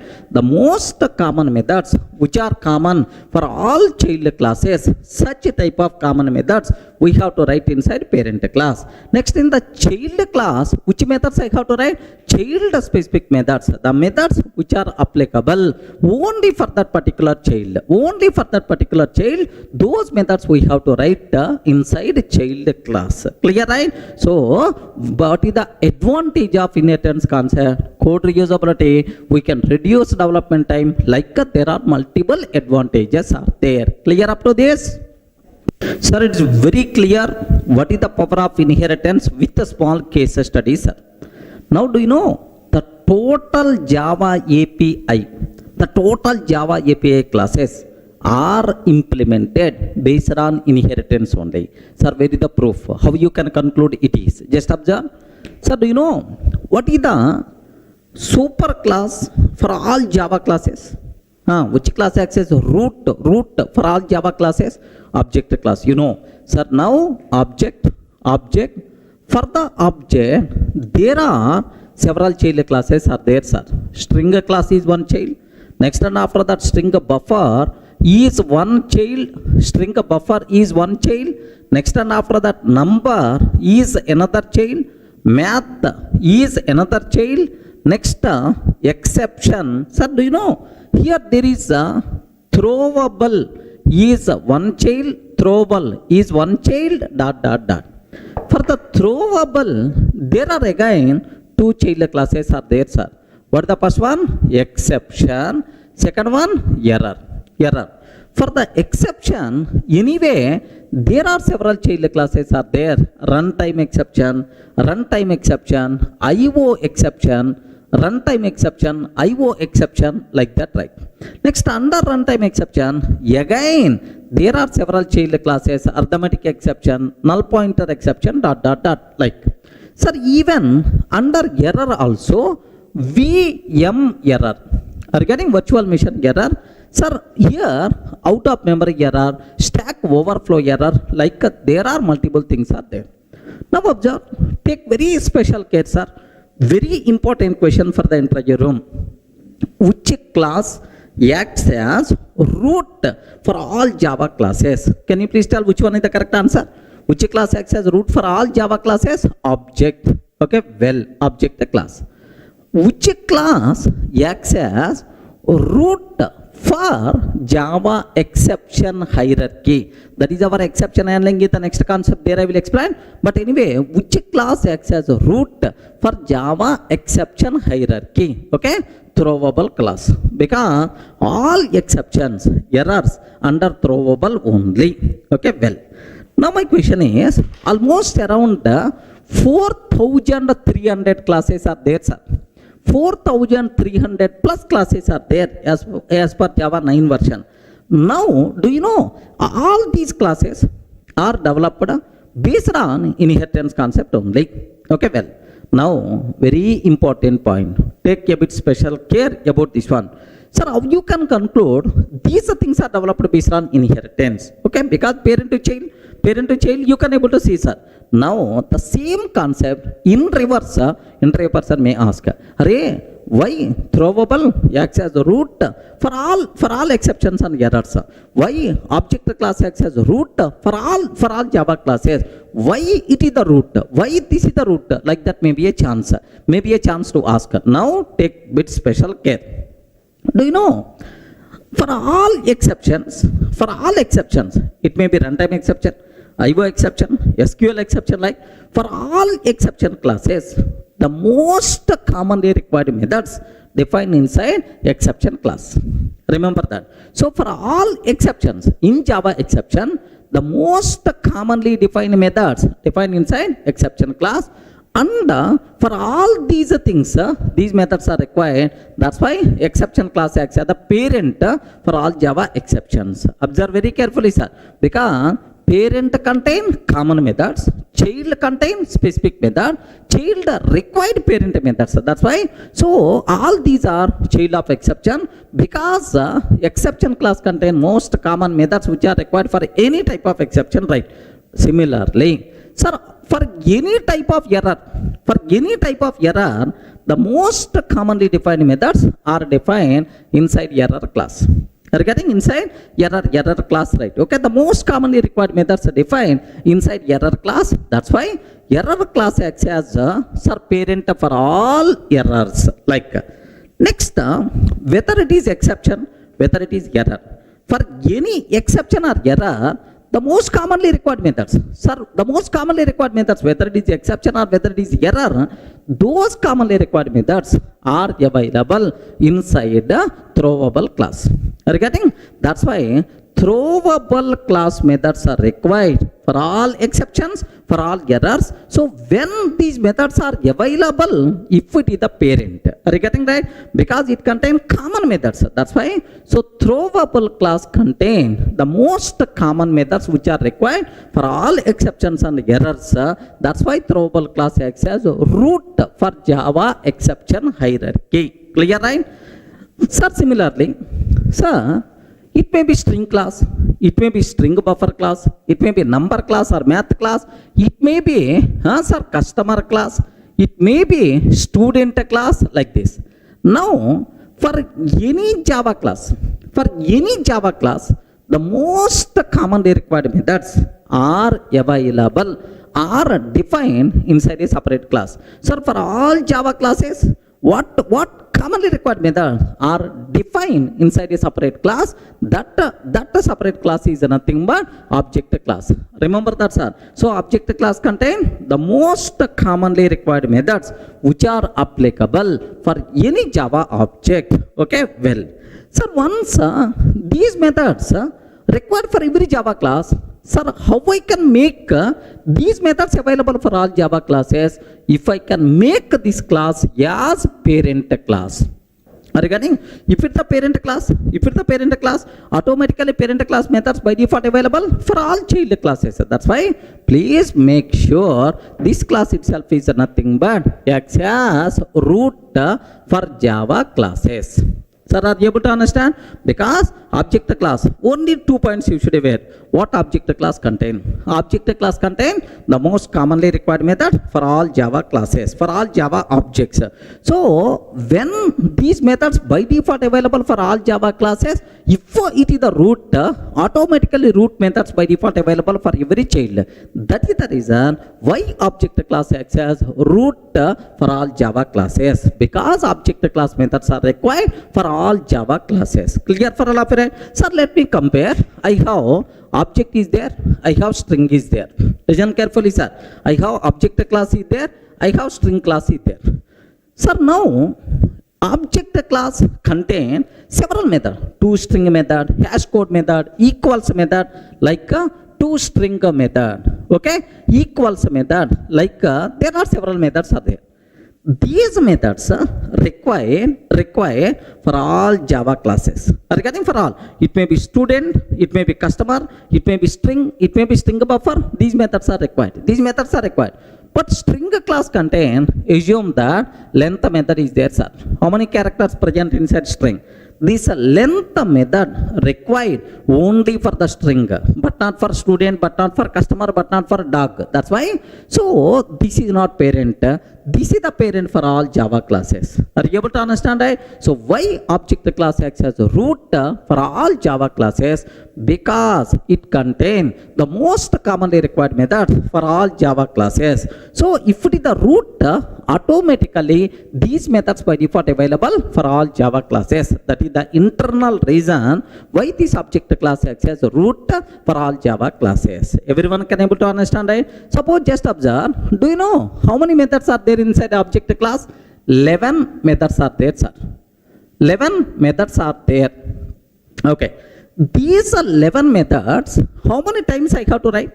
Only once. Regarding how many times I require to write? Only once in the object. Automatically, for all Java classes, we are not required to rewrite, by default available. How many Java classes are there?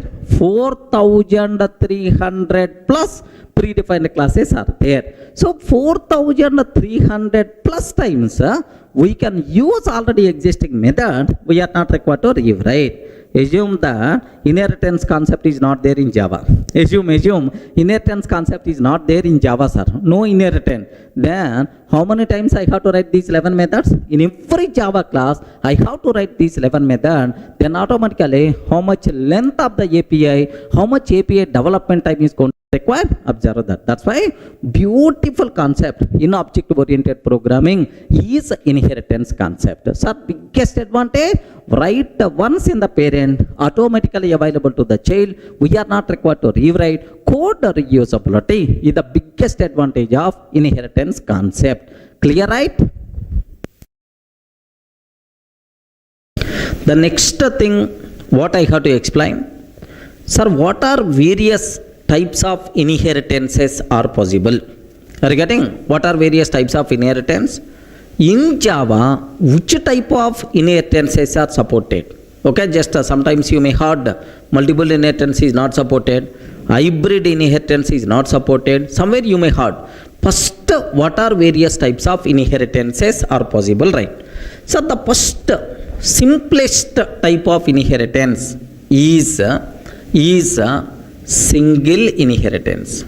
Are you getting right? What is this one, sir? Single inheritance. What is the meaning of this one? What is the meaning of single inheritance, right? Suppose I have class A is there, sir. Okay, class A.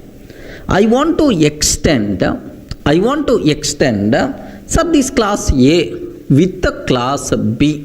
Observe that carefully, sir. Class A, sir, extended by class B. So, one child class, one parent class. How many parent classes are there? Only one parent, one child class. If a single class extend single parent class, if a single child class extend single parent class, this type of inheritance is called single inheritance. Are you getting? Single child, single parent. This type of inheritance is called single inheritance. So happily, almost all programming languages, almost all object-oriented programming languages provided support for this. Don't worry about that. Even your Java also. If you want to code for this, yes, class B extends A. Are you getting right? Already class A is there. How you can write, sir? Class B extends A. Then automatically B is the child class of A. This is the corresponding code, right? Okay. I hope everyone can able to understand what is single inheritance. Single child class, single parent class. This type of inheritance is called single inheritance. Java provides support for this type of inheritance. Don't worry about that. Next, second one, sir, a bit dangerous, man, a bit dangerous. More concentration must be required. After completing these types of inheritance, there we will discuss separately this concept. But anyway, just a very basic idea purpose. Second type of inheritance is multiple inheritance. Are you getting right? What is the second one, sir? Multiple inheritance. Sir, which are multiple? Parents are multiple or childs are multiple, sir? Parent classes are multiple. Such type of inheritance is called multiple inheritance. Sir, diagrammatic way. Assume that class A is there, class B, sir. Class A and class B is there. Now, I have class C is there, sir. Have you observed? Class C is there. Now, C is a child class of A. C is child class of B. Sir, this is the child class. How many child classes are there? Only one. The process of extending more than one parent class at a time, more than one parent class at a time. Such type of inheritance is by default considered as multiple inheritance. Is it clear for all of you, right? Sir, unfortunately, Java won't provide support for multiple inheritance. Okay? Why Java won't provide support? That thing I'm going to discuss. But in interfaces, it is possible. But separately, we are going to discuss at code level. Just aware what is the meaning of multiple inheritance. Sir, a single class extend multiple parent classes at a time. This type of inheritance is called multiple inheritance. Any doubt? Are you in a position to understand? Sir, single, only single parent. Sir, multiple parents. Next, multi-level inheritance. What is the third one, sir? Multi-level inheritance. Observe that very carefully, sir. What is the meaning of multi-level? Multiple levels. Okay. Here, class A, class A, class A, class B, class C. Are you getting? Class A, class B, class C. Observe. Class C is the child class of B, B is the child class of A. Whatever methods available inside A, automatically available to B, because we are not required to redefine. Class B, whatever methods available inside A class, B class, by default available to the C class. This type of inheritance is nothing but multi-level inheritance. Best example, coding level, right? Sorry, I have class A is there. Are you getting? Class B extends A. Class B extends A. I'm taking, sir. Class C extends, class C extends B. Okay, like this. So, all properties present inside class A by default available to class B. All properties present inside class A and B by default available to the class C. This type of inheritance is nothing but multi-level inheritance. Perfectly, this type of inheritance is valid, applicable in Java, no problem at all. Clear for all of it? Sir, best example, if you consider Amitabh Bachchan. Are you getting right? If you consider Amitabh Bachchan, right? Big B, everyone can wear in India, sir. Amitabh Bachchan. So, Amitabh Bachchan, next level, Abhishek Bachchan. Next level, Abhishek Bachchan, right? Sir, next level, assume that some Chota Bachchan. Assume that some Chota Bachchan like this, right? So, whatever fame Amitabh has, by default available to the Abhishek. Are you getting right? Abhishek, by default available to the Abhishek. Sir, Abhishek, we are not required to redefine anywhere. Okay? This person is the son of Amitabh. Next, tomorrow, sir, if this Chota Bachchan is going to come, then the properties of Amitabh, the properties of Abhishek, by default available to this person, right? So, child is the most luckiest person, because parent properties, parent assets, parent, whatever property parent has, by default automatically available to the child class. Is it clear for all of you? This type of inheritance is nothing but what? Multi-level inheritance. So, first one I covered, single inheritance. Second one we discussed multiple inheritance. Third one we discussed multi-level inheritance. Sir, single and multi-level supported in Java, but multiple inheritance is not supported in Java, sir. By mistake, if I can take class C extends A, B. If I can take class C extends A, B, compiler will give left and right. Remember, compiler will give left and right. Comparative method we are going to get. Why this problem? That part we are going to discuss in the next video somewhere in detail. Clear? Sir, up to this we covered three types of inheritances: single, multi-level and multiple. These are three inheritances, right? Now the fourth one we have hierarchical inheritance. Are you getting? What is that, sir? Hierarchical inheritance. What it means? What it means? It is a counterpart of multiple inheritance. In the case of multiple inheritance, how many parent classes are there? A, B, sir, both like this. Multiple parents are available. One child. This is nothing but multiple. But what is hierarchical, sir? Reverse. A single class, from a single class, we are going to extend multiple child classes. Class B, class C, and then class D. Are you getting? So, from a single parent class, we are creating how many child classes, right? Multiple child classes. This type of inheritance is nothing but what? Hierarchical inheritance. Are you getting? Class B extends class A. Class C extends class A. Class D extends class A. perfectly it is possible. It is the reverse of multiple inheritance. But hierarchical inheritance supported by Java or not? Why not? Why not? Happily Java can provide support, sir. If you want corresponding coding, just observe that. Observe that class A is there. Okay, class A is there. Now class B extends A. Are you getting? Class B extends A. Similarly, class C extends A. Are you getting? Class C extends A. Next, class D extends A. Class D extends A. Sir, all these classes are extending same class. This type of inheritance is nothing but hierarchical inheritance. It is something like single inheritance only. A group of single inheritances is by default considered as hierarchical inheritance. Everyone can able to understand? Next one, sir. What is the next cinema? The fifth type of inheritance, right? Very important, hybrid inheritance. Regarding what is the fifth one, sir? Hybrid inheritance. Can you spell out what is the meaning of hybrid?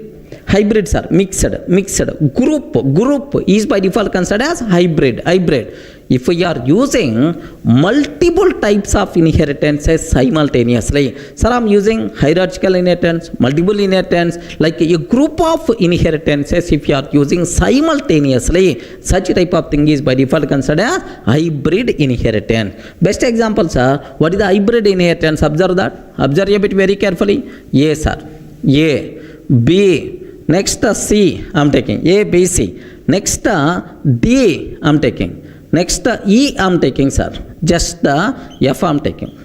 Observe this. This is the hierarchy, sir. This one itself is the hierarchy. Assume that. Sir, this is an example for, it is itself is an example for my hybrid inheritance, right? How you can conclude it is the hybrid inheritance? Sir, here single inheritance is there.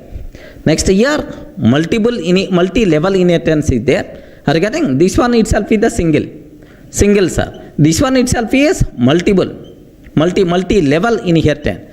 Next, from the same child, from the same parent, two child classes we are defining. This one is by default considered hierarchical inheritance.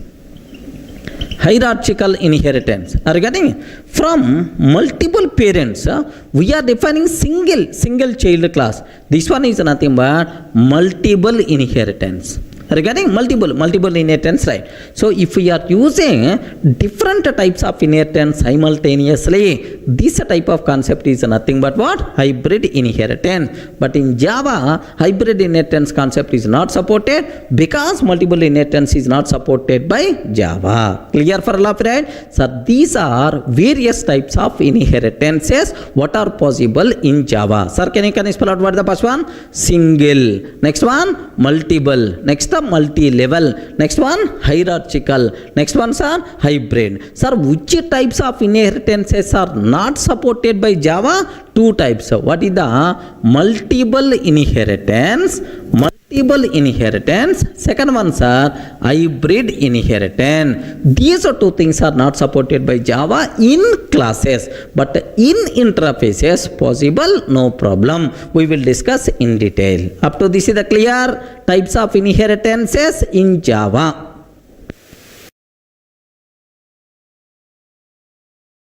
Sir, in the last videos we covered what are various types of inheritance are there. Single inheritance, next multiple inheritance, multi-level inheritance, hierarchical inheritance, hybrid inheritance.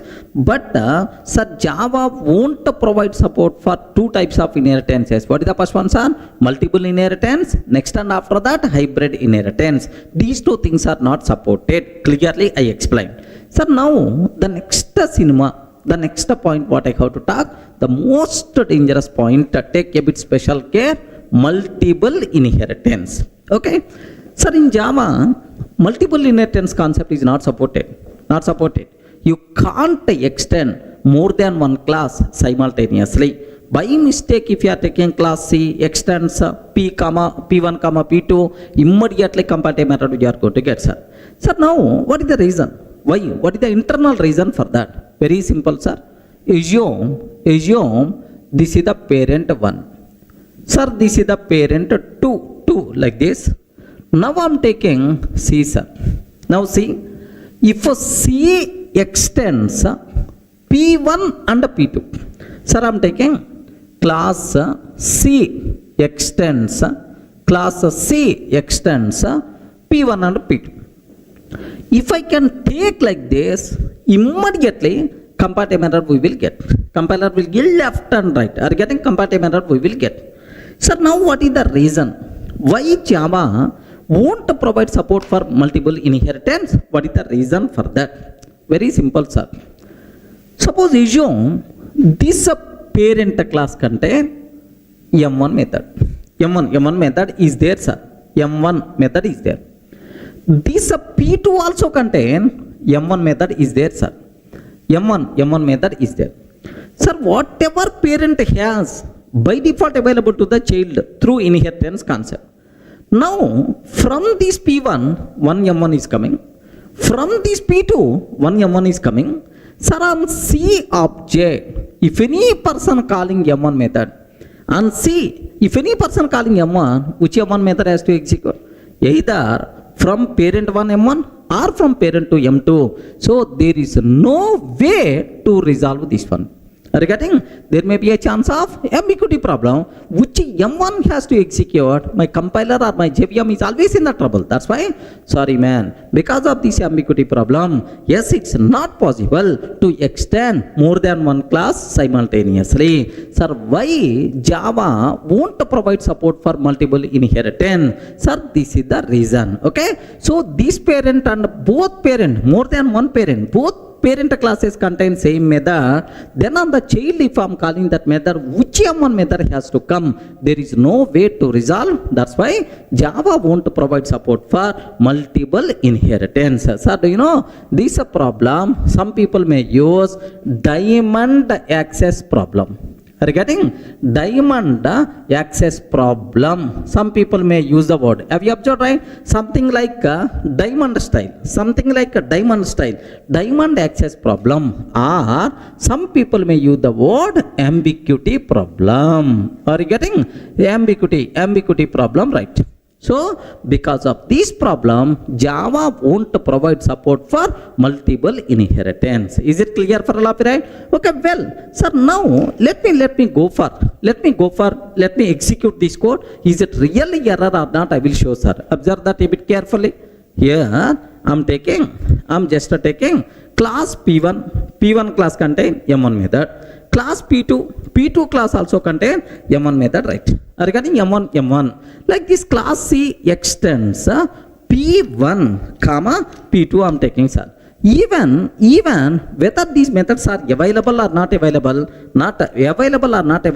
so you can't extend, a Java class can't extend more than one class. Immediately compile error by default we are going to get. Are you getting? Sir, let me compile this code. Observe a bit very carefully, sir. Here Java C dot Java, because I saved this code, yeah, C dot Java. Have you observed? Immediately comparative error you are going to get, sir. Sir, class C extends P1. Immediately I am expecting curly brace, but not another class. Are you getting? Curly brace expected, but not another class. That's why. So Java won't provide support for multiple inheritance because of diamond access problem or because of ambiguity problem. Okay, like this. But now in interfaces, Java provides support for multiple inheritance, man. In interfaces, it's always possible. Sir, how, sir? In classes, it's not possible. But in interfaces, how multiple inheritance is supported? Why this ambiguity problem is not going to come? Just observe a bit very carefully about this one, sir. Suppose assume that if the interface, parent interface 1. Regarding this one is assume that parent interface 1, parent interface 2, parent interface 1, parent interface 2. This is the child interface. Regarding itself is child interface, right? Now, anyway, interface method having only declaration but not implementation. Regarding interface methods having only declaration but not implementation. Every method present inside interface is always public and abstract, whether we are declaring or not. That's why only declaration but not implementation. What about default method? That part we are going to take care. Don't worry, first observe. Sir, here M1 method is there, only declaration but not implementation. Here also M1 method is there, only declaration but not implementation. So this M1 declaration should come here. The person who is going to implement this child interface, that person is called, assume that implementation class. Implementation class. This implementation class is responsible to provide implementation for M1 method. Regarding now on the interface, no one is going to call M1. Everyone can call M1 on the implementation class object only. That's why even multiple method declarations are available, but implementation is always, how many implementations are there? Only one implementation. That's why where is the question of ambiguity problem? Assume that it is the test class. Implementation class is the test class. Now do you know parent 1 P1 is equal to new test. Parent 1 P1 is equal to new test P1.M1, which method is going to come? This implementation method only. Whether we are using parent 1, parent 2 or child interface reference, any reference you can use, but always which method is going to come? Only this method will come. Means that even multiple method declarations are available, but implementation is always what? Only one implementation, unique implementation. That's why there is no chance of ambiguity problem in the case of interfaces. Clear for all of you, right? So an interface can extend multiple interfaces simultaneously, but a class can't extend multiple interfaces, right? So same example, if I will go for interface, then it will be accepted. Observe that this example is what? Class. Regarding this one is class P1, class P2, and then class C. So compiler gave left and right. But if I replace this class with the interface terminology, acceptable. Observe that. Here I am taking here instead of class interface. Regarding, so I don't want to take the class, right? Just I am taking interface. Next interface C. Interface C extends P1 comma P2. So an interface can extend any number of interfaces simultaneously. Earlier we got error, but now the same example, happily the code is going to compile. That's why, so Java provides support for multiple inheritance. Regarding Java provides support for multiple inheritance in interfaces, but not in classes. Clear, right? So what is the reason? Ambiguity problem, diamond access problem, because of that. Next, why this problem only in classes but not in interfaces? Because in classes multiple method implementations are there. Which method I have to execute? That's why the problem is going to come. But in interfaces only declarations are available but not implementation. That's why there is no such type of problem in interfaces, right? Then immediately you may ask, sir, in interfaces from 1.8 version onwards, we can take default methods also. Yes, we can take default methods also. Because of default methods, maybe a chance. Is there any ambiguity problem in interfaces, right? No such type of problem. Okay, even in default methods also, the methods which are having implementation, we never going to get ambiguity problem. In the case of interfaces, there is some way to solve that. In default methods and static method, there I will discuss this point with example. Don't worry about that. Clear for all of you, right? Very, very important for the interview room. Please make sure you should aware. Sir, now I hope you people have clear clarity about multiple inheritance. Sir, Java by default provide support for multiple inheritance or not? No. Interfaces is a special concept, but by default Java won't provide support for multiple inheritance. But what about Python? Just for your knowledge sake, awareness purpose, I want to tell matter of few minutes. I'm not going to waste your valuable time. Just aware the point, right? In Python object oriented programming, inheritance concept, multiple inheritance concept is supported, sir. What is the way? Just how this ambiguity problem will be solved? Observe that. Here I'm taking class, observe very carefully, because you people may not aware Python, just the basic idea purpose. Let me take class P1. Here, public void m1 system.out.println P1 method. Sir, you are telling Python, you are writing Java code. Sir, it is Java code only, but not Python. First, let me write Java code, then I will simulate Python code. What is the second one? Class P2, okay, parent 2. Now, public void m1 method, m1 system.out.println. Sir, P2 method like this I have. Are you getting P2 method like this? Now, class C extends P1 comma P2. Immediately, compiler will give left and right. What will happen, sir? Immediately compile error. By default, we are going to get, sir, immediately problem. But now, if you consider same scenario with respect to Python. So, how to write class P with M1 method? What is the Python style? Observe that. Here I am taking class P1. There, curly braces, such type of terminology not there. Okay? Class P1 like this. Next, sir, method I want to write. Here, how you wrote public void M1. But there, we have to write def m1 of self. Def m1 of self. Self I'm taking. Def m1 of self. Don't worry about self. What is self and so on? Self is current object reference variable. Just like this in Java, here self we are going to use. Now, here just print P1 method.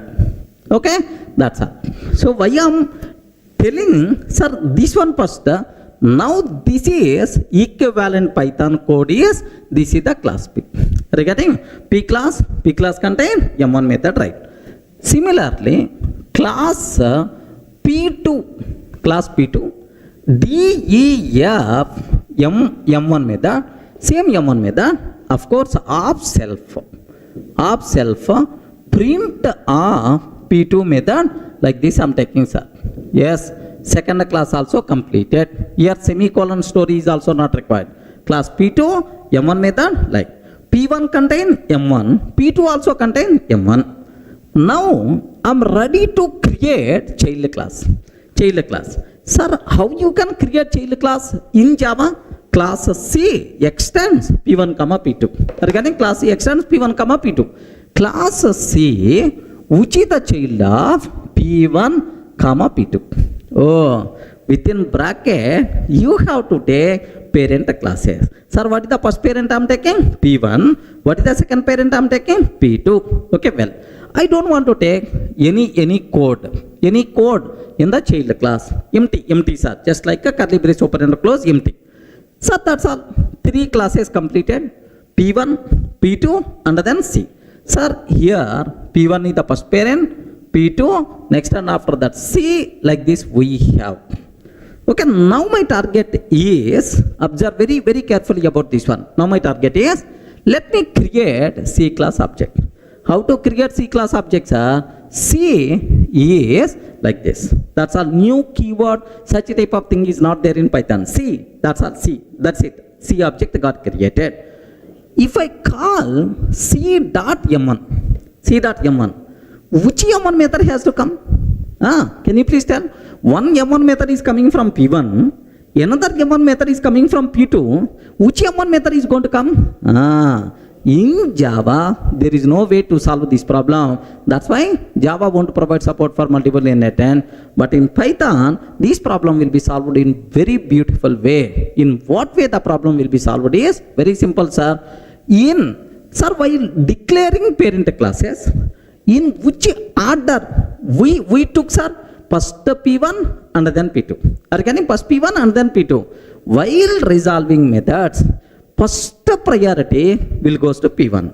If P1 doesn't contain that method, then only P2. Are you getting right? So in parent classes, in which order we declared, based on that, the corresponding method will come. So P1 already contained, then it never going to search for P2, directly P1 method will come. P1 method means, sir, P1. This is the answer, by default we are going to get.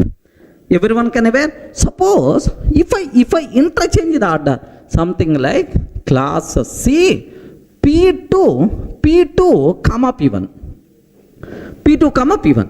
First, which class we took? Which parent class we took? P2. Then, which method will come, sir? Sir, P2 method is going to get in the chance. Because, so in which order parent classes are declared, based on that, the corresponding method is going to execute. Is it clear? So in Python, how beautiful multiple inheritance problem solved, but in Java, there is no way to solve this problem, man. So maybe in the Java 15th version, Java 16th version, Java people may tell, Java will provide support for multiple inheritance, because based on the order of parents declaration, sometimes maybe in the future versions you can expect, but as of now, Java won't provide support for multiple inheritance with respect to classes. Clear, right? Sir, do you want me to execute this code? Python code. Do you want me to execute this code? Yes, I'm expert in Python also. Don't worry. Sir, let me write the code. Here just very simple, sir. Very simple I'm taking. This is, sir, class P1. Class P1. DEF M1 method I'm taking. Self, sir, now print P1 method. Like this I'm taking, sir, print of P1 method. That's all. This is the first class, right? Sir, like this, right? Sir, similarly, like this I'm taking class P2, sir. Class P2, sir, here also M1, P2 method like this. Now, I have to take class C, which is the child of P1, comma P2. And this child class not having any job. Okay. I want to create child class object C. Either, this is called in Python, this is the object creation. Remember this one? This is called object creation, right? Now, I'm calling M1. Are you getting? C dot M1 method. I'm calling C dot M1 method, and I saved this code as test.py. Python code we are going to write, sir, with the py, like this, right? Test.py. Like now, I want to run this code. Here compilation, such type of thing is not there. Directly you can run py test.py. Have you observed, right? P1 method is coming. P1 method is coming as the output. The method from P1 class is coming, sir. So because first you declared P1, that's why. If I change the order, P2, comma P1, P2, comma P1, can you please guide there? If I change the order P2, comma P1, can you please confirm which method will get the chance first? I respond. Which method will get the chance first? P2 method. If P2 doesn't contain, then only P1 method will get the chance. But which method will get the chance? P2 method will get. Now, have a look once, sir. Observe that. Now P2 method is going to come. So, Python support multiple inheritance or not? Yes, happily Python can provide support, but Java can't provide support for multiple inheritance. So very important question for the interview room. Please take a bit very special care. Clear for all of you, right? Sir, now there is very important point I want to explain related to multiple inheritance. Sir, do you know interview person? So he's always trying to play the games with you about this multiple inheritance word. You have to take a bit special care. He will ask the question: is Java provide support for multiple inheritance in classes or not? What answer you can tell? No chance at all. Java won't provide support for multiple inheritance with respect to classes. But in interfaces it is acceptable, but in classes not possible. Okay, like.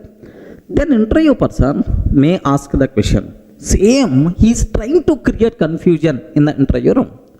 Do you know, every class in Java is the child class of?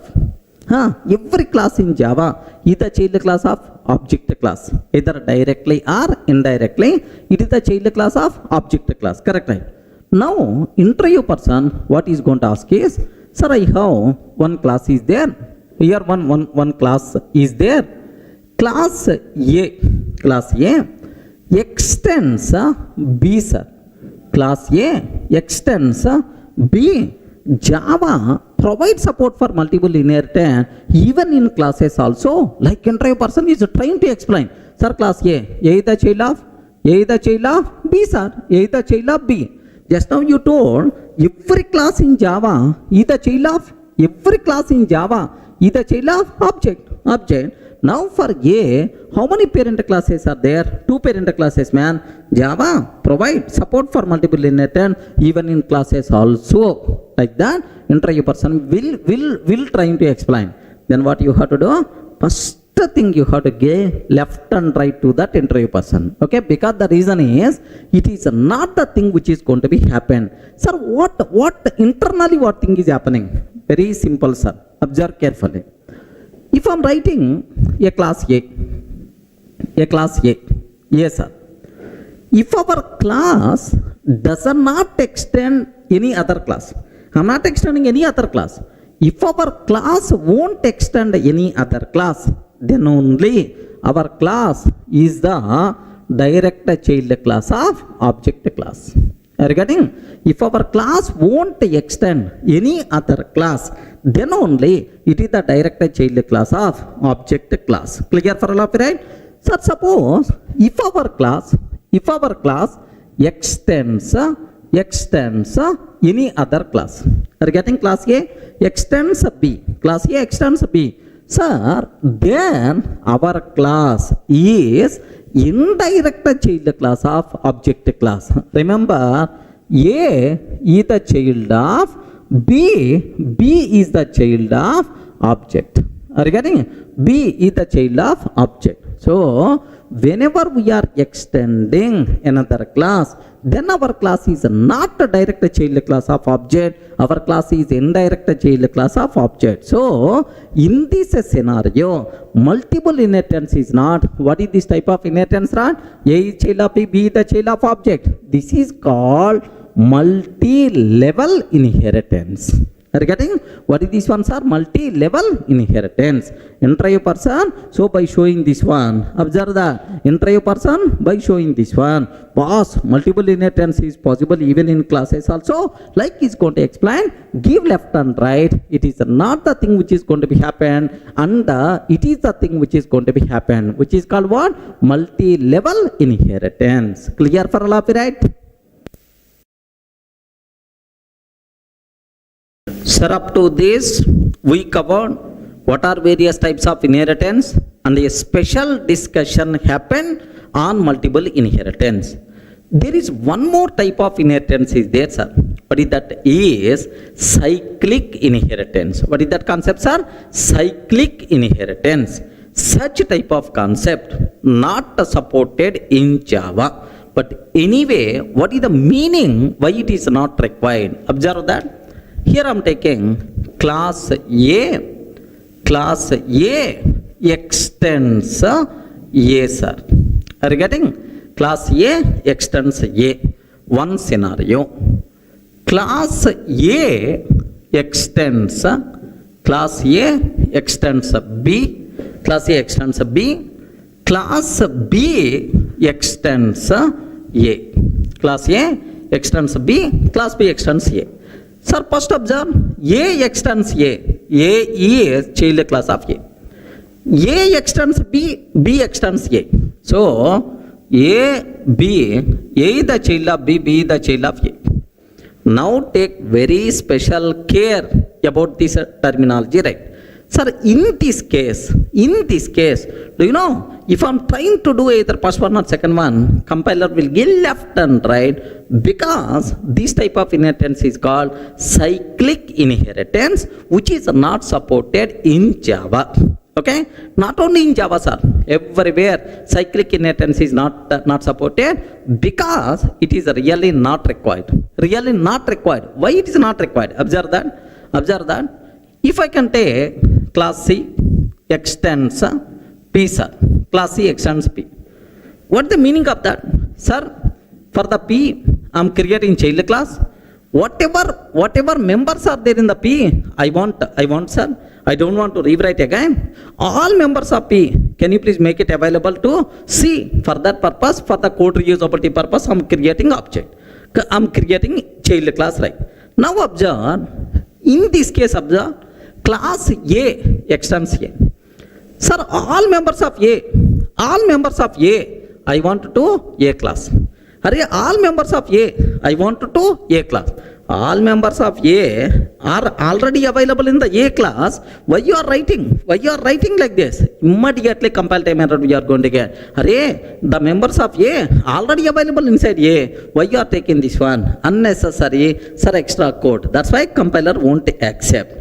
Now here observe, class A extends B. Sir, all members of B are required to A. All members of B required to A. Next, class B extends A. All members of A required to the B. A required B members, B required A members. If A required B members, B required A member, why you are taking two classes? Better to take a single class. Are you getting? Better to take one single class only, because A required B, B required A. We are not required to take two classes. So all the members only single class is enough. Clear for all of you, right? So that's why cyclic inheritance is not really required. This type of inheritance is called cyclic, which is not really required. That's why Java won't provide support for cyclic inheritance. Not only Java, even Python also won't provide support for that. Now have a look once, sir. Observe carefully. Here I'm taking just let me go for class A. Class A extends class A. Sir, here extends. Sir, one minute. Class A extends A. Let me save this code. A.java, like this I'm taking. Let me compile this code. Cyclic inheritance involving A, like that compile time error you are going to get. Similarly, class A extends B, class B extends A. Class B extends A. Observe that. Immediately, compile time error you are going to get. Here class A extends B, cyclic inheritance involving A. That's why. So what is a cyclic inheritance? Why Java won't provide support? Why it is not really required? Clear for all of you, right?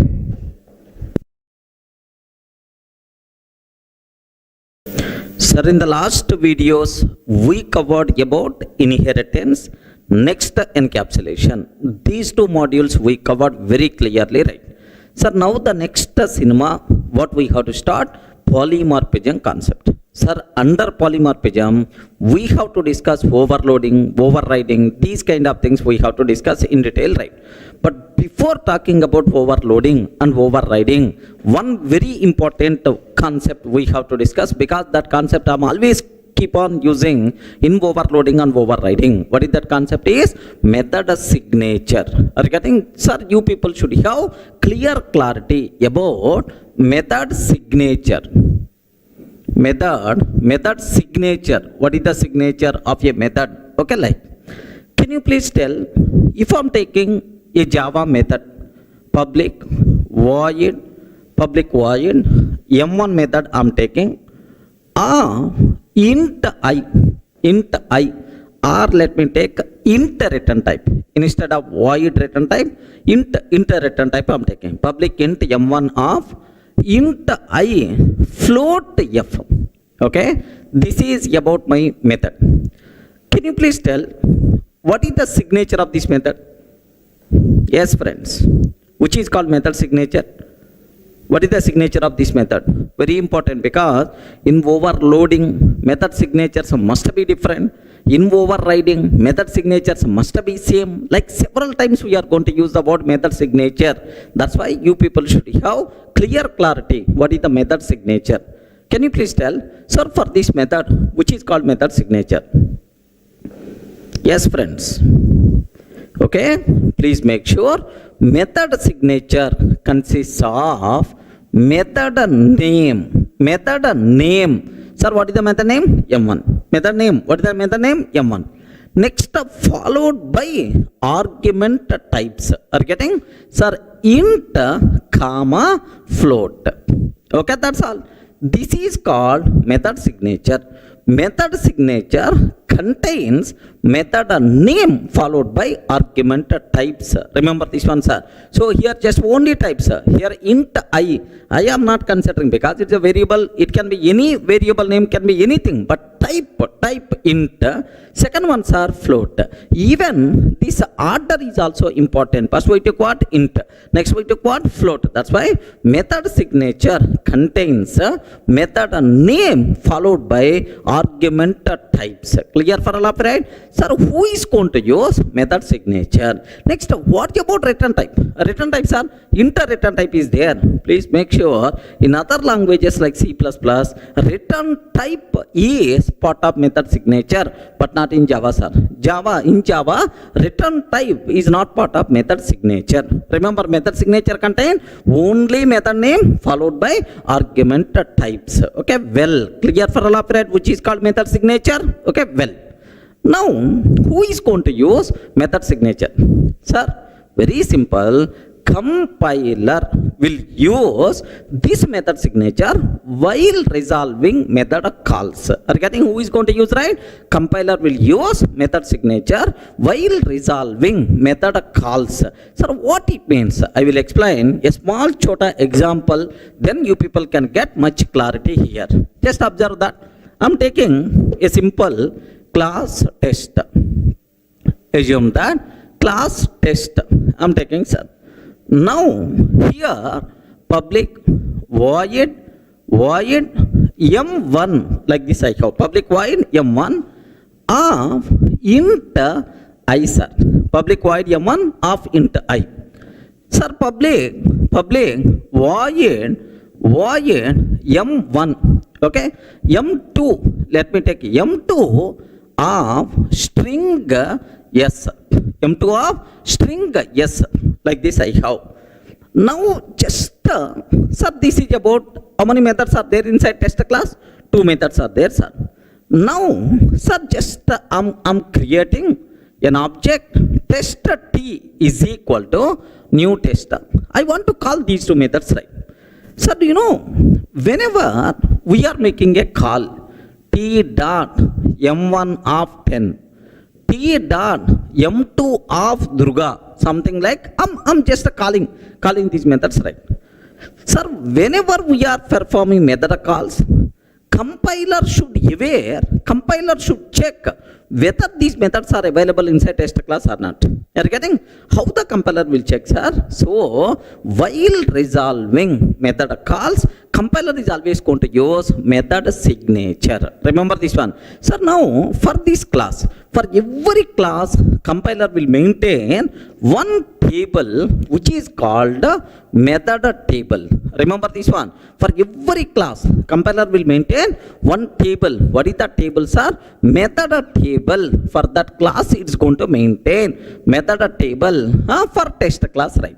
Sir, how many methods are there? 2 methods. What is the signature of first method? M1 of int. M1 of int. What is the signature of second method? M2 of string. Are you getting? M2 of string. Sir, method signature contains only method name followed by argument types. Now, sir, observe that t dot m1 of 10. How the compiler can decide?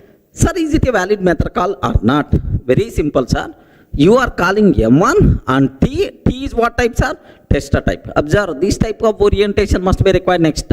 You are calling m1 method on t is what type? Tester type. Are you getting? Now, which argument you are passing? Int type. So, inside the tester class, is there any method which can take int type as the argument or not? Yes, there is a method which can take int type as the argument. Are you getting? Inside the tester class, is there any method which can take int type as the argument? Yes, there is a method is there. Compiler feels that yes, it is the legal. Are you getting? Similarly, so t dot m2 of Durga, you are calling m2 method and t is what type? Tester type. by passing which one as the argument? String as the argument. Is there any M2 method inside test class with the string argument? Yes, man. With this method signature, there is a method is there with this signature. That's why happily it is going to call. Clear, right? Sir, now take very special care. Now I'm calling T dot M3 of 10.5. T dot M3 of 10.5. Immediately compiler will check. Array, you are calling M3 method and T by passing double as the argument. 10.5 floating point literal by default double type, right? So now you are calling M3, you are calling double as the argument, M3 method and T. T is what type? Tester type. T is what type? Tester type. Now in the tester class, is there any M3 method with a double as the argument or not? No such type of method. With the required signature, there is no method. Immediately, compiler is going to object, boss, no such type of method. Are you getting? No such type of method. Like this, immediately, compile method by default you are going to get. Are you getting right? So, what is a method signature? Who is going to use these method signatures? Compiler will use these method signatures while resolving method calls. Clear, right? Sir, let me execute what exact compile method we are going to get. I will show here. Observe that carefully, sir.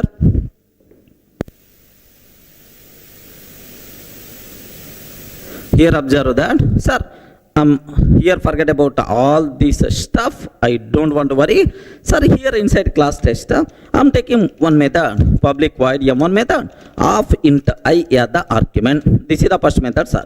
Public void M2 method, which can take string as the argument, string yes. Like this I'm taking, sir. Sir, that's all. This is about M1 and M2, two methods are there. Now, sir, I'm trying to take tester T is equal to new tester. Tester T is equal to new tester. T dot M1 of 10. Can you please tell, is it valid or not? Yes, friends. Is it valid or not? Yes, because you are calling M1 and T.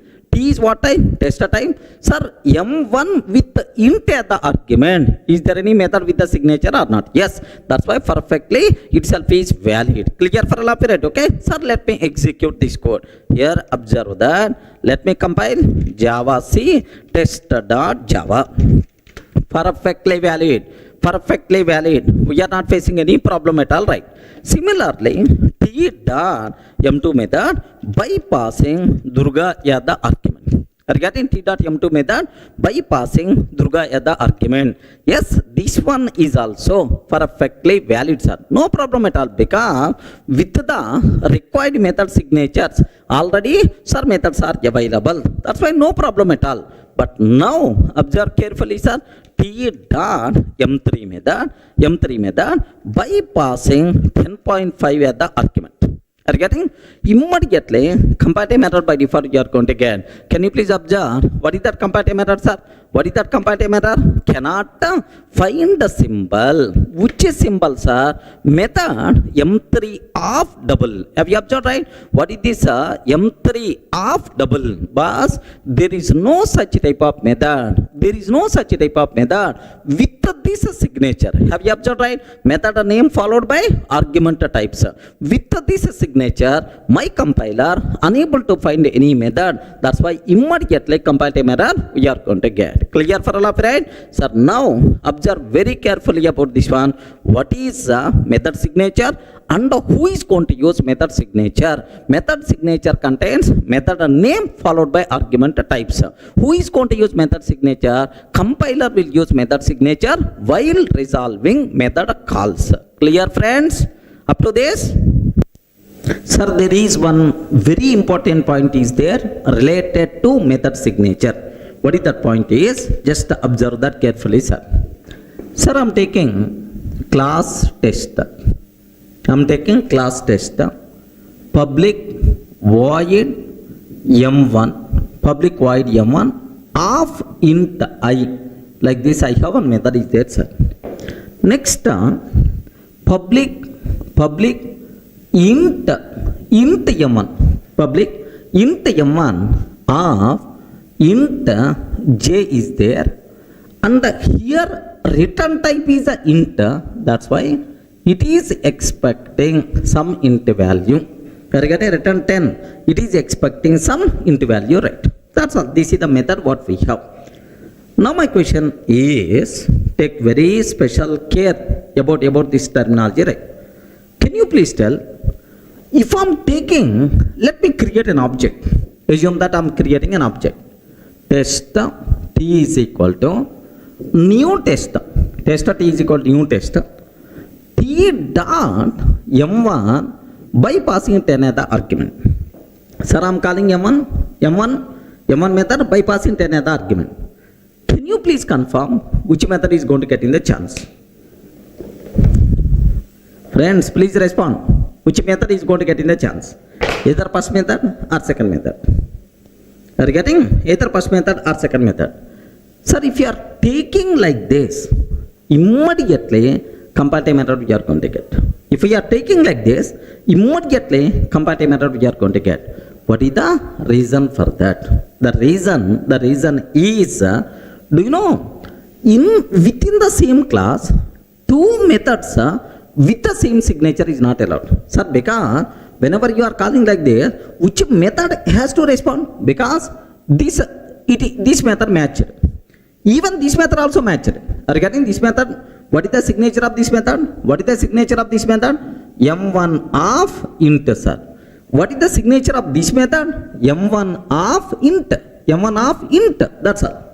Now, two methods with the same signature. Two methods with the same signature itself is there. Are you getting? Two methods with the same signature itself is nothing but not at all acceptable. Because if any person is calling m1 by passing into value, which m1 method has to respond? It is always a problem. That's why. So within the class, two methods with the same signature is not allowed, sir. Whether we are calling or not calling, immediately comparative method we are going to get saying m1 of int is already defined in test class. Pass is already defined. Why you are redefining again another method with the same signature? Like that comparative method we are going to get. Clear for lab, right? So the important conclusion here is, within a class, two methods with the same signature not allowed. By mistake, if you are trying to take comparative method, we will get, even though return types are different. Are you getting? One is void, but the second one is int. Even return types are different, but make sure, okay, within the same class, two methods with the same signature not allowed. Sir, let me check this one. Sir, which comparative method we are going to get, I will show. Have a look once. I'm taking class test, public void m1 of int I. Okay, like public void m1, public int m1 of int k. Can you please tell what is the signature of first method? Please respond. What is the signature of first method, sir? M1. What is the signature? M1 of int. Are you getting M1 of int? What is the signature of second method? Yes, second method signature is also M1 of int. So both the methods having the same signature. That's why immediately comparative method we are going to get. Clear for all of you, right? Sir, let me cross check. Observe carefully, right? Now let me compile. What is that comparative method, sir? Method m1 of int is already defined in test.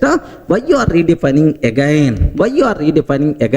What is this m1 of int, sir? This is called method signature. Are you getting? With this signature, already a method you define. Why you are redefining again? This is the comparative method by default we are going to get. I hope everyone can able to understand, right? So these are the important loopholes you people should aware. What is method signature? Next, who is going to use method signature? Next, within the same class, if two methods having the same signature, what will happen? Immediately comparative method we are going to get. Clear for you? Okay, that's all. Hi friends, in the last video we covered what is method signature, who is going to use method signature, and important point related to method signature. Okay, well, sir, now the next concept, major concept, very important for the interview room, very important for day-to-day coding, overloading. What is the concept, sir? What is the concept? Overloading we require to discuss in detail, right? Can you please observe, when we say that two methods are said to be overloaded. Sir, these two methods are called overloaded. when we say these two methods are said to be overloaded. Sir, very simple. Have you observed, right? Here I have M1 method is there. M1 method is there. Sir, what is the argument? Is argument type? Argument is M1 of int. I have another method is there. What is the argument type? Long. Can you please observe these two things? Sir, method names are same. Method names are same, but argument types are different. Method names are same, but argument types are different. So, when we say that two methods are said to be overloaded, if and only if both the methods having same name but different argument types. Okay, remember this one. Same name but different argument types. Okay, what about return type? What about modifier? What about throws keyword? All that nonsense we are not required to worry. Of course, in detail we will discuss. So just at very top level, you people should be aware when we say that two methods are said to be overloaded. If both methods having same name but different argument types. Okay, well. So now, do you know in C language, C language is a method of overloading concept is available or not available? Not available, because C language is not object oriented. C language is not object oriented. That's why in C language overloading concept is not available. Okay, like that's why two methods with the same name under different argument types. So no such type of option. Are you getting? If you consider ABS method is there, sir. This ABS method is always applicable, sir, for int type. In C language, there is one method is there named with ABS. ABS method is there. It is always applicable for int type. Sir, I want to find for long value, absolute value. For long type, I want. So, if the argument are changing, if the argument is changing, compulsory method name must be changed. Regarding because two methods with the same name, different argument types is not allowed in C language. Not allowed in C because overloading concept is not there. If there is a change in the argument type, compulsory we should go for new method. That's why what is the for long type, sir, which is the absolute method we require to use? LABS. Regarding similarly, if the argument is float type, if the argument is float type, the method name is FABS. Are you getting? So, how many ABS methods are there? For ABS, default for int type, for long data type, LABS, for float data type, FABS, like that. Multiple ABS methods are available because two methods with the same name but different argument types are not allowed. Then, how many method names we have to remember? Yes, obviously, for every type separate method name we have to remember. Complexity by default is going to be increased. Programming complexity is going to be increased, right? Remember.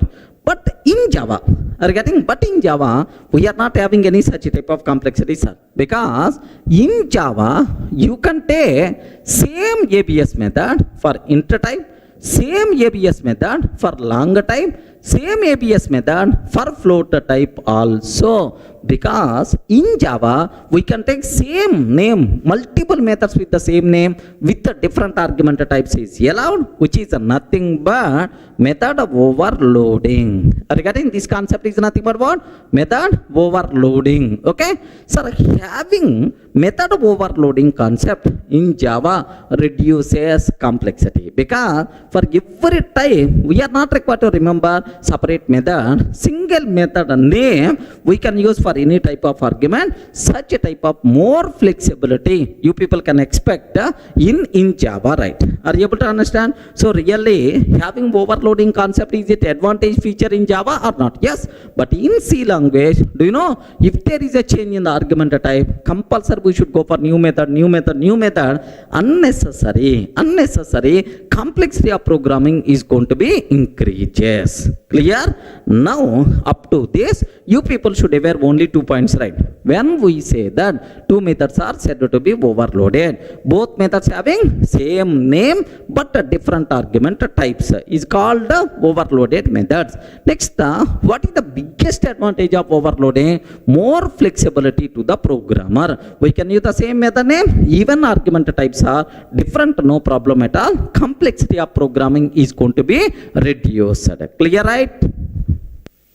Sir, I hope it's very clear for you what is when we say that two methods are said to be overloaded. Let me go for a small program so that you people can get much clarity. Observe that carefully, sir. I'm taking a class test. Have a look once, class test. And here public void M1 method I'm taking, sir. Observe, method name and argument types. Very important, more concentration must be required. Sir, here system.out.println, no arg method. Regarding SOPia, no arg method. Similarly, public void M1 of int I. Public void M1 of int I. System.out.println int arg method. Are you getting? Int arg method, right?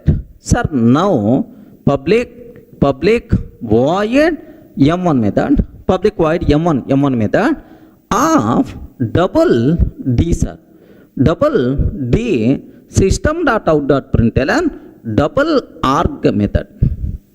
Are you getting? Double arg method like this, right? Can you please confirm how many methods are available? Sir, M1 without any argument.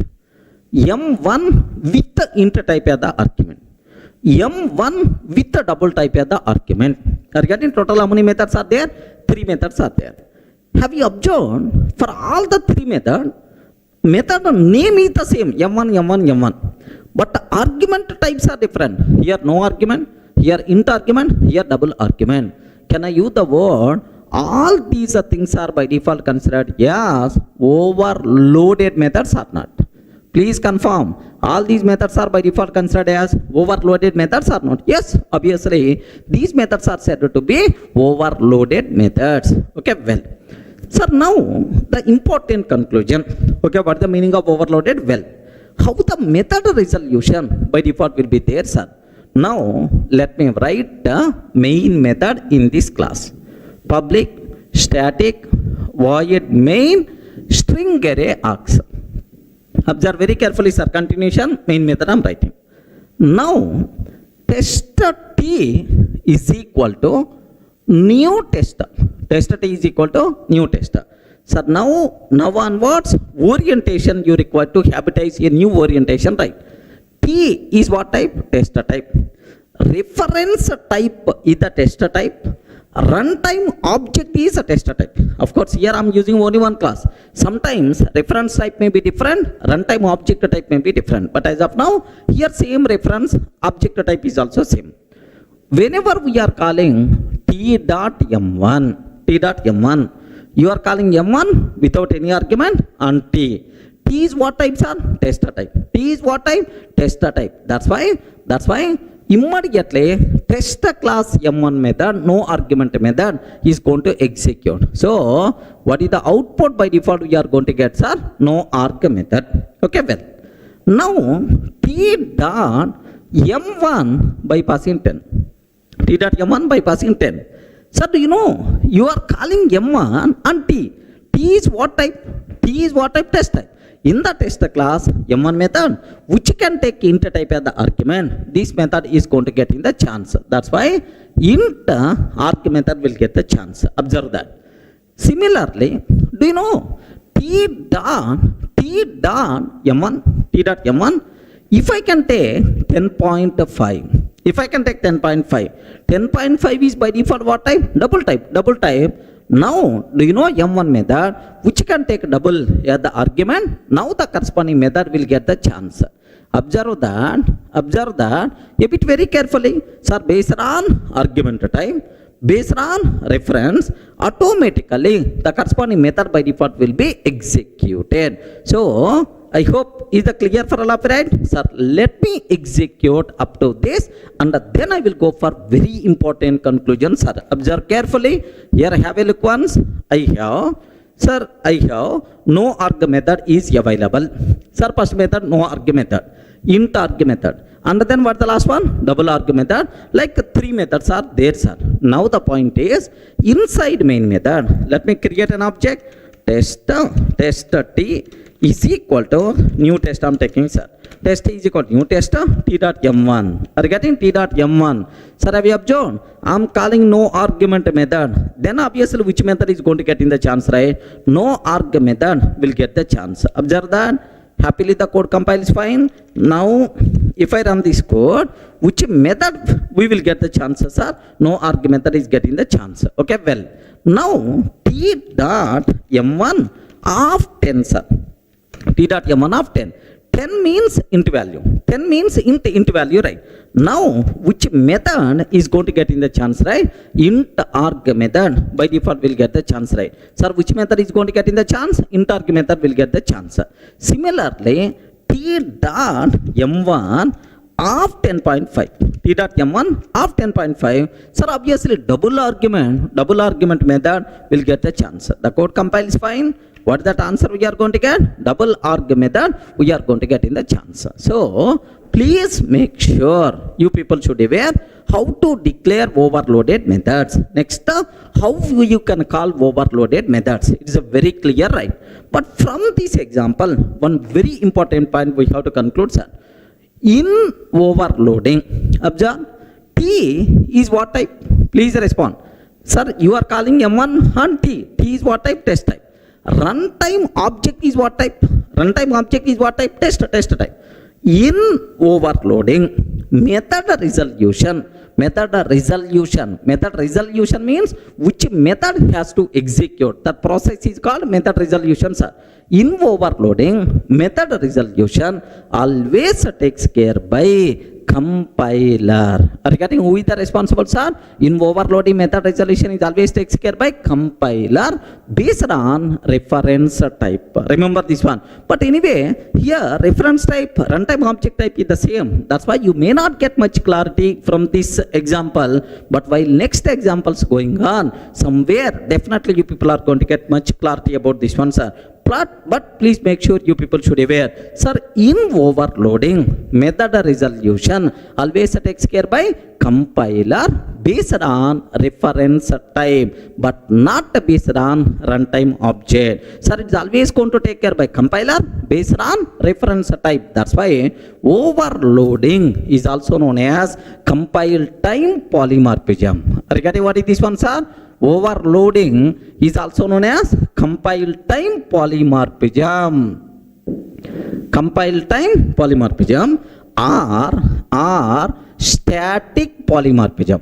Static polymorphism or early binding. Early binding. These are various other words for overloading. Are you getting? In overloading, method resolution is always takes care by compiler based on reference type. Are you getting? Compiler based on reference type. That's why, so overloading is also known as compile time polymorphism or static polymorphism or early binding. Remember this one. Here, runtime object is the dummy and JVM is not responsible for method resolution. Compiler is responsible. But from this example, you are not going to get much clarity. But while examples going on, you people can get much clarity up to this. Are you able to get right? About this point, I will explain in detail in the next coming example. Somewhere you will get much clarity. Believe me, sir. That's all. Sir, in the last video, we covered very clearly about what is overloading. Next, in overloading, who is the responsible to perform method resolution? Can you spell out? Who is the responsible to perform method resolution? Compiler is responsible to perform method resolution based on reference type. Hence, overloading is also known as compile time polymorphism or static polymorphism or early binding. Clear, right? Sir, now there are multiple cases are there related to overloading. Let me talk one by one, right? Sir, the first case, observe carefully, sir. Here I have class test, public void m1 of int I, int arg method. Public void m1 of float f and the float arg method. Regarding this is the int arg method, this is the float arg method. Now, can I use the word these two methods are overloaded or not? Can you please spell out? These two methods are overloaded methods or not? Yes, obviously these are overloaded methods, right?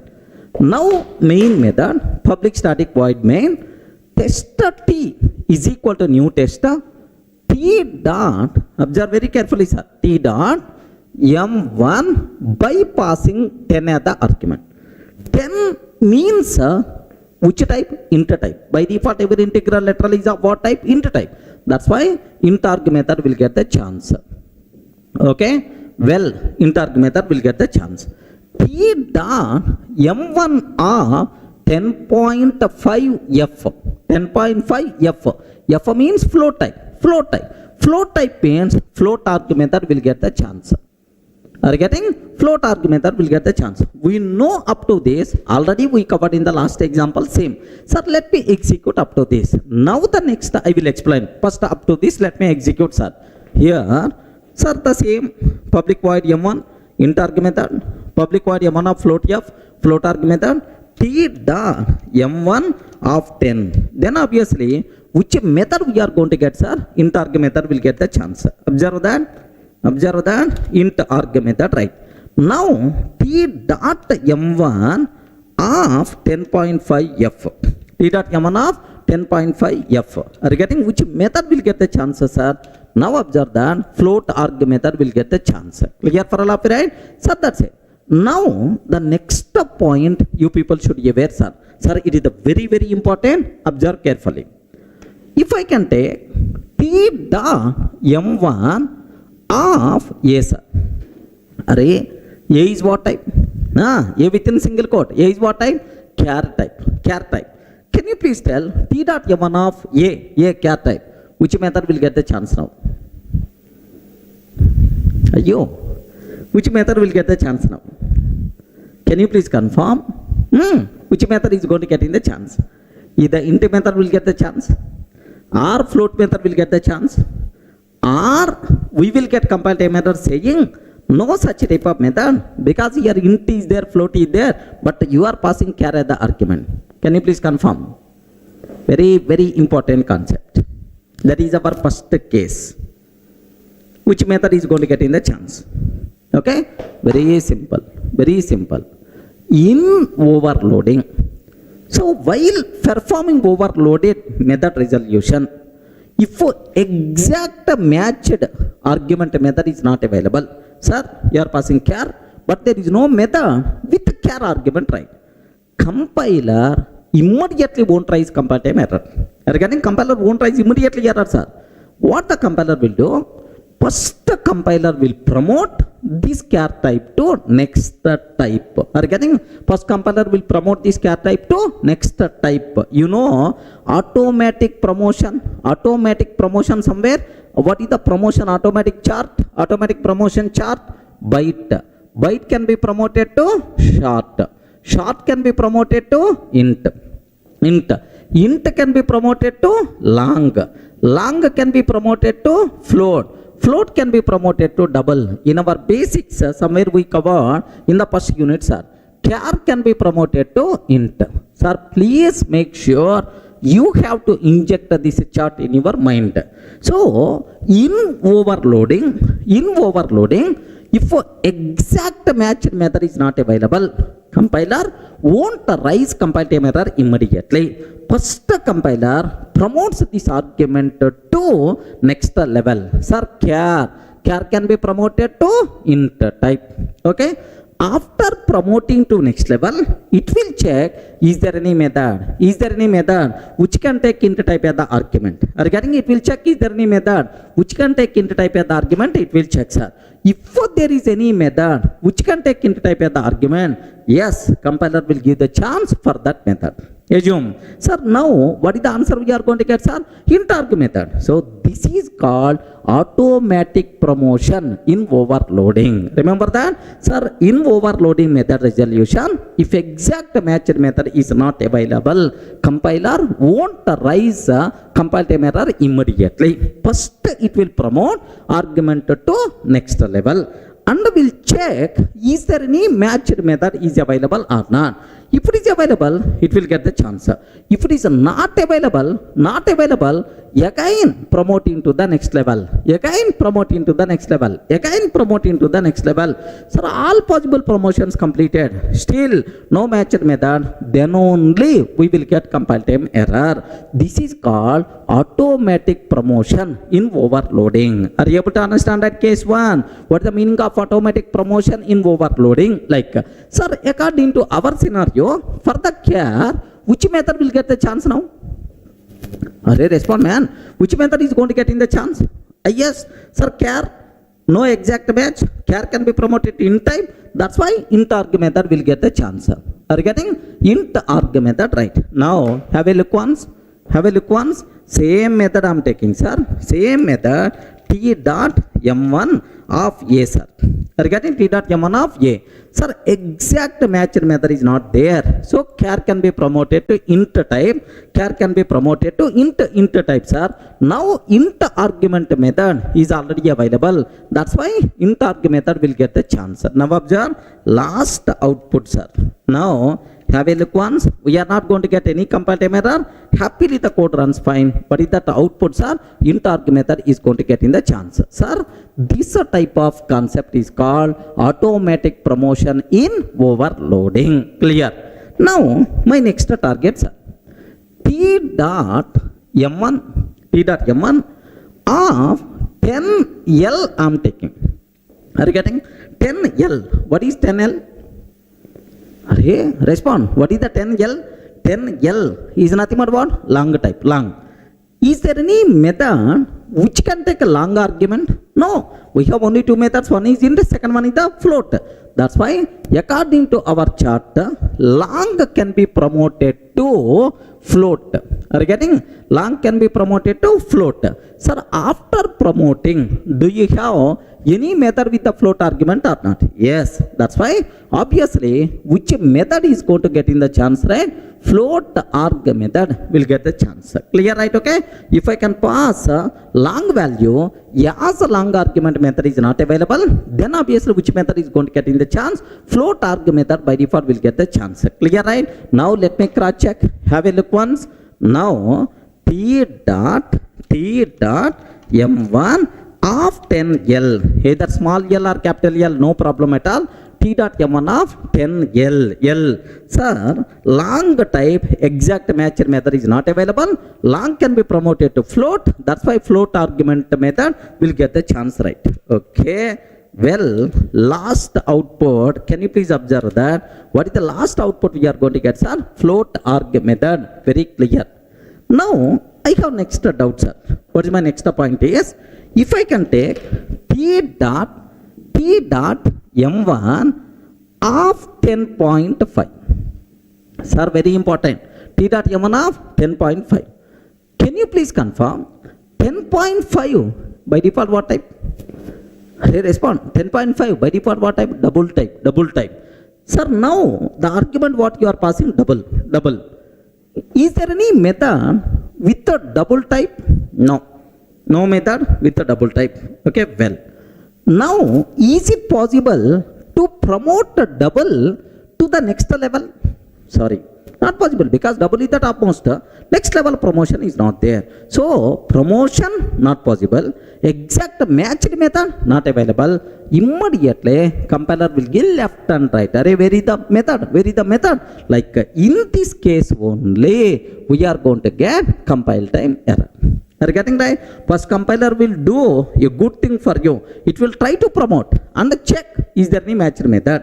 Sir, all possible promotions completed. Still matched method is not available. Or promotion is not possible. Then only you are going to get compile time error. Is it clear, right? Let me cross check this case. T dot, can you please tell? T dot m1 10.5.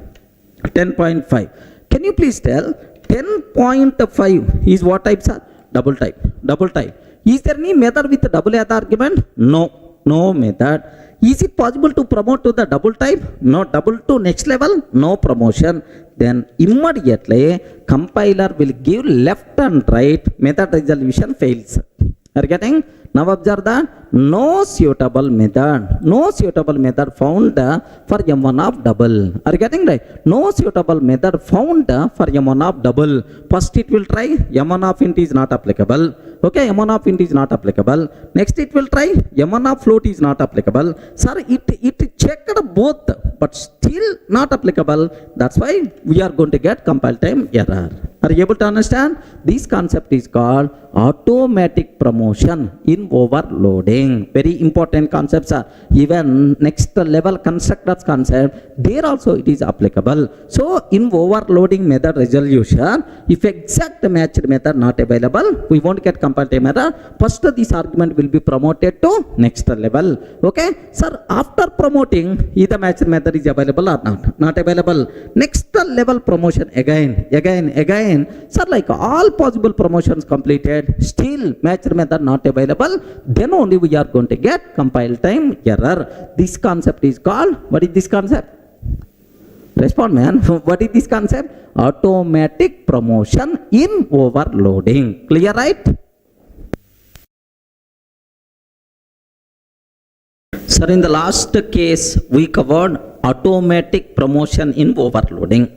Now the next possible question, even the next case, let me talk. Here class test public void M1 of objective SOP of object version. Next public void M1 of string S SOP of string version. Public static void main like this, right? Can you please tell what is the argument to the first method M1 of objective? What is the argument to the second method M1 of string S? Both methods same name but different argument types. So can I use the word overloaded methods or not? Yes, these two methods are said to be overloaded. Okay, well, now main method tester t is equal to new tester. Sir, t dot m1 of, sir, new object I am taking. Are you getting? New object, t dot m1 of new object I am taking, sir. Now the point is, listen a bit very carefully, sir.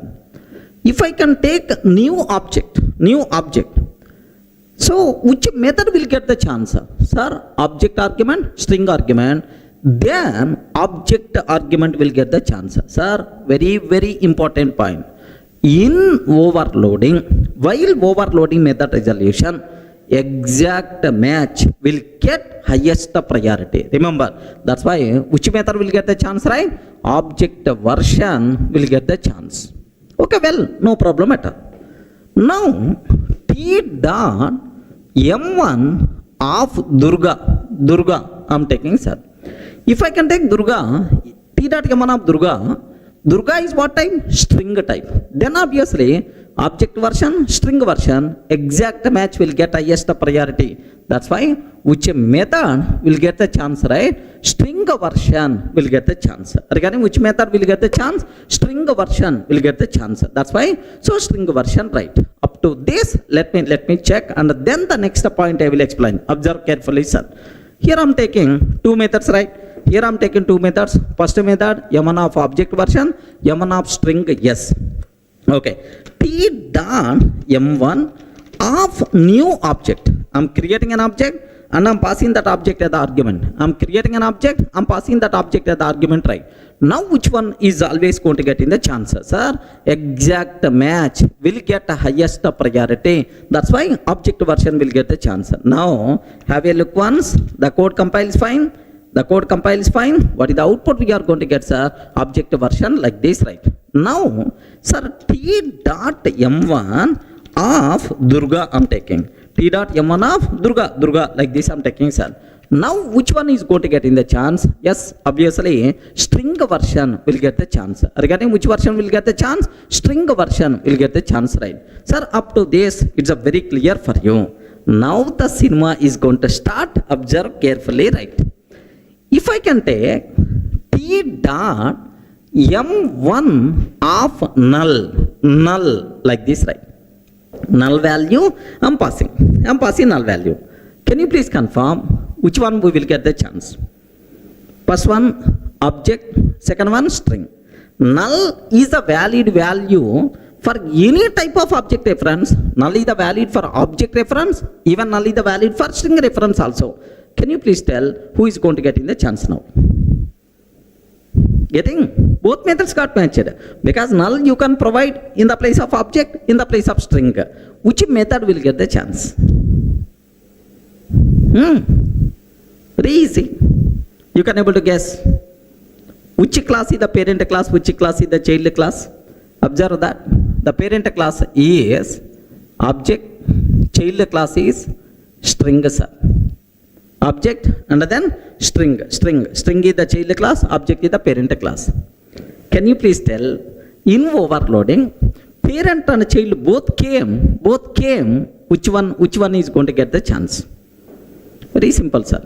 Very simple. Suppose here in the government office, collector is there, attender is there. Collector is there, attender is there. Suppose I have a small work is there, saying, "Array, I will go to collector office. I want my required signs." Observe that signatures are required from the collector. Then obviously I should meet the collector. Okay, suppose at what time collector is available or otherwise. So I want some general information. If attender can help, then I can complete that work only with attender. I'm not required to go for collector level. Or getting collector is the superior person, man. Okay, directly for small problems also. So we should not go to the superior. First we will check with the child level. If the child level is not going to work, then only we should require to go for parent level. You know the rule. Obviously, you can able to guess which one is going to get in the chance.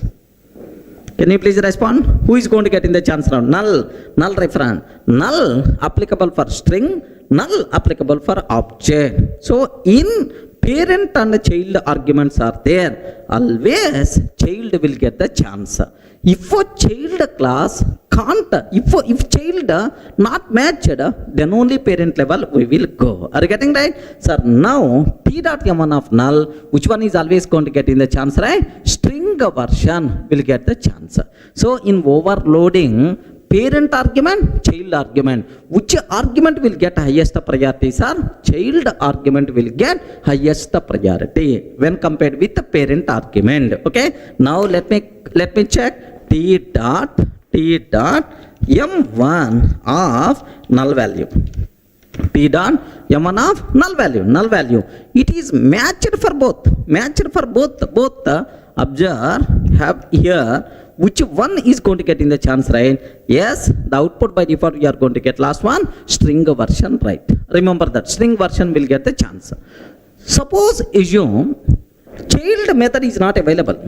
Child method is not there, sir. Child method is not there. Then obviously parent is going to get in the chance.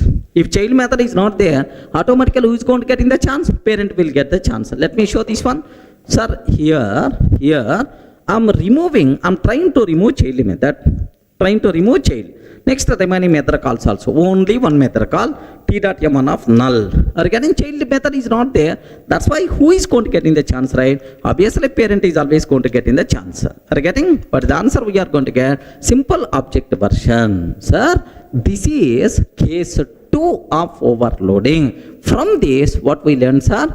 In overloading, exact match will always get highest priority. Next, if a parent and child both methods got matched, both argument methods got matched, always priority will goes to child. If the child argument not matched, then only parent argument is going to take care. Child class argument will get more priority than parent class argument. Clear? Sir, now the next case related to overloading. Observe carefully, sir. Class test. Public void M1 of string yes. First method, string argument method, string yes. Public void M1 of string buffer SP. Regarding what is this one, sir? String buffer. Now, public static void main string array args tester t is equal to new tester. I'm taking, sir, here can I use the word, these two methods are overloaded methods or not? Yes, obviously, because both methods having the same name and both methods having different argument types. That's why overloaded. Don't keep any doubt at all. These methods are overloaded. Okay. Tester t is equal to new tester t dot m1 of Durga. I'm taking, sir. Durga by default what type? String type. That's why what is the answer we are going to get, sir? String version we will get the chance. String version we will get. Now, sir, t dot m1 of new string buffer. Sir, I'm creating a string buffer object with the argument Durga. No problem. Sir, do you know it is which argument I'm passing? String buffer object. So in overloading, sir, in overloading, exact match is always going to get highest priority. Here string version, string buffer. That's why string buffer version will get the chance. Regarding which version is going to get in the chance? String buffer version will get the chance. Now t dot m1 and I'm trying to pass null value. Are you getting null value? Okay, I'm trying to pass. Sir, up to this, let me show. Sir, except a null argument, let me show exact match will get the chance or not. Observe carefully, sir. Here we have the first method is string version. Second method is string buffer version. There are two methods are available, right? Now t dot m1 of Durga I'm trying to take.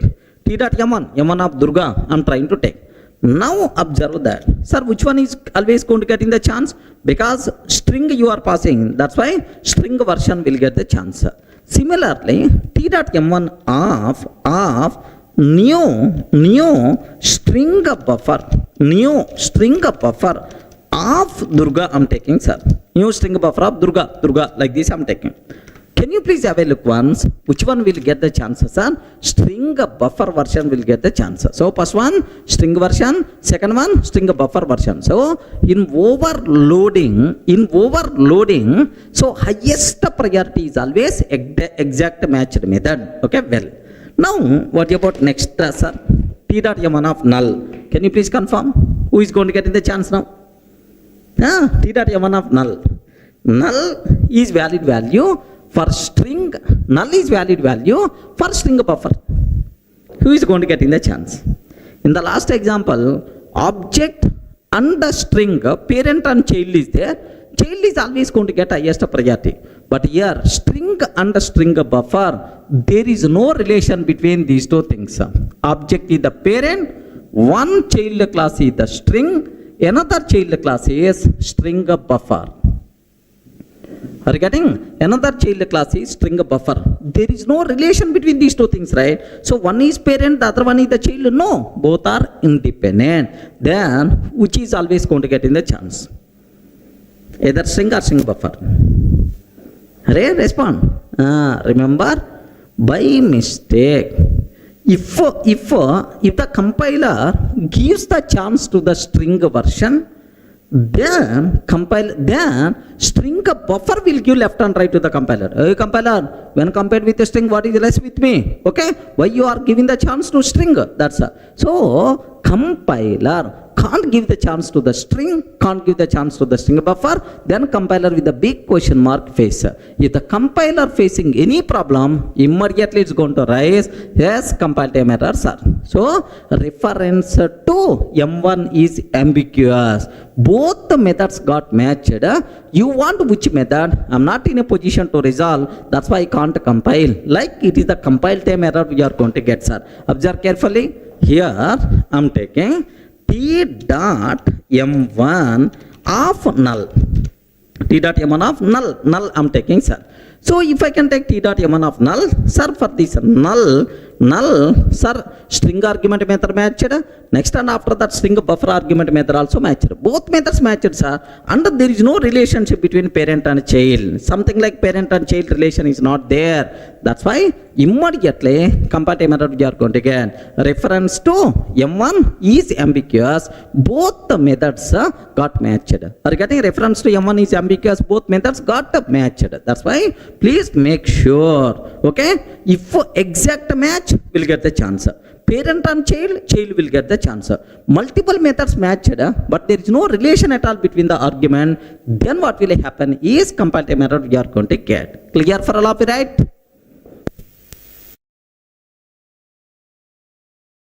Sir, now the next case related to overloading, a bit important, take special care. Of course, this case is not required for our certification, but anyway, aware. Okay. Here, see this one. Public void M1 of int I. Are you getting public void M1 of int I? This is general method. Are you getting this one is what? General method, right? Public void M1 of int dot I. What is this method? Where are the methods are? A new concept which came in which version? 1.5 version. Are you getting in which version? 1.5. Sir, very simple, sir.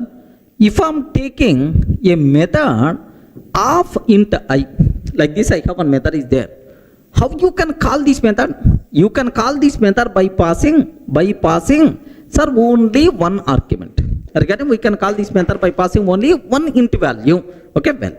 Suppose if I can take like dot I, sir, M1 of int dot I. Do you know? We can call this method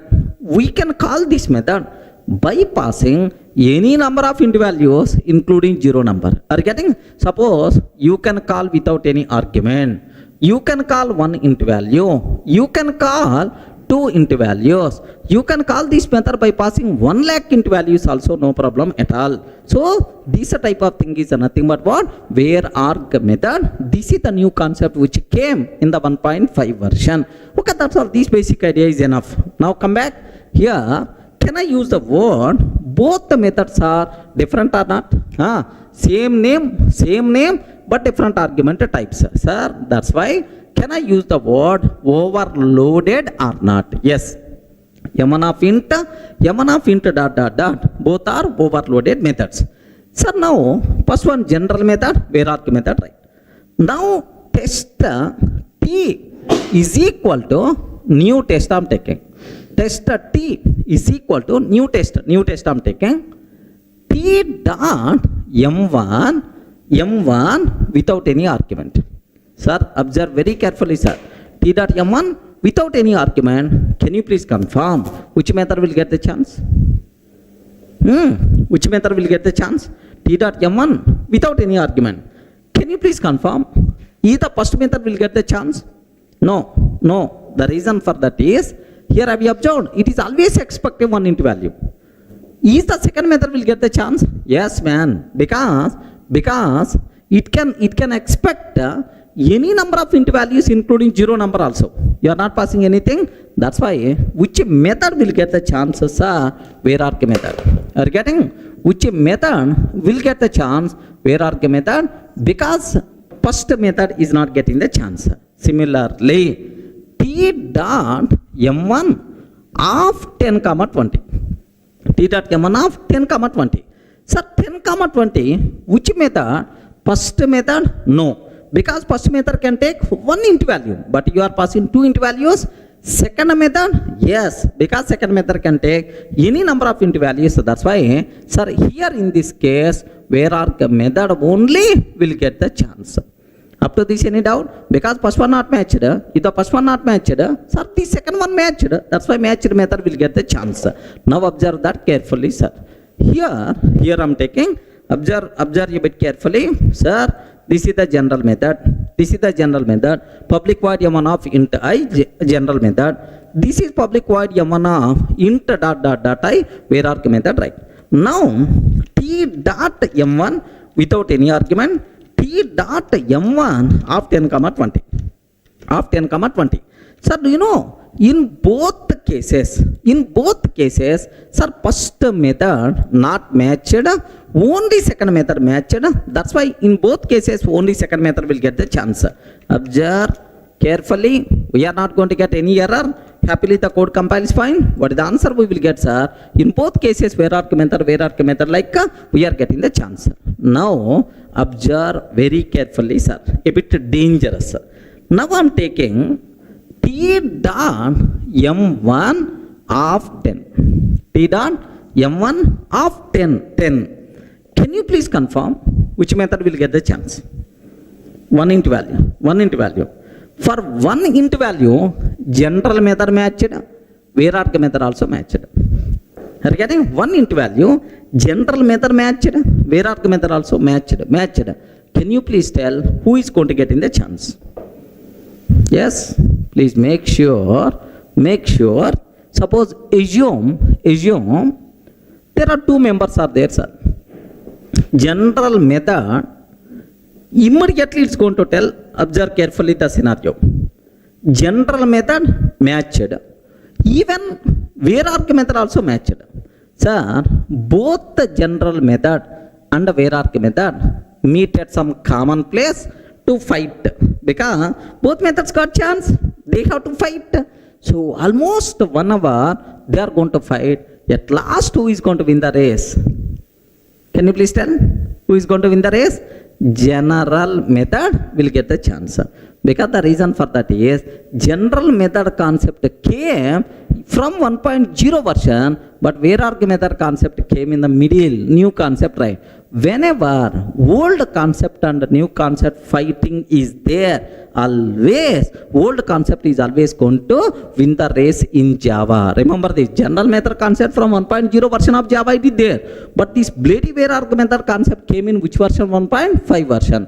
Whenever, if there is any fighting between old concept and a new concept, please make sure old concept is always going to win the race. In Java, old is gold. Remember this. Are you getting right? So which concept is always going to get in the chance? Old. Old concept means general method. So now, what is the answer?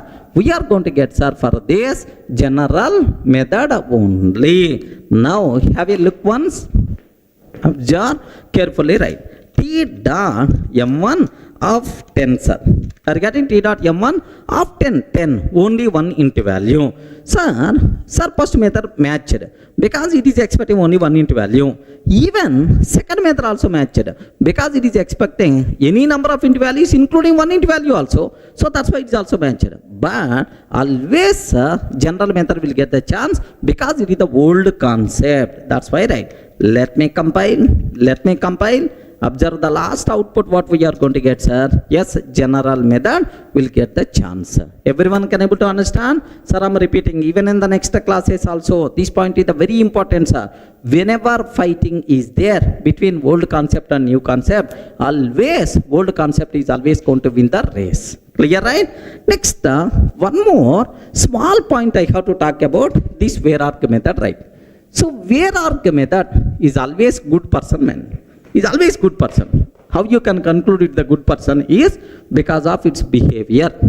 Where arc method will always get least priority. Remember this one, where arc method is always going to get least priority. If no other method matched, then only where arc method will get the chance. So remember this one, if no other method matched, then only where arc method will get the chance. Where arc method will always get least priority. Remember this one. This is something like in our switch statement. In the switch of X, switch statement. Do you know case 1, case 2, ... default.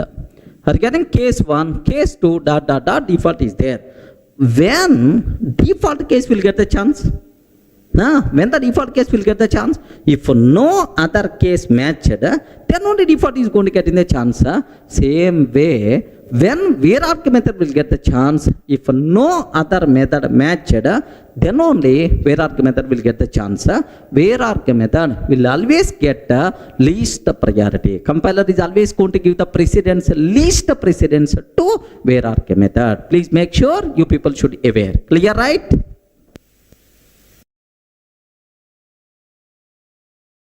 Sir, now the next case related to overloading. Observe a bit carefully, sir.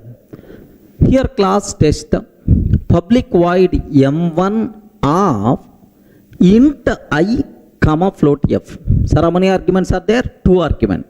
What is the first argument? Int. Second argument, float. Public void M1 float f comma int I. Sir, float argument, int argument. Now I have one small doubt. Can you please tell these two methods are overloaded or not? Yes, friends, overloaded or not? Yes, because both the methods should have same name, but different argument types. At least order. Here, first method signature int comma float. M1 of int comma float. Second method signature M1 of float comma int. Observe the difference, right? M1 of float comma int. That's why at least there is a change in argument order. That's why both are overloaded methods. Okay, well. Now, test T is equal to new test.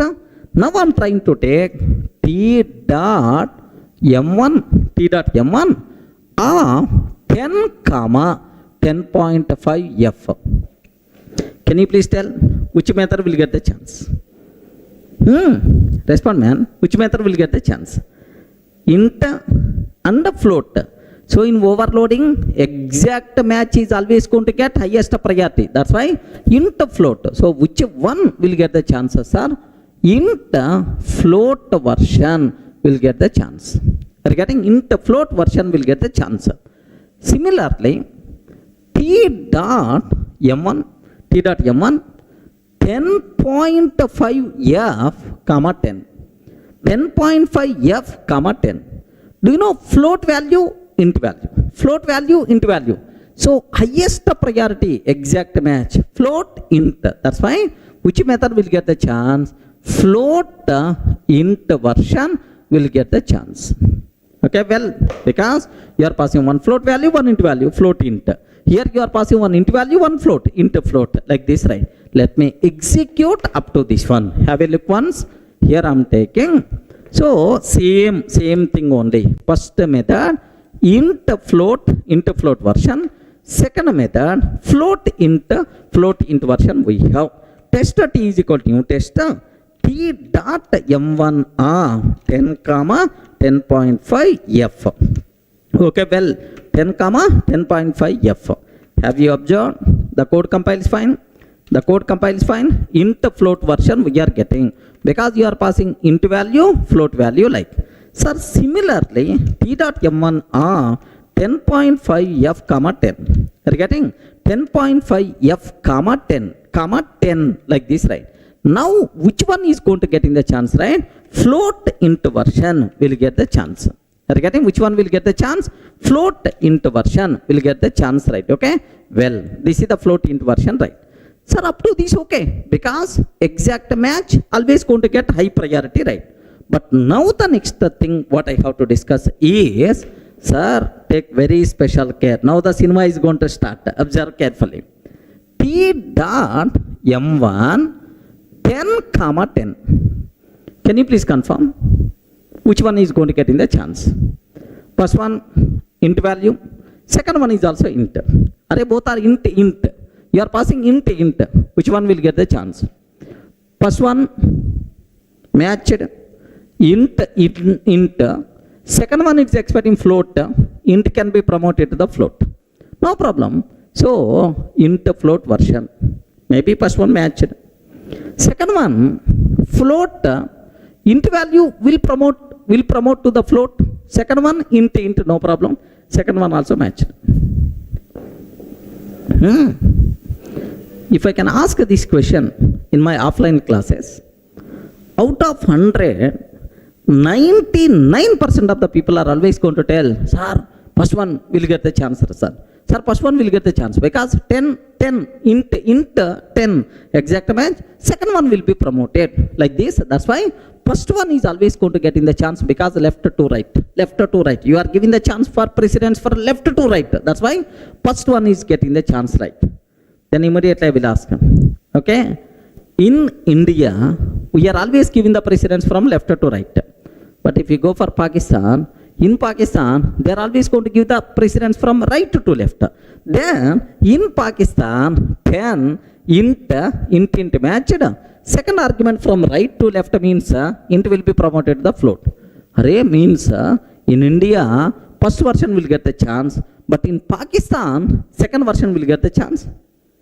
Java language is the country dependent language, platform independent anyway. Is the country dependent language? No right. Okay. Can you please tell who is going to get in the chance? Compiler will give left and right. Array, both methods got matched, man. Which method? I'm not in a position to resolve. Reference to M1 is ambiguous. Are you getting? Reference to M1 is ambiguous. This is the comparative method by default we are going to get. Okay, please make sure you should aware. Now observe that. Observe a bit carefully, sir. Here I am taking T dot M1 of 10 comma 10. T dot M1 of 10 comma 10. If I can take like this, observe, immediately comparative method we are going to get int float. Sir, here reference to M1 is ambiguous because both methods got matched, man. So this is, are you getting? Very important case. There is no precedence like left to right, right to left while resolving method arguments. That's why. So immediately error we are going to get. Now I have one more case, right? Okay, well, let me comment this one. Now T dot M1 10.5F. Sir, both are float. Both are float. Can you please tell who is going to get in the chance now? First one not matched because first argument is always expecting int, but you are providing float. So float to int conversion not there, into to float is there. So it is a wrong. Second one not matched because in the second method, second argument is what type? Int type, but here you are passing float. In the place of int, you can't pass float value. First method not matched, second method not matched, so no method matched.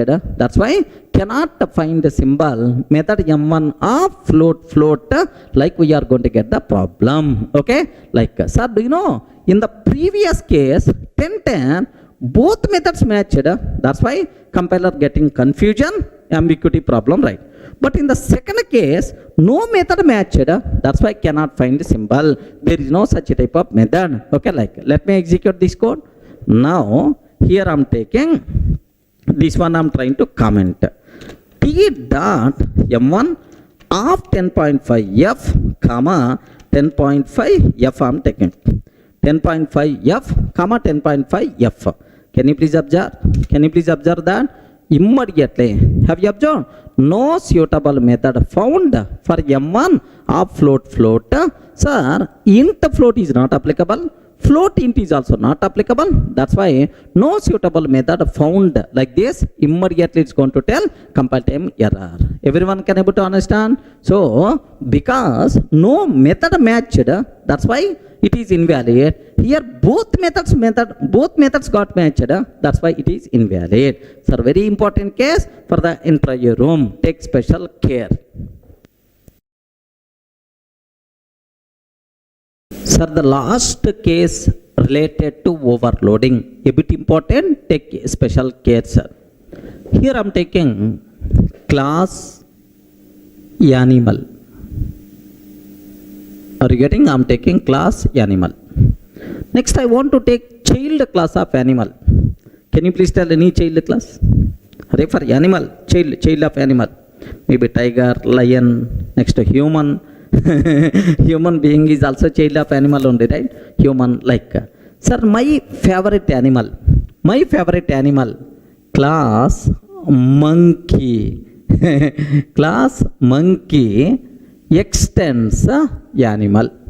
Class monkey extends animal, animal like. Sir, why monkey is my favorite animal?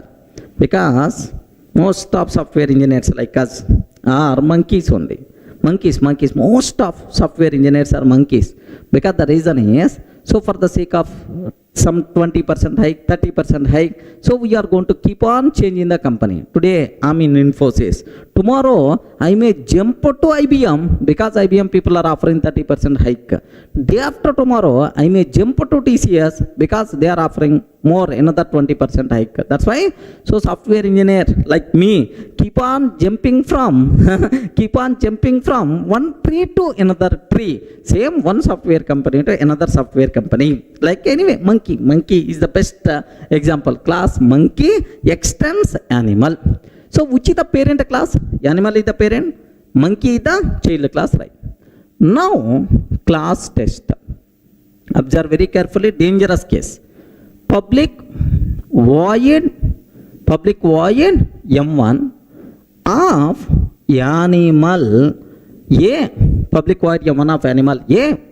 System.out.println animal version. Observe carefully, sir. Animal version. Sir, what is the argument for M1? Animal version. Public void M1, another method, monkey version. Are you getting monkey? M system.out.println monkey version we have. Monkey version like this, right? Of course, sir, animal and monkey, my own classes. Can I use the word these two methods are overloaded or not? Yes, because both methods having the same name but different argument types. Okay, well, now I'm ready to go for main method, sir.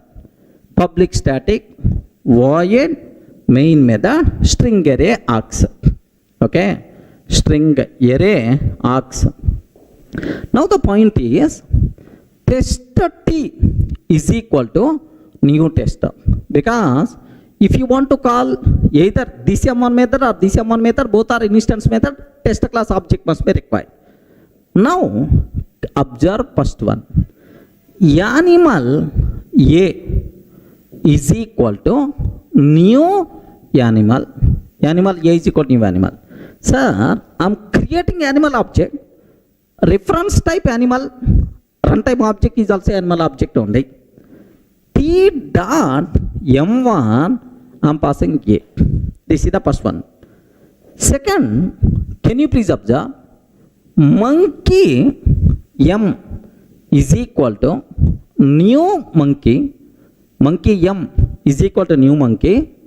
T dot M1 of M. T dot M1 of M like this. Next, the third one. Animal A1 is equal to new monkey. Animal A1 is equal to new monkey. T dot M1 of A1. Wow, wonderful case, sir. More concentration must be required. Sir, parent reference can be used to hold child object, no problem at all. Here child reference, child object. Okay, well, can you please confirm which one will get the chance in the first case? Observe carefully. Animal reference, animal object, T dot M1 of A exact match will get highest priority. Sir, A animal version. Don't keep any doubt at all. Animal version. I will execute. Don't worry, sir. Next, monkey M is equal to new monkey. T dot M1 of M is, sir, monkey exact match is there. That's why, sir, monkey version. Monkey version like this, right? Dangerous thing, third one only. Animal A1 is equal to new monkey. Parent reference can be used to hold child object. T dot M1 of A1. Can you please tell animal version or monkey version? Very, very important. Animal version or monkey version, because both methods are there. There is one method which can take animal type. There is one method which can take monkey type. Who is going to get in the chance? That's what. At the beginning of overloading, I covered one point. How many people remembered? I don't know. I covered one important point, sir.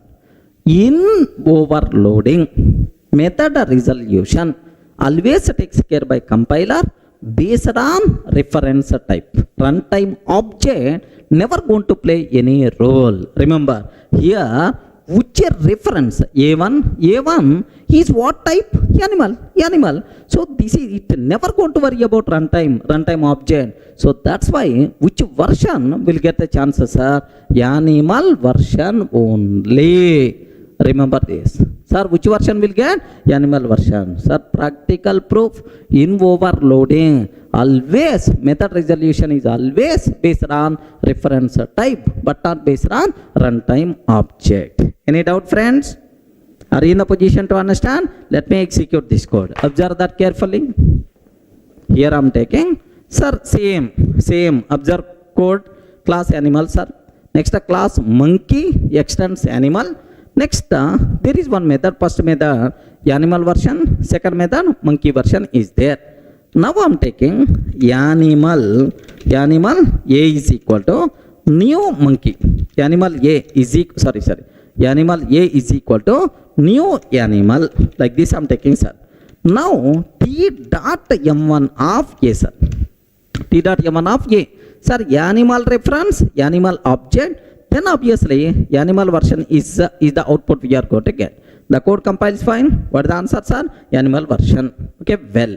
Now, sir, here next case I am taking monkey M is equal to new monkey. Monkey M is equal to new monkey. T dot M1 of M, sir. T dot M1 of M like this I am taking, sir. Now, can you please confirm what is the answer by default you are going to get, sir? Have you observed? Monkey version. Clear for you people, right? Sir, third case, very important, sir. Animal A1 is equal to new monkey. Animal A1 is equal to new monkey. T dot M1 of A1. T dot M1 of A1. Can you please confirm what is the output by default you are going to get, sir? Yes, clear for you people? Yes, animal version. Like this we are going to get.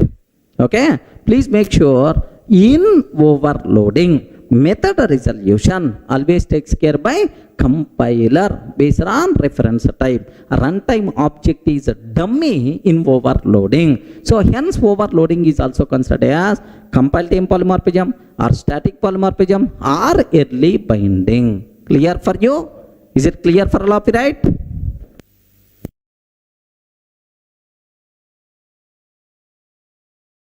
In the last videos, we covered overloading concept very clearly, right? Sir, now the next concept what I have to discuss, overriding. Are you getting what is the next topic, sir? Overriding, the most valuable concept. You people should require to take special care. Here just observe, I have class P. Now listen very carefully, sir. Sir, whatever methods parent has by default available to the child class or not?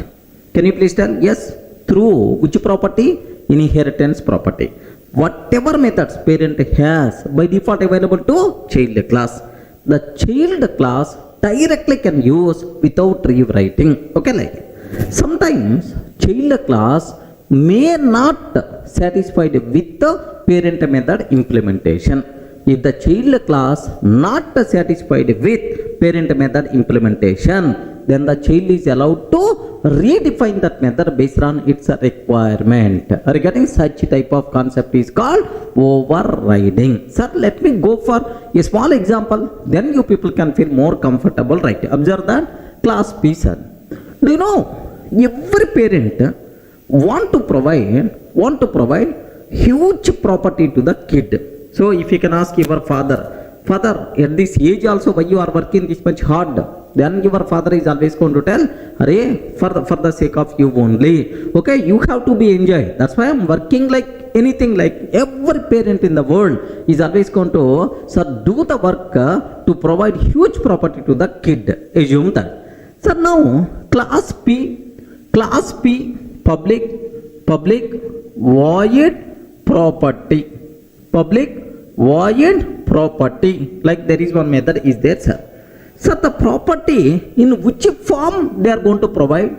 System.out.println maybe in the form of cash, or maybe in the form of gold, or maybe in the form of land. Assume that maybe in this form. Okay, parent contain property method.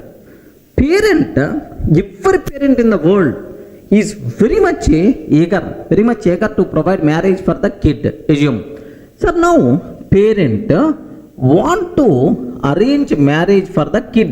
Assume that public void marry, system.out.println. Okay, parent arranged marriage with some appalamma. Okay, assume that or Subbalakshmi, like our parent arranged marriage with appalamma or Subbalakshmi, something like I took, sir. Now Telugu names, these names are my local language Telugu names. Okay, some what we call a bit the people who are coming from very rural village, such type of names are these. Okay, assume. So now class C extends P, sir. Do you know whatever methods parent has by default available to the child? Property is coming, and after that marriage is also coming, sir. So now this child very much satisfied with property implementation. Sir, I want property as it is. I want property as it is. But I'm not satisfied with this marriage implementation. I don't want appalamma or I don't want Subbalakshmi. Sorry, I'm not satisfied with that. If the child class not satisfied with parent method implementation, then the child is allowed to redefine that method based on its requirement. Are you getting? Now, sir, this process is called what? Overriding. Now, this child class want to provide implementation for which method, sir? Marry method. Are you getting? Public void marry method. System.out.println. Observe that he is not satisfied with the this. That's why he is defining his own. Child may have some option in their mind. Okay, something like Katrina Kaif or Sunny Leone or something like okay, he can able to take this one. Are you getting? So whatever methods parent has by default available to the child through inheritance. If the child class not satisfied with the parent method implementation, that particular method child class is allowed to redefine. This concept is nothing but overriding. Everyone can able to understand, right? Sir, this concept itself is nothing but overriding concept. Okay, well, sir, it is overriding like this, right? Next, the parent class method, which is overridden. Sir, this method is overridden. Regarding the parent class method, which is overridden, this method is called overridden method. Regarding this method is called overridden method. Parent class method, which is overridden, is called overridden method. Child class method, which is overriding, is called overriding method. Observe a bit very carefully about this terminology, right? Okay, please make sure, observe carefully, right? Okay, sir, now the point here, take a bit very special care about this one. So whatever method parent has by default available to child through inheritance, if the child class not satisfied with parent method implementation, then the child is allowed to redefine, which is nothing but overriding. The parent class method, which is overridden, is called overridden method. The child class method, which is overriding, is called overriding method. That's all. This is what is overriding. Are you able to understand? So, if the child not satisfied with the parent method implementation, then the child is allowed to redefine, which is nothing but what? Overriding concept. Okay, now, sir, observe carefully how the method resolution will be there. Very important. Sir, I'm taking class test. I'm taking class test like this, right? Sir, now public static void main method string array args. Public static void main method string array args. Okay.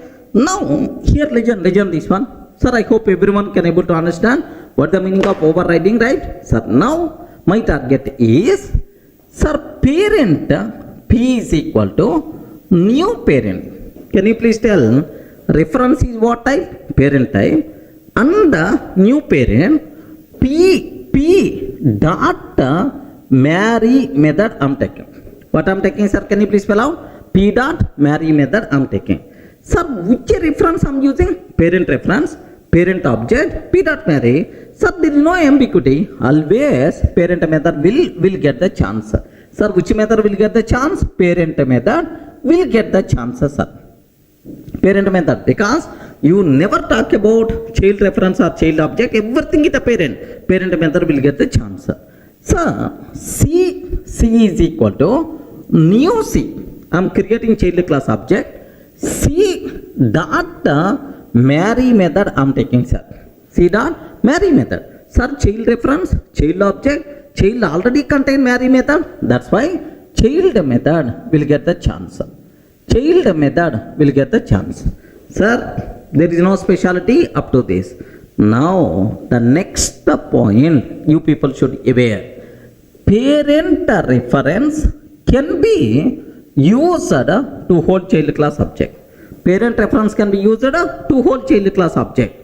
Sir, P1 dot marry method I am calling, sir. Can you please confirm which marry method will come? Because have you observed marry method is available in the child class, marry method is available in the parent class. Overriding happens, sir. Can you please tell if parent P1 is equal to new child, P1 dot marry, which method will get the chance? Sir, we are using which word? Overriding concept. Which method will get the chance?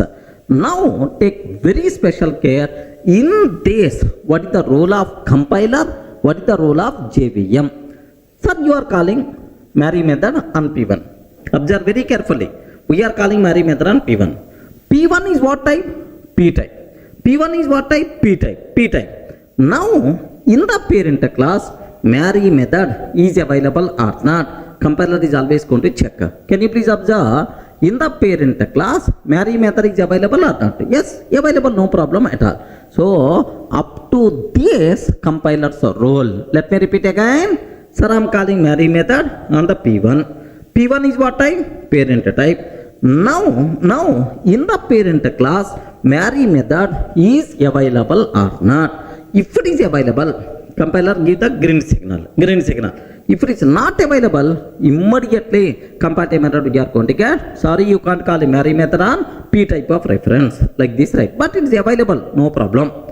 At runtime, JVM is always going to check which is the runtime object. Runtime object is what? Child class object. Again, runtime is child class object.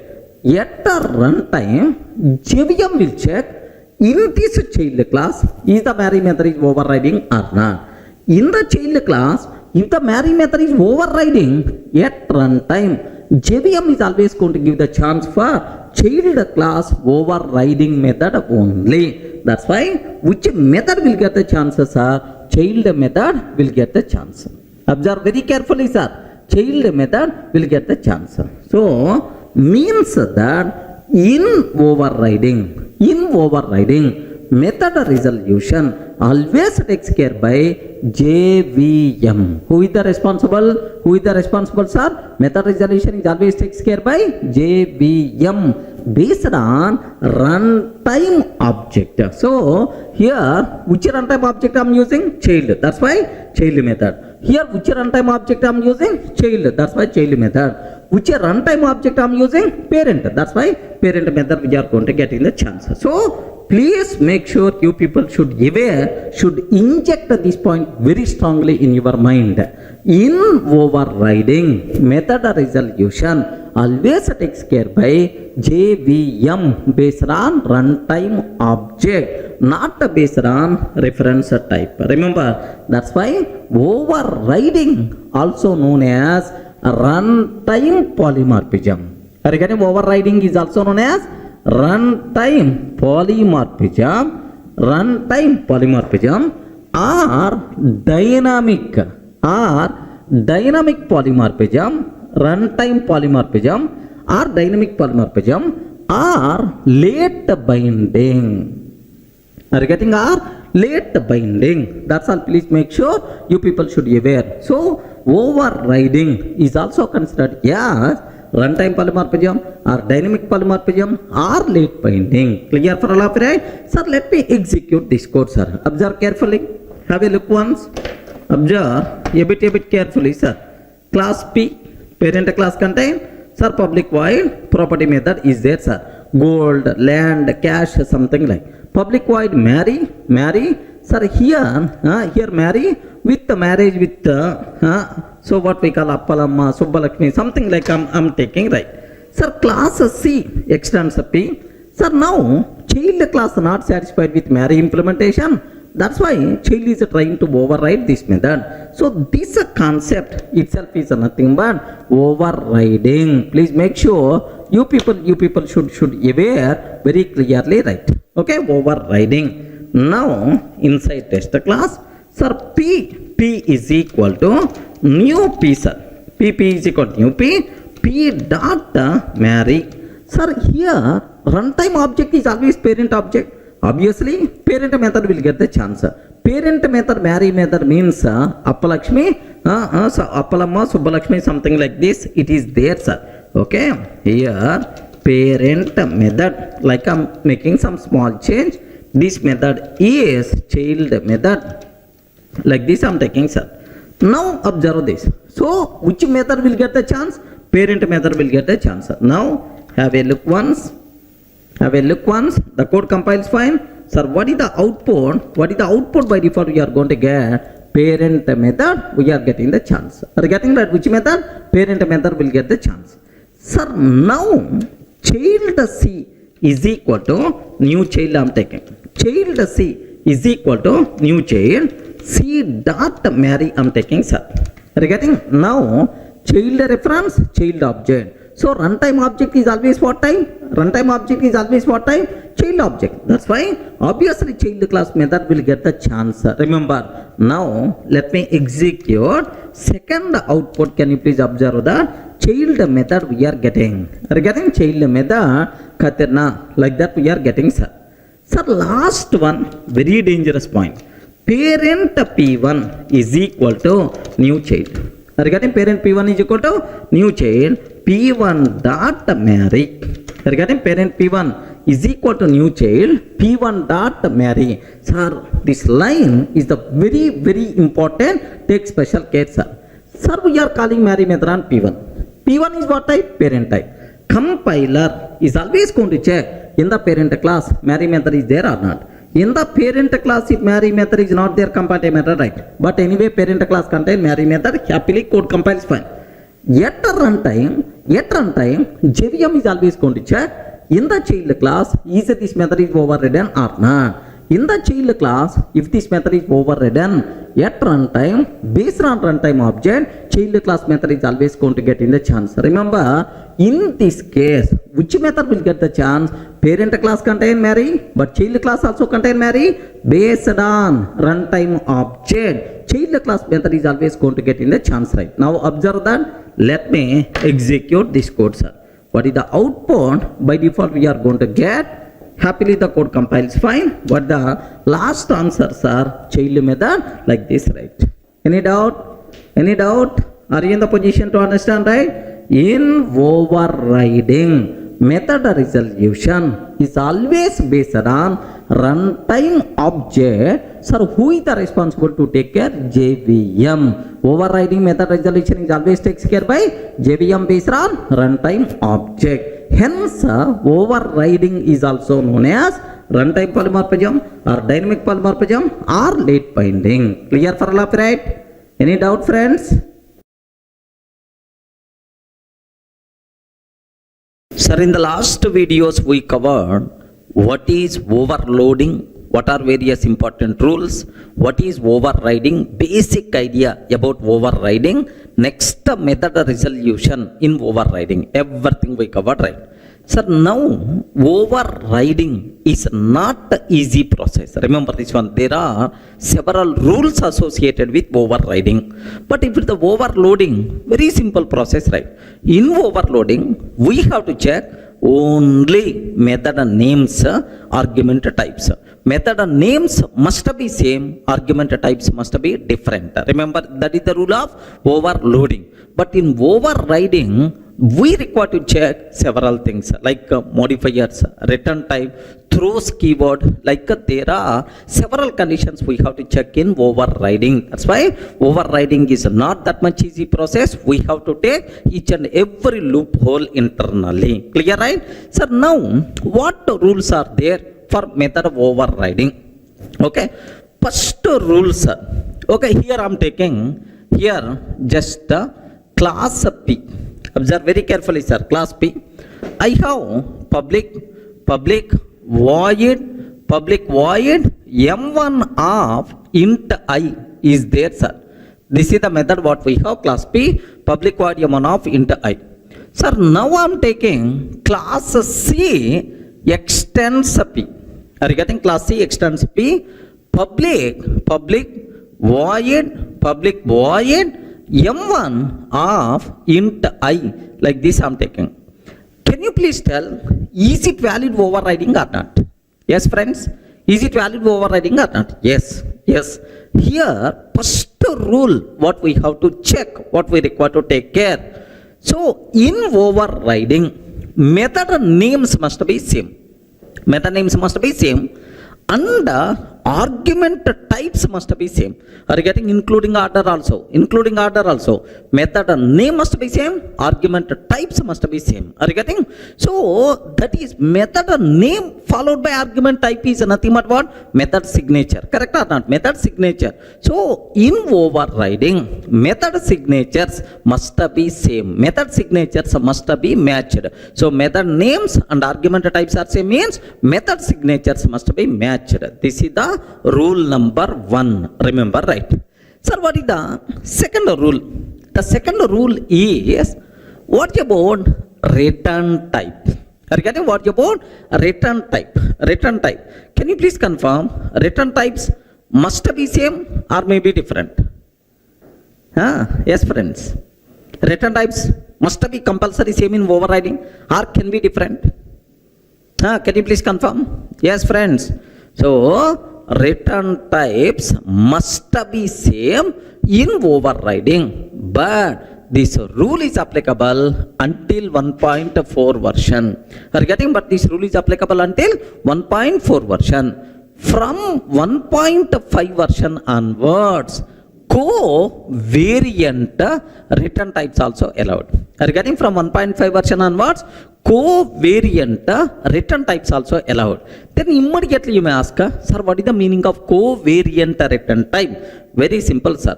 Just let me go for a small example, then you people can able to understand very easily, right? Here I have class P, parent class is there.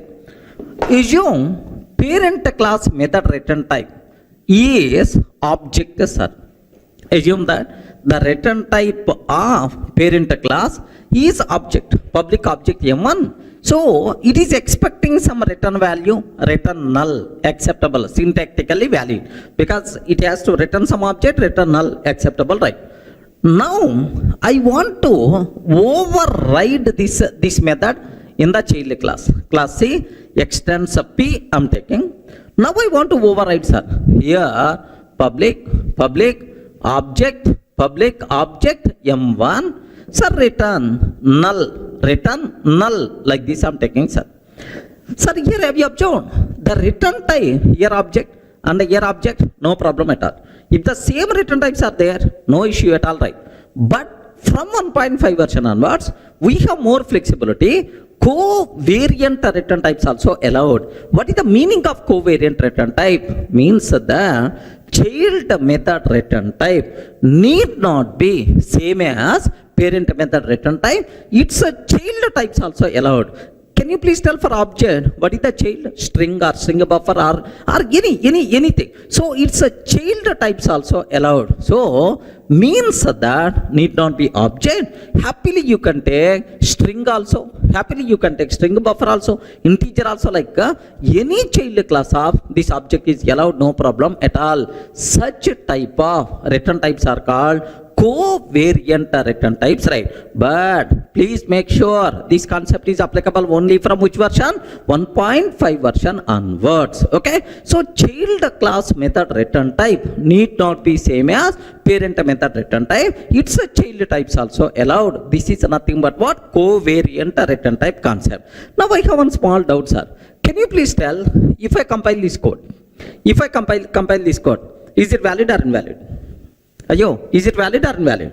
In 1.4 version, invalid.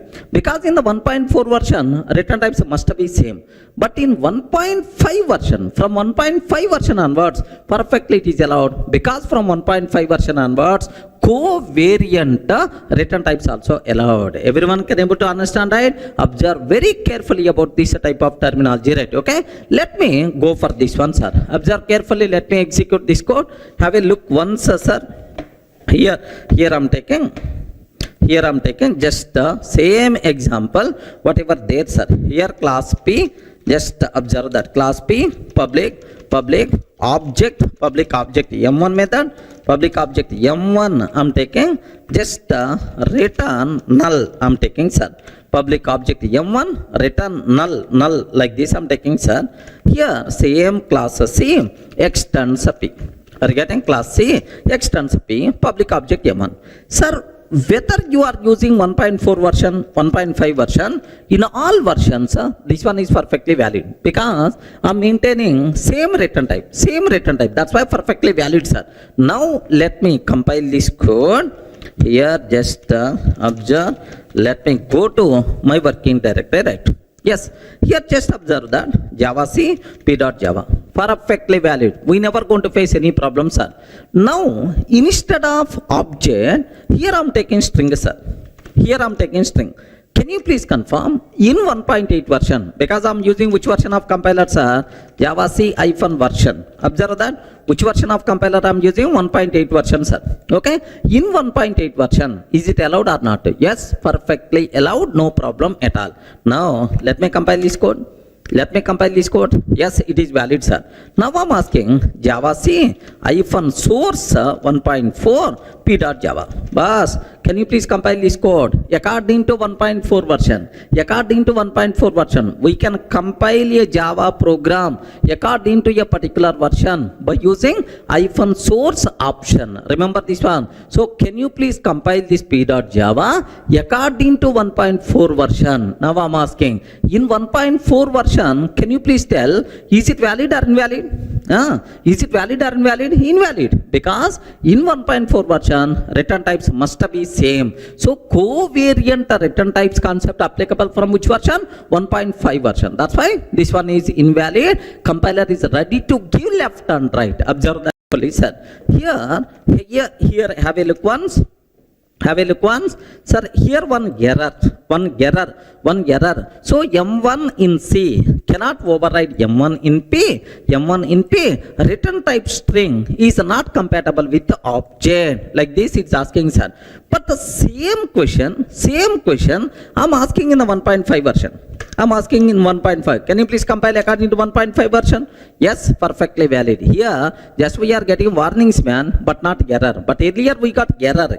Observe the difference, right? Itself is valid. So, this is the small rule what you people should be aware about overriding return types concept. So, is it clear for all of you, right? Until 1.4 version, return types must be same in overriding. From 1.5 version onwards, covariant return types are allowed. Okay, sir, which is called covariant return type? Child method return type need not be same as parent method return type. It's a child types also allowed. This concept is called covariant return types concept. Clear for you, right? Sir, now if you feel comfortable, just I will keep more elaboration on this covariant return types concept. Okay? Sir, now just observe parent method return type, child method return type. Sir, if the parent method return type is object, sir, can you please tell which types are allowed for child method return type? Yes, either object is allowed, or its child classes are allowed. Like string concept is allowed, string buffer concept is allowed, string buffer is allowed, dot. Remember that. So if the parent method return type is object, now the child method return type is either object is allowed or its child types are allowed. Okay. Similarly, if the parent method return type is a number, then for the child, which types are allowed, sir? For the child, which types are allowed? Number is allowed, integer is allowed, number is allowed, integer is allowed, float is allowed, dot. Number are its child classes. Do you know? For number, what are various child classes are there? Wrapper classes, right? Byte, next and after that short, integer, long, float, double. Are you getting? Float, double. Like these things are various child classes of number. That's why either number is allowed or its child classes are allowed. Okay, these are wrapper classes, right? Okay, like next, similarly, here observe, I'm taking in the parent method return type is a string, sir, string. But child method return type I'm taking as object. Are you getting? Can you please confirm, is it valid or not? Respond, is it valid or not? So, what is our rule? Child method return type need not be same as parent method return type. It's a child types also allowed. But here you are taking child method return type is the parent of parent method return type. For this string, I'm taking object as the parent. Sorry, this one is not acceptable. Okay, so it should be either same or it's a child, but not its parent. Here I'm taking its parent. Immediately compiler will give left and right. Remember this one. Just have a look once, sir. Here I'm reversing the content. Here just I'm taking, here string I'm taking, sir, but here object I'm taking. So in the parent string, but in the child I'm taking object. So child method return type I'm taking parent of parent method return type, which is not covariant return type. That's why immediately compile method we are going to get. Observe that, sir, here I'm trying to compile according to our original version, 1.8 version only. Immediately compile method we are going to get. Have you observed, right? M1 in C cannot override M1 in P. Return type object is not compatible with the string. Return type object is not compatible with the string. Like this compile method we are going to get. Clear, right? So next, so this one is not a covariant return type, right? Now I'm taking, here observe carefully, sir, double. I'm taking int, sir, double int. Can you please confirm, is it valid or not? Double int, is it valid or not? Okay, please make sure. If you are trying to take like this, compiler will give left and right, because covariant return type concept applicable only for object types but not for primitives. Regarding it's applicable only for object types but not for primitives. That's why this one is invalid. Compile method we are going to get. In the case of primitive, whatever return type of the parent, compulsory child method return type must be same if a primitive return type. But in the case of object types, covariant return types are allowed. Is it clear, right? Sir, let me cross check here. Observe that carefully, sir. Here I'm taking double, sir, double. If I'm taking double, so okay, sir, return some double value. Here I'm taking int, sir, return some int value, like this, right? Now have a look once. Have a look once. Immediately error we are going to get. M1 int C cannot override M1. Return type int is not compatible with the double. So covariant return type concept not applicable for primitives. It is applicable only for object types. Clear for all of you, right? This is the story about return type of overriding. Okay, well. Sir, the part of overriding rules, in the last video we covered 2 points. So method names must be same, arguments must be same, which is nothing but method signatures must be matched. Next, what about return types? Sir, until 1.4 version return types must be same, but from 1.5 version onwards, covariant return types are allowed. Up to that clear. Sir, now what is the next thing? What about private? What about final? Modifiers are related rules I have to discuss. Sir, here observe a bit carefully, sir. I am taking class P, sir. Class P. Now, sir, private void M1. Are you getting private void M1 like this? I am taking, sir. Sir, it is a private method. Can you please tell, is the private method, is it visible to the child classes? Can you please confirm? Is the private method, is it visible to the child classes? No, not visible, because private means within the class only. Once this private method not visible to the child classes, then where is the question of overriding? Sir, if it is visible and the child is not satisfied with, implementation, then the child is allowed to override. But first parent class private method not visible to the child, then where is the chance of overriding? Are you in the position to understand it? That's why overriding concept not applicable for private methods. Sir, for the private methods, because these are not visible to the child, overriding is not applicable for private methods concept, right? Now my question is, sir, I want to take same private method in the child class. Is it valid or not? I'm trying to override. Is it valid or not? Your respond, man. Is it valid or invalid? Remember this one. If I'm trying to override like this, 100% pakka it is valid, but it is not overriding, because it is the private method of parent class, it is the private method of child class. There is no relationship between this method and this method.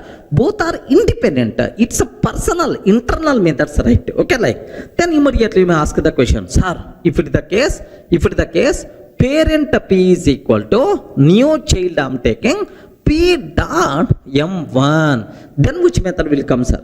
Can you please tell? Which method is going to come? Parent P is equal to new child P dot M1. Which method will come? If you are calling like this, compiler will give left and right, because private methods outside of the class, how you can call? Are you getting? Outside of the class, you can't call this private method, immediately comparative method we are going to get. So the rule is very clear. Remember, private methods not visible to the child classes. Hence, overriding concept is not applicable for private methods. But based on our requirement, we can define the same private method in the child class also. It is valid, but it is not overriding. Clear, right? It's clear about private modifier, right? Sir, next, there is one more dangerous modifier is there, related to overriding, final. Are you getting what is that modifier, sir? Final modifier, right? Sir, here I am taking class P. Parent class method I declared as final, public final void M1. Public final void M1. Okay, like, sir, now class C extends P. Class C extends P I am taking. Can you please confirm? Here just I am taking final. Final, sir. Public final void M1 curly brace open and close. Sir, if the parent class method declared as final, bas, it is the final implementation.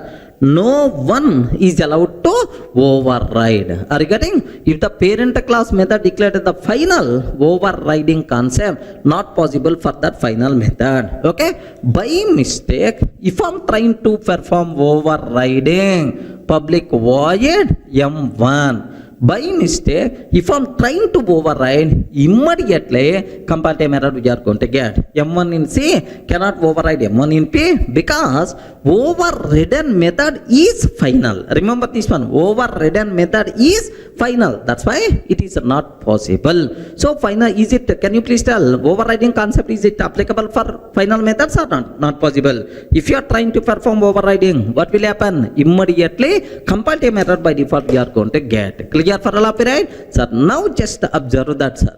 Here, have a look once, sir. Parent class method is the final void M1.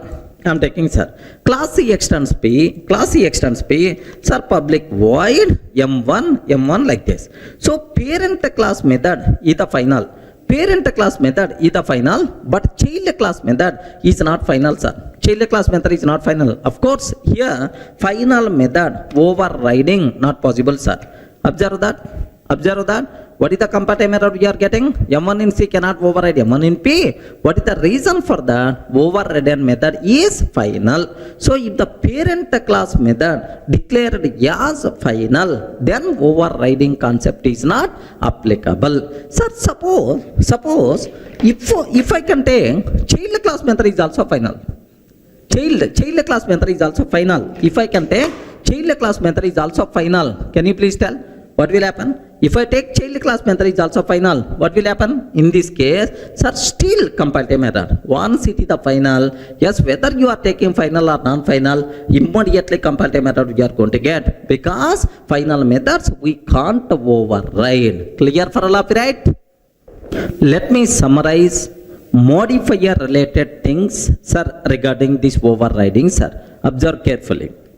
Sir, if the parent class method is a final, I want to override child class method as either non-final or final.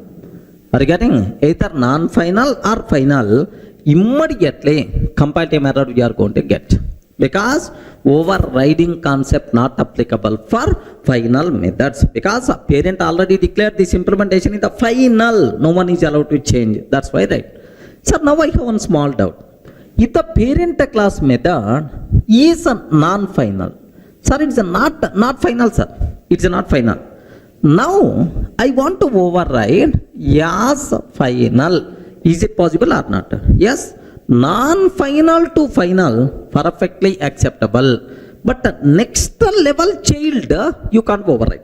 Are you getting? Up to this, okay, well, next level child, you can't override, right? Okay? Non-final to final, acceptable. But final to either non-final or final is not acceptable. Observe carefully, right? Here observe.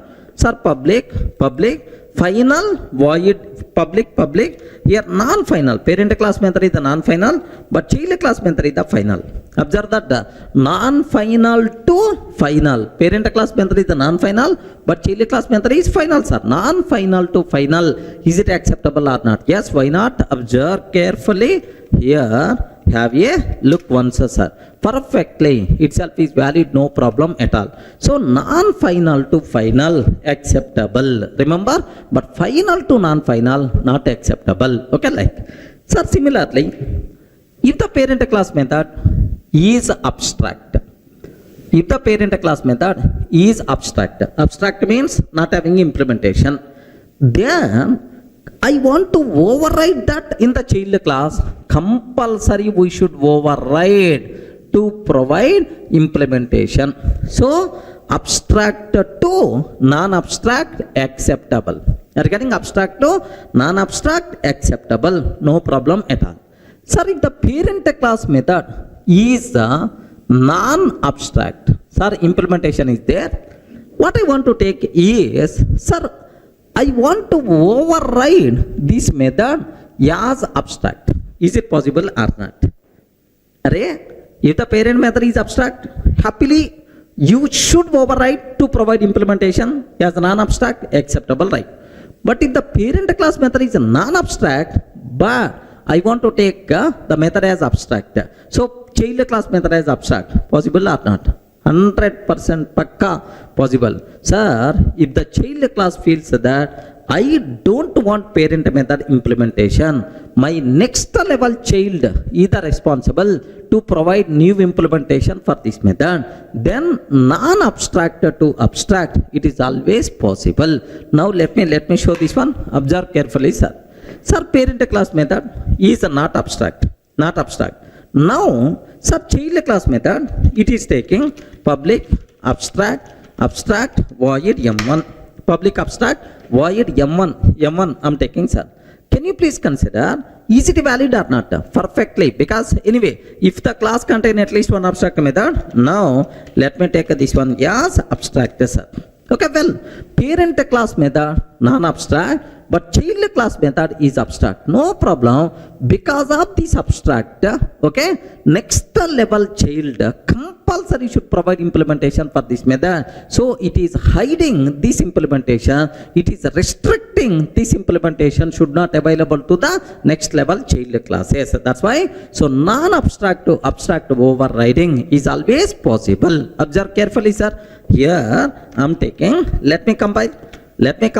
Yes, perfectly valid. Then who is the responsible to provide implementation for this next level child, sir? Class sub C, class sub C extends C. Now this person is the responsible for public void m1. Again, new implementation, right? Sir, are you getting new implementation? This person is the responsible to provide. Now observe that perfectly itself is valid, no problem at all. So terminology is very clear. So abstract to non-abstract to abstract. Yes, overriding is always applicable. Okay, like, sir, what about remaining modifiers? Do you know remaining modifiers are synchronized, native, strict FP, but for our OCJA exam, these things are not required, but still just aware if the parent method is synchronized. If the parent method is synchronized to non-synchronized.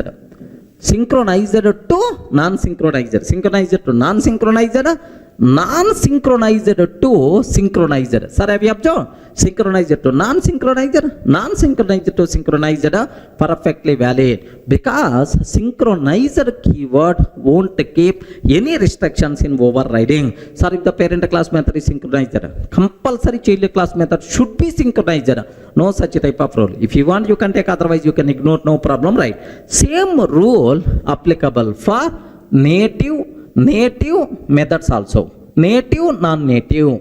Sir, it is no restrictions. Either native to non-native, non-native to native, perfectly acceptable. Similarly, strict FP to non-strict FP. Non-strict FP to strict FP, acceptable, right? But anyway, sir, what about these native synchronized strict FP? For our certification, not required. That's why I'm not keeping that much clear explanation. Don't worry about that. The people who are very much interested, just go through the Google. You people can able to understand clearly, right? That's all. So now, if you observe all the rules, among all these things, only one restriction. Only one restriction. What is that restriction? Can you please cross check once? Among all these things, just only one restriction. What is that restriction? What is that restriction? Only one. Final method we can't override. Sir, what about abstract? What about non-final, synchronized, native, strict FP? All the things are perfectly acceptable, no problem at all. Only one restriction. Sir, we can't override final method. If you are trying to override final method, immediately comparative method we will get. But still, in our list, one modifier is missing. Have you remembered, have you observed, right? Static modifier is missing, sir. Static modifier, okay, there's a big story is there. That part soon we will discuss in detail. Just accept a static, all the remaining things are clear, right?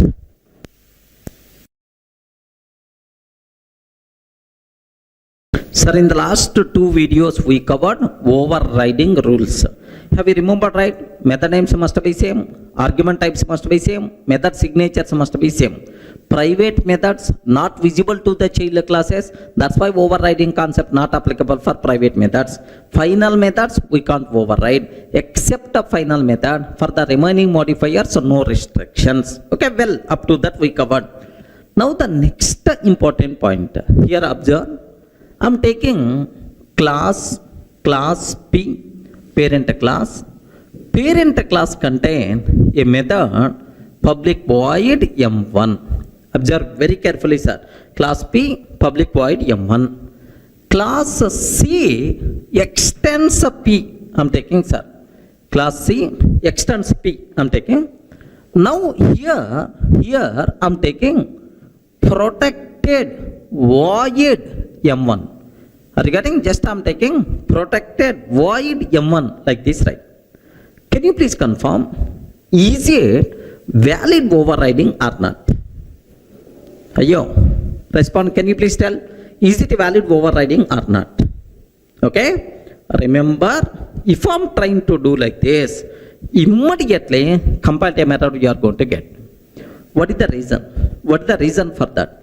Related to these access modifiers, do you have any rule for overriding? Very important for the exam sake. That's why you people should aware clearly, right? Sir, while overriding, we can't reduce scope of access modifier. Means, sir, public to protected means we are reducing the scope. Sir, while performing overriding, we can't reduce scope of access modifier, but if you want, you can increase the scope, no problem at all. Regarding, but we can't reduce the scope by mistake. If you are trying to reduce the scope, immediately error we are going to get. Are you getting the point, right? So we can't reduce the scope, but we can increase the scope, no problem at all. Sir, let me show up to this. Is it really compatible error or not? Observe carefully, sir. Have a look once. Sir, parent class method is the public, but child class method I'm taking as protected, sir. Protected void M1. Immediately error by default you will get. Observe that M1 in C cannot override M1 in P. Attempting to assign weaker access privileges was public. Attempting to assign weaker access privileges was a public. This is the compatible method we are going to get, sir. So because we are reducing scope of access modifier, that's why, sir. Have you remembered somewhere in our fundamentals we covered which is having more access? Public is having. Sir, public is having. Which is having least access? Private is a lesser than, default is a lesser than, protected is a lesser than public. Somewhere we cover these points, sir. So more access is the public, next access is the protected, next one is the default, next one is the private. Are you getting? So public to protected means we are reducing scope of access modifier. That's why itself is invalid. Compatible method you are going to get, sir. Suppose I'm taking, it is also protected. Is it valid or not? Yes. We are not reducing the scope. Same scope I'm maintaining. That's why perfectly itself is valid. Are you getting? Suppose if it is protected and if I can take public, is it valid or not? Boss, protected to public means we are increasing the scope. Acceptable. Rule is we can't reduce the scope, but we can increase the scope. No issue at all. Now, have a look, observe carefully, sir. Here, the parent class method is also protected. Like this I'm taking, sir. Protected.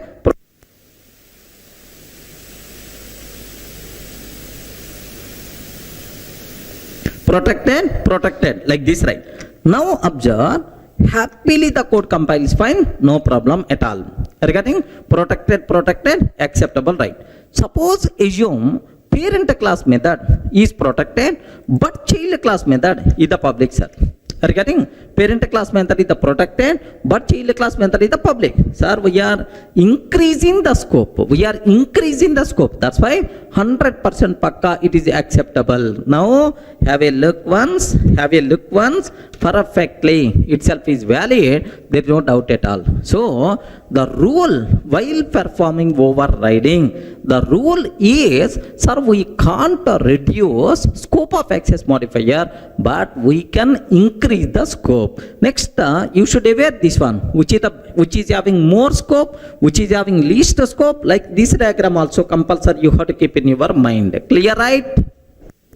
Now observe, sir, which is having least scope, private is having least scope. Next, when compared with the private, next default, next protected, next public. You know, somewhere while covering access modifiers, I covered these points, sir.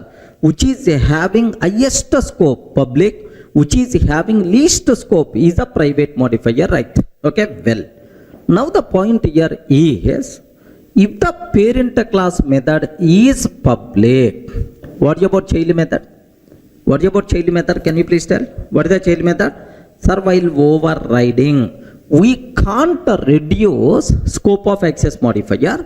If you want, you can increase the scope. Decreasing is not allowed. So, if the parent is the public, compulsory child class method should be public. If the parent is the public, compulsory child method should be public.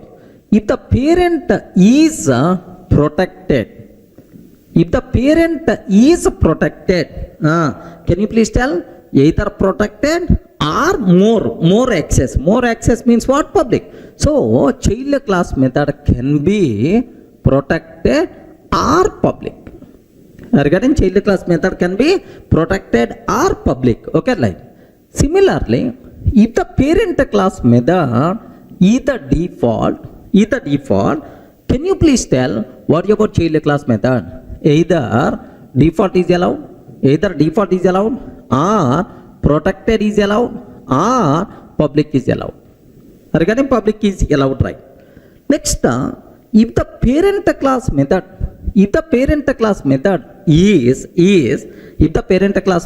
is private, sir. Private, what about child class modifiers? Sir, parent class method is the private. What about child method modifier? Sir, no restrictions, because overriding concept for private method, methods not applicable. Have you remembered, right? For private method not applicable. Remember this one. We covered already in the last video clearly about these points, sir. Okay. Anyway, now observe. If the parent class method is the public, compulsory child class method should be public. If the parent class method is the protected, child class method should be either protected or public. If the parent class method is the default, child method can be either default or protected or public. No restrictions, right? Sir, private anyway, not going to participate in overriding. We are not required to have any rules. So, only one rule you have to aware about these modifiers. While overriding, we can't reduce the scope of access modifier, but we can increase the scope, no problem at all. Clear, right?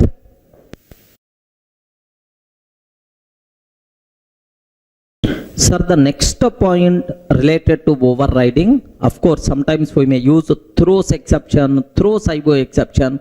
Do you have any restrictions in overriding related to throws keyword? Compulsory you people should aware. Observe that carefully, sir.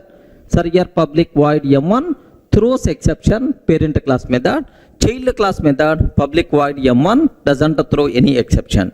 Sir, here also parent method doesn't throw any exception, but child class method throws exception. Like, sir, we have almost around 8 cases I wrote on the board. Okay, I will explain all these things, but to understand this related to throws keyword, first you people should have some basic idea about checked exception and unchecked exception. Please make sure, sir, if you aware checked and unchecked exception, then you can aware clearly, right? Sir, let me put some basic idea about checked exception and unchecked exception, right? Very simple, sir.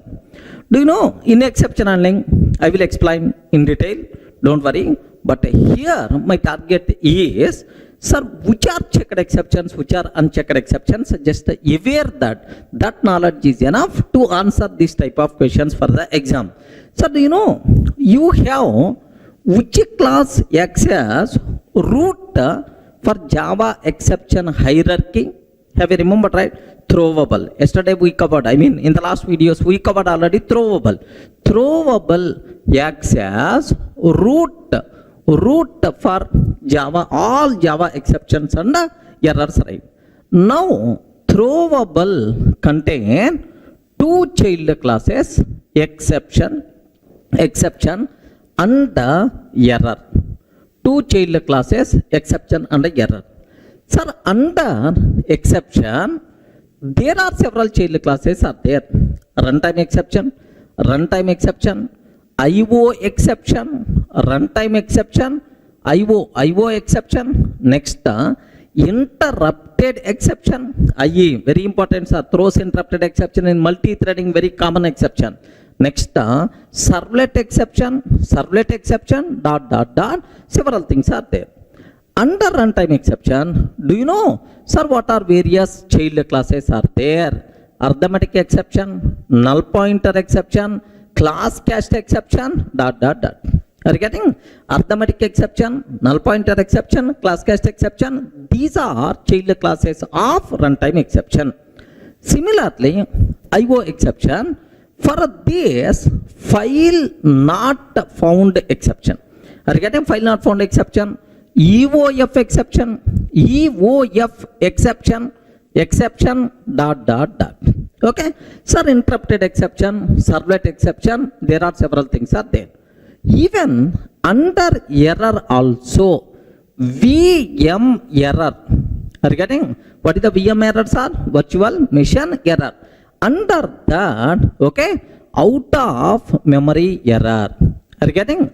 Out of memory error like this, stack overflow error. Out of memory error, stack overflow error like a ... Several things are there. Sir, please make sure in this, which are checked exceptions, which are unchecked exceptions. Compulsory you people should have clarity, right? The point here is, do you know what is this one? What is this? Runtime exception. Arithmetic exception, null pointer exception, class cast exception. These are child classes of runtime. Next, what is this one? Error. Under error, virtual machine error, like there are several things. Among these, which are checked exceptions, which are unchecked exceptions, there is a clear division is there. What is that division is? Sir, a runtime exception and its child classes. Observe very carefully, sir. Runtime exception and its child classes, error and its child classes. Are you getting? Error and its child classes. So, are unchecked, sir. These are unchecked. Like, let me repeat again. Runtime exception and its child classes, error and its child classes are unchecked. Compiler never going to check whether you are handling or not. Except these, all the remaining things by default considered as checked exceptions, right? Are you getting? Except this part, the total remaining thing is by default considered as checked exceptions, right? Sir, can you please observe? Sir, IO exception, checked exception, checked exception, file not found exception, checked, interrupted exception, checked exception, servlet exception, checked exception, right? So the important point, this is the thumb rule you should aware. Runtime exception and its child classes, error and its child classes are unchecked, except this, the total remaining area is the checked exceptions, right? Okay? Sir, please make sure if you aware this point, then automatically nothing will be there in our overriding rule. Are you in the position to understand, right? But which are parent class, which are child classes, compulsory, this division must be aware. Arithmetic, null pointer, class cast exception, these are child classes of runtime exception, unchecked, right? But IO exception and its child classes, checked only. Interrupted exception, checked only. Next, error part, unchecked only. Clear, right? If you aware this knowledge, then you can able to answer very easily these things, right? Sir, observe. What is the rule in overriding? What rule is there, sir? Very simple rule, sir. If child class method throws any checked exception, if child class method throws any checked exception, compulsory parent class method should throw the same checked exception or its a parent. Let me repeat again. Okay, if a child class method throws any checked exception, compulsory parent class method should throw the same checked exception or its a parent. Otherwise, compiler will give left and right. Are you getting that? Okay, so just I'm repeating again. If child class method throws any checked exception, compulsory parent class method should throw the same checked exception or its a parent. Otherwise, compile time error, right? Sir, what about unchecked exception? For unchecked exception, no rule. The rule is applicable only for checked exceptions only. Unchecked exceptions, you can use any exception. Sir, if child class method throws any checked exception, compulsory parent method should throw the same check. A simple example. Here public void M1. Sir, M1 parent throws exception, sir. But child doesn't throw any checked exception. If the child doesn't throw any checked exception, no restrictions, happily the code is going to compile. Is fine. Java C, p.java. Observe that the code what I say about this one is p.java. Regarding this is the p.java, right? That's why Java C, p.java. Happily the code is going to compile, no problem at all. Suppose if the child class method throws checked exception, but the parent class method doesn't throw that checked exception, have you observed, right? Immediately error we are going to get. M1 in C cannot or its parent. Sir, suppose I want to make this one as a valid one option, better to throw parent class method also throws either same or its parent, either same. I'm taking M1 throws exception. Are you getting? Child class method throws some checked exception, parent class method also throws the same checked exception, no problem, acceptable. If the parent class method throws its parent, sir, what is the parent? Parent of exception throwable, still acceptable. Okay, no issue at all. So the rule is if a child class method throws any checked exception, compulsory parent class method should throw either same checked exception or its a parent. Okay, well, so this one is the invalid, right? Now the third one. Can you please observe? Child class method throws IO exception. Parent class method throws exception. Sir, it is a checked. IO exception is a checked. So IO exception itself is a checked means, sir, parent class method throws its parent only. No problem at all. Acceptable. Okay. Fourth one, sir, child class method throws exception. If a child class method throws any checked exception, compulsory parent class method should throw either same exception or its parent. Sorry, it is not parent, it is not same. That's why it is invalid. Are you getting? So because parent method always throw either same or higher level, but this is the sub IO exception is the child of exception. That's why it is not, it is invalid. Okay, like. Sir, now public void throws EOF exception, file not found exception. Child class method throws EOF exception, file not found exception. Have you observed? According to our diagram, EOF exception, file not found exception are child class of IO exception. So these two are child of IO only, no problem at all. So each and every checked exception thrown by child class method, compulsory thrown by parent class method or its parent. Sir, parent already IO, yes, more superior only, that's why no problem at all. Next, have you observed, right? Sir, public void M1 throws EOF exception. Sir, parent IO, no problem at all. EOF exception, parent throws IO exception, no problem. But interrupted exception, child class method throws interrupted exception which is not thrown by parent class method.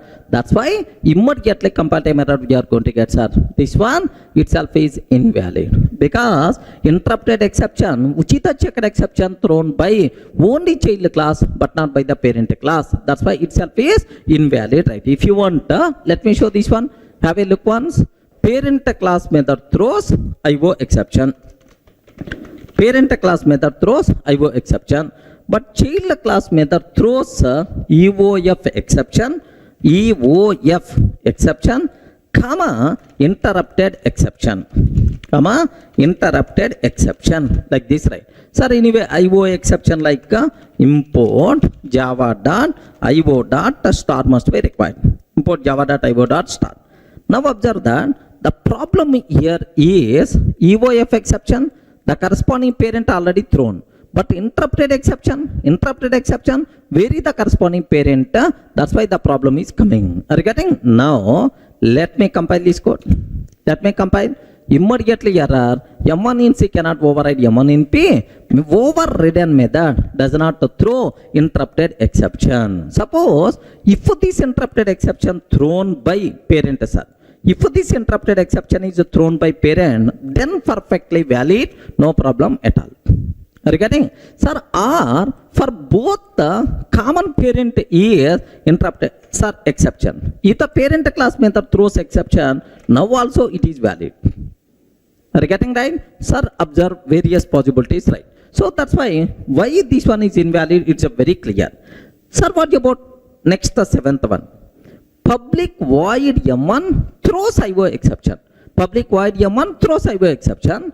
Public void M1 throws EOF exception, null pointer exception. Sir, observe, EOF exception, it's parent IO exception, already parent method thrown. But what about null pointer exception? Have you remembered? Null pointer exception is the checked or unchecked? Unchecked. That's why you can take anywhere, no restrictions, right? Valid. Okay. Now, sir, this one. Child class method throws arithmetic exception, null pointer exception. Sir, both are unchecked exception. Child class method doesn't throw any checked exception. That's why perfectly this one is valid. Restrictions are applicable only for checked exception but not for unchecked exception. Child class method throws any number of unchecked exceptions perfectly itself is acceptable, but only restriction applicable for checked exceptions, right? Clear for all of you, right? All these things clearly available in our material. Don't worry, just go through that so that you people can feel more comfortable. If any case, if you are feeling, sir, doubt, just try to execute, automatically you can get much clarity, right? But you should aware, what is the rule? Can you please spell out? What is the rule, sir? If child class method throws any checked exception, compulsory parent class method should throw same checked exception or its parent. That is the rule what you people should aware. But what about unchecked exceptions? No restrictions. Clear, right? Do you know static method is class level, nowhere related to object. Instance method means object related method. Correct, right? Object related method. So the important conclusion what you people should aware, I want to override static method with a non-static method. Okay? So class level method with the object level method. Or I want to override non-static method with a static. Okay? Sir, observe carefully. Listen. You can get much clarity with example. Class P I am taking, sir. Assume here I am taking public static void M1 method. Public static void M1 method. Sir, now class C extends P, sir. Class C extends P. Now I am taking public void M1 method. Like this, right? Can you please observe carefully? I am trying to override static method with a non-static method. Are you getting the static method with a non-static? Similarly, class P, okay, public void M1, sir. public void M1. Now class C extends P. Class C extends P. Now here I am taking public static void M1. Okay, like this. Sir, observe these two examples, right? Static to non-static, non-static to static. I am trying to override. Immediately compiler will give left and right. Array, suppose in our movie, I want to produce one movie, sir. I booked a hero, heroine, all the people accepted. Movie is ready to start, shooting is ready to start. Suddenly heroine is telling, sorry, I can't act in this movie. Okay, I'm dropping out from this movie, like she told. If the heroine is dropping, now I have to search for another heroine, regarding not for another hero.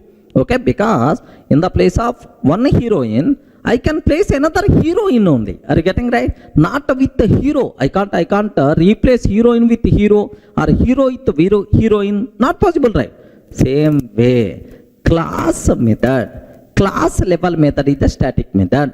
If you want to override with that method with the object level method, not possible. Regarding one is object related, one is class related. Static to non-static, non-static to static, overriding, not possible. Remember this one. Sir, observe very carefully, sir. Static to non-static, non-static to static. If you are trying to do, compiler will give left and right. Hey, class level method, how you can replace with object level method or object level method, how you can replace with class level method, like that compile method we are going to get. Clear, right? Sir, let me execute this code. Observe carefully. Here forget about throws terminology. What the first one? Public static void M1, public static void M1, public void M1. Observe that, sir. Parent class method is the static method, but child class method is not static method. That's why now if I can ask the compiler, immediately compiler will give left and right. M1 in C cannot override M1 in P. Overridden method is a static. This is the problem we are going to get, sir. Suppose if the parent method is non-static but child method is static, sir. Observe that parent method is non-static but the child method is static. Now also compile method we are going to get. What is the reason for that? Why this one is invalid, sir? Non-static to static, overriding, not possible. Object level method, how you can override with the class level method? That's why compile method we are going to get. Now let me cross check. Here overriding method is static. M1 in C cannot override M1 in P. Overriding method is static. This is the compile method we are going to get. So the important conclusion you people should aware, right? So non-static method with the static method with the non-static, overriding not possible. Now I have one small doubt. Take very special care. If both methods are static, what will happen? If parent class method is the static, child class method is also static, sir. Sir, static like this, right? Both methods are static. Is it acceptable or not? 100% pakka. It is valid, no problem at all. Regarding perfectly, it's valid, no problem at all.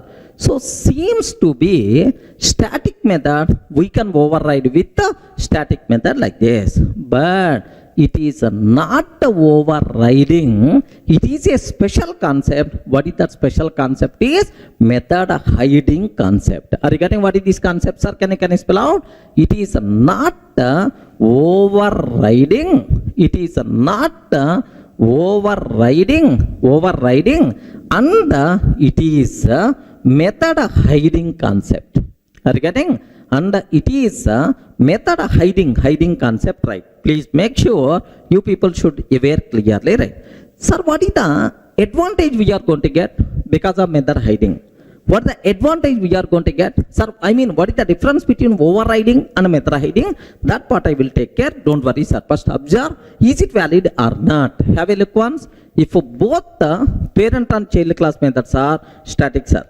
Have you observed? Parent class method is a static, and the child class method is also static. Okay, perfectly acceptable. This special concept is called, what is this word? Method hiding, but not the overriding like this, right? Yes, let me cross check, let me compile. Happily the code is going to be compiled, no problem at all. So seems to be overriding concept applicable for static methods, but it's not overriding, it is method hiding. Then the method. Okay, parent like this. Now system.out.println child like this I'm taking, sir. Just I'm taking parent and child. Anyway, SOP statements. So which method is going to get in the chance? I want to aware. Now test public static void main method string array args. Take very special care, sir. Parent P is equal to new parent. Parent P is equal to new parent. P dot M1 method. First case. Child C is equal to new child. C dot M1. Second case. Sir, parent P1 is equal to new child. Parent P1 is equal to new child. P1 dot M1. P1 dot M1 like this, right? Sir, if it is overriding, method resolution always takes care by based on runtime object. Correct or not? In overriding, method resolution is always takes care by JVM based on runtime object. Sir, here which is the runtime object? Parent. That's why parent method should come. Here runtime object child. That's why child method should come. Here, what is the runtime object? What is the runtime object? Child. That's why compulsory child method should come like this, right? If really it is the overriding, definitely this is the answer we have to get. But I told it is not overriding and it is method hiding. That is what you should aware.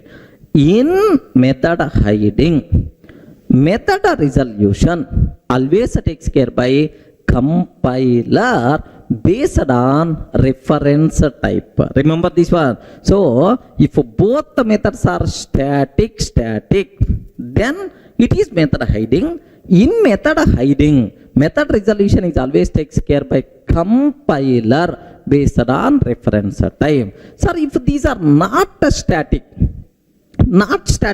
overriding, then method resolution is always takes care by JVM based on runtime object. Remember this. Very simple rule, sir. Both methods are static or non-static. Both are static. Method hiding. Always method resolution is always based on reference type by the compiler. Sir, both are not static. Then overriding. Method resolution is always based on runtime object by the JVM. Sir, now both are static, sir. If both are static, what is the output you will get based on the reference? Parent, child, and here parent. That's why the answer by default we are going to get parent, sir. If it is method hiding, if it is the overriding, then the answer will become parent, child, and then child. Observe that. I will explain. I will execute this code. Observe that. Sir, I'm taking same example. I'm taking same example, right? Here, just have a look once, sir. I'm trying to take here just public static void M1. Public static void M1. System.out.println parent like this. I'm taking, sir. Parent. Next, here I'm trying to take, sir, public static void M1. Here just I'm taking child, sir. Now, can you please confirm, is it overriding or method hiding? Is it overriding or method hiding? Sir, it is method hiding. Method resolution is always based on reference type and by compiler. Compiler is the responsible for method resolution and method resolution is always based on the reference type. Okay, well, now parent P is equal to new parent P dot M1. Okay, like this. Next, child C is equal to new child C dot M1. Next, parent P1 is equal to new child P1 dot M1. Okay, observe that, sir. So, if it is the method hiding, method resolution is always based on the reference type. Here, parent reference we are using. That's why parent method. Regarding that's why parent method we are going to getting the chance. Here, child reference I'm using. That's why child method we will get. Next, here parent reference we are using. That's why parent method we are going to get in the chance. Observe that a bit very carefully about this terminology, right? So method resolution is always based on reference type because it is a static method. Now observe that. Now let me save this code. Test.java. Okay, well. Now let me compile this code. Java C test.java. Perfectly valid. Now Java test. But answers are parent, child, parent. Parent, child, parent. This is the answer, right? Suppose if both are not static. Sir, if both are not static. If both are not static, can you please tell is it overriding or not? Overriding method resolution is always based on reference type. Sorry, method resolution is always based on runtime object. Sir, now here what is the output, sir? Here parent object we are using. That's why parent method. Child object we are using child method. Child object we are using child method. So parent, child, like this we are going to get in the output. But in the answer we are going to get, sir. Here the code compiles fine. The answer by default we are going to get parent followed by child. This is the answer we are going to get, sir. Clear, right? So if both the parent and child class methods are static, then it will become method hiding. If both are not static, then it will become overriding. Take special care overriding with respect to static methods. Clear for all of you, right? Sir, now let me summarize all differences between overriding. Sir, with examples we covered already. Sir, now let me summarize that. Sir, first method hiding, second one overriding. Sir, very simple. In method hiding, both the parent and child class methods should be static. If both are static, such type of thing is called method hiding.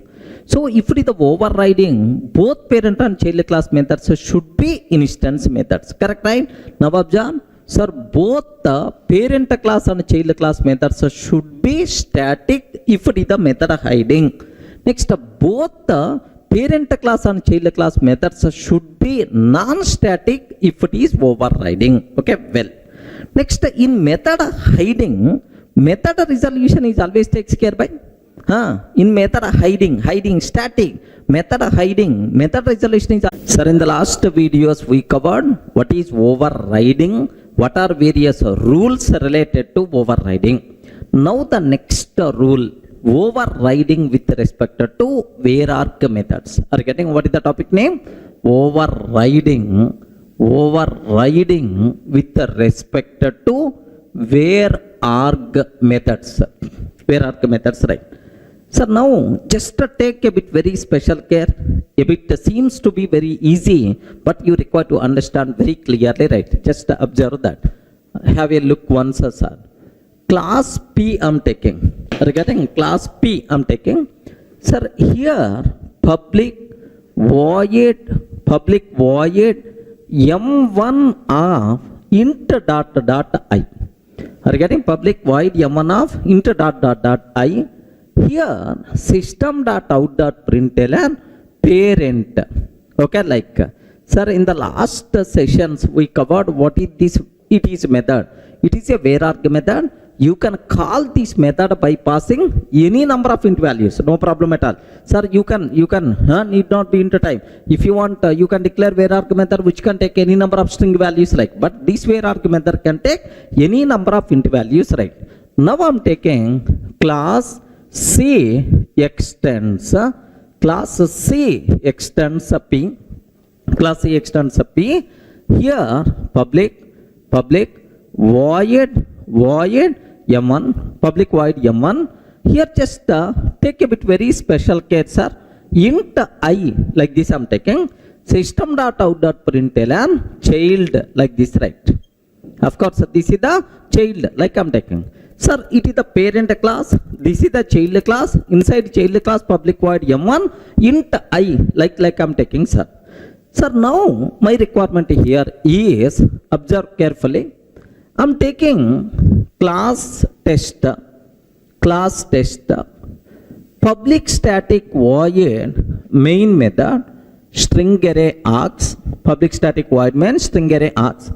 Here my target is parent P is equal to new parent. Parent P is equal to new parent. Parent reference, parent object, P dot M1 method by passing 10 as the argument. First one, sir. Second one, child C is equal to new child C dot M1 of 10 I'm taking. Next, here parent P1 is equal to new child. Sir, parent reference can be used to hold child object. P1 dot M1 of 10 I'm taking, sir. Can you please tell what is the output we are going to get? Please respond. Going to get. Yes, very simple. Very simple. Sir, overriding, in overriding, method resolution is always takes care by JVM based on runtime object, because in the child class m1 of int method is there. Here m1 of int dot. Anyway, m1 of int 10 means always based on runtime object. That's why here, sir, it is the parent because runtime object is the parent object. It is the child because runtime object is the child object. Next, here also parent reference child object. So based on the runtime object, child method is going to get in the chance like that, right? Regarding child method will get the chance like you can.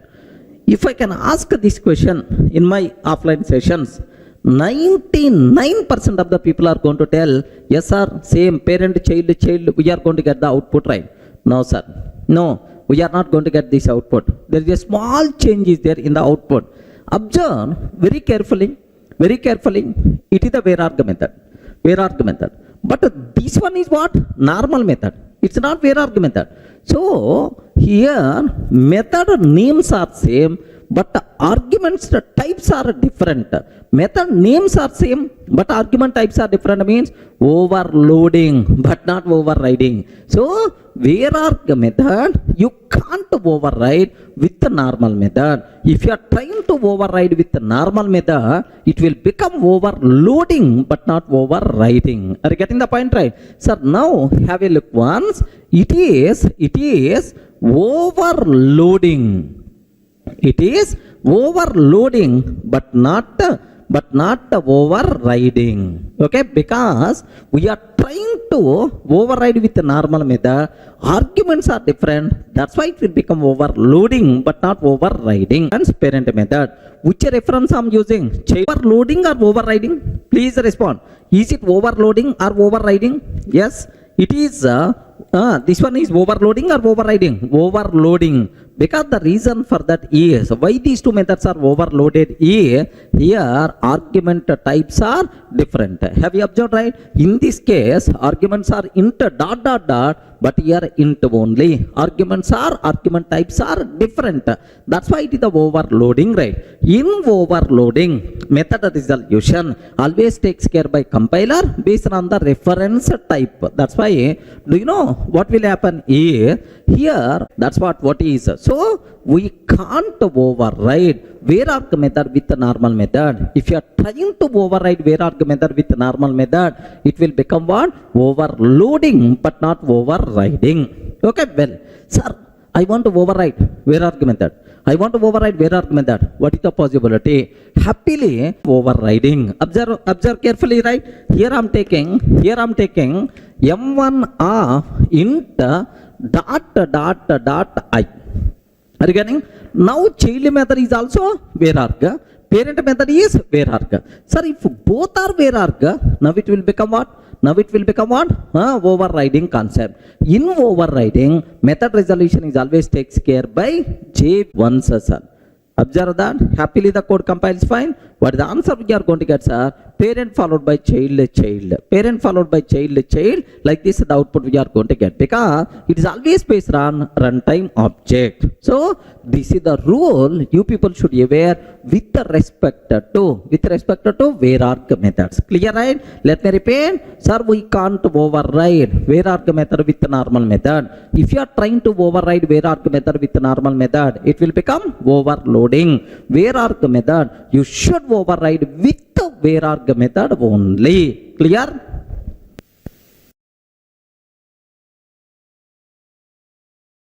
In the last video, we covered overriding with respect to where arg methods, right? So we can't override where arg method with the normal method. Compulsory where arg method we should override with another where arg method only. Clear, right? So now overriding with respect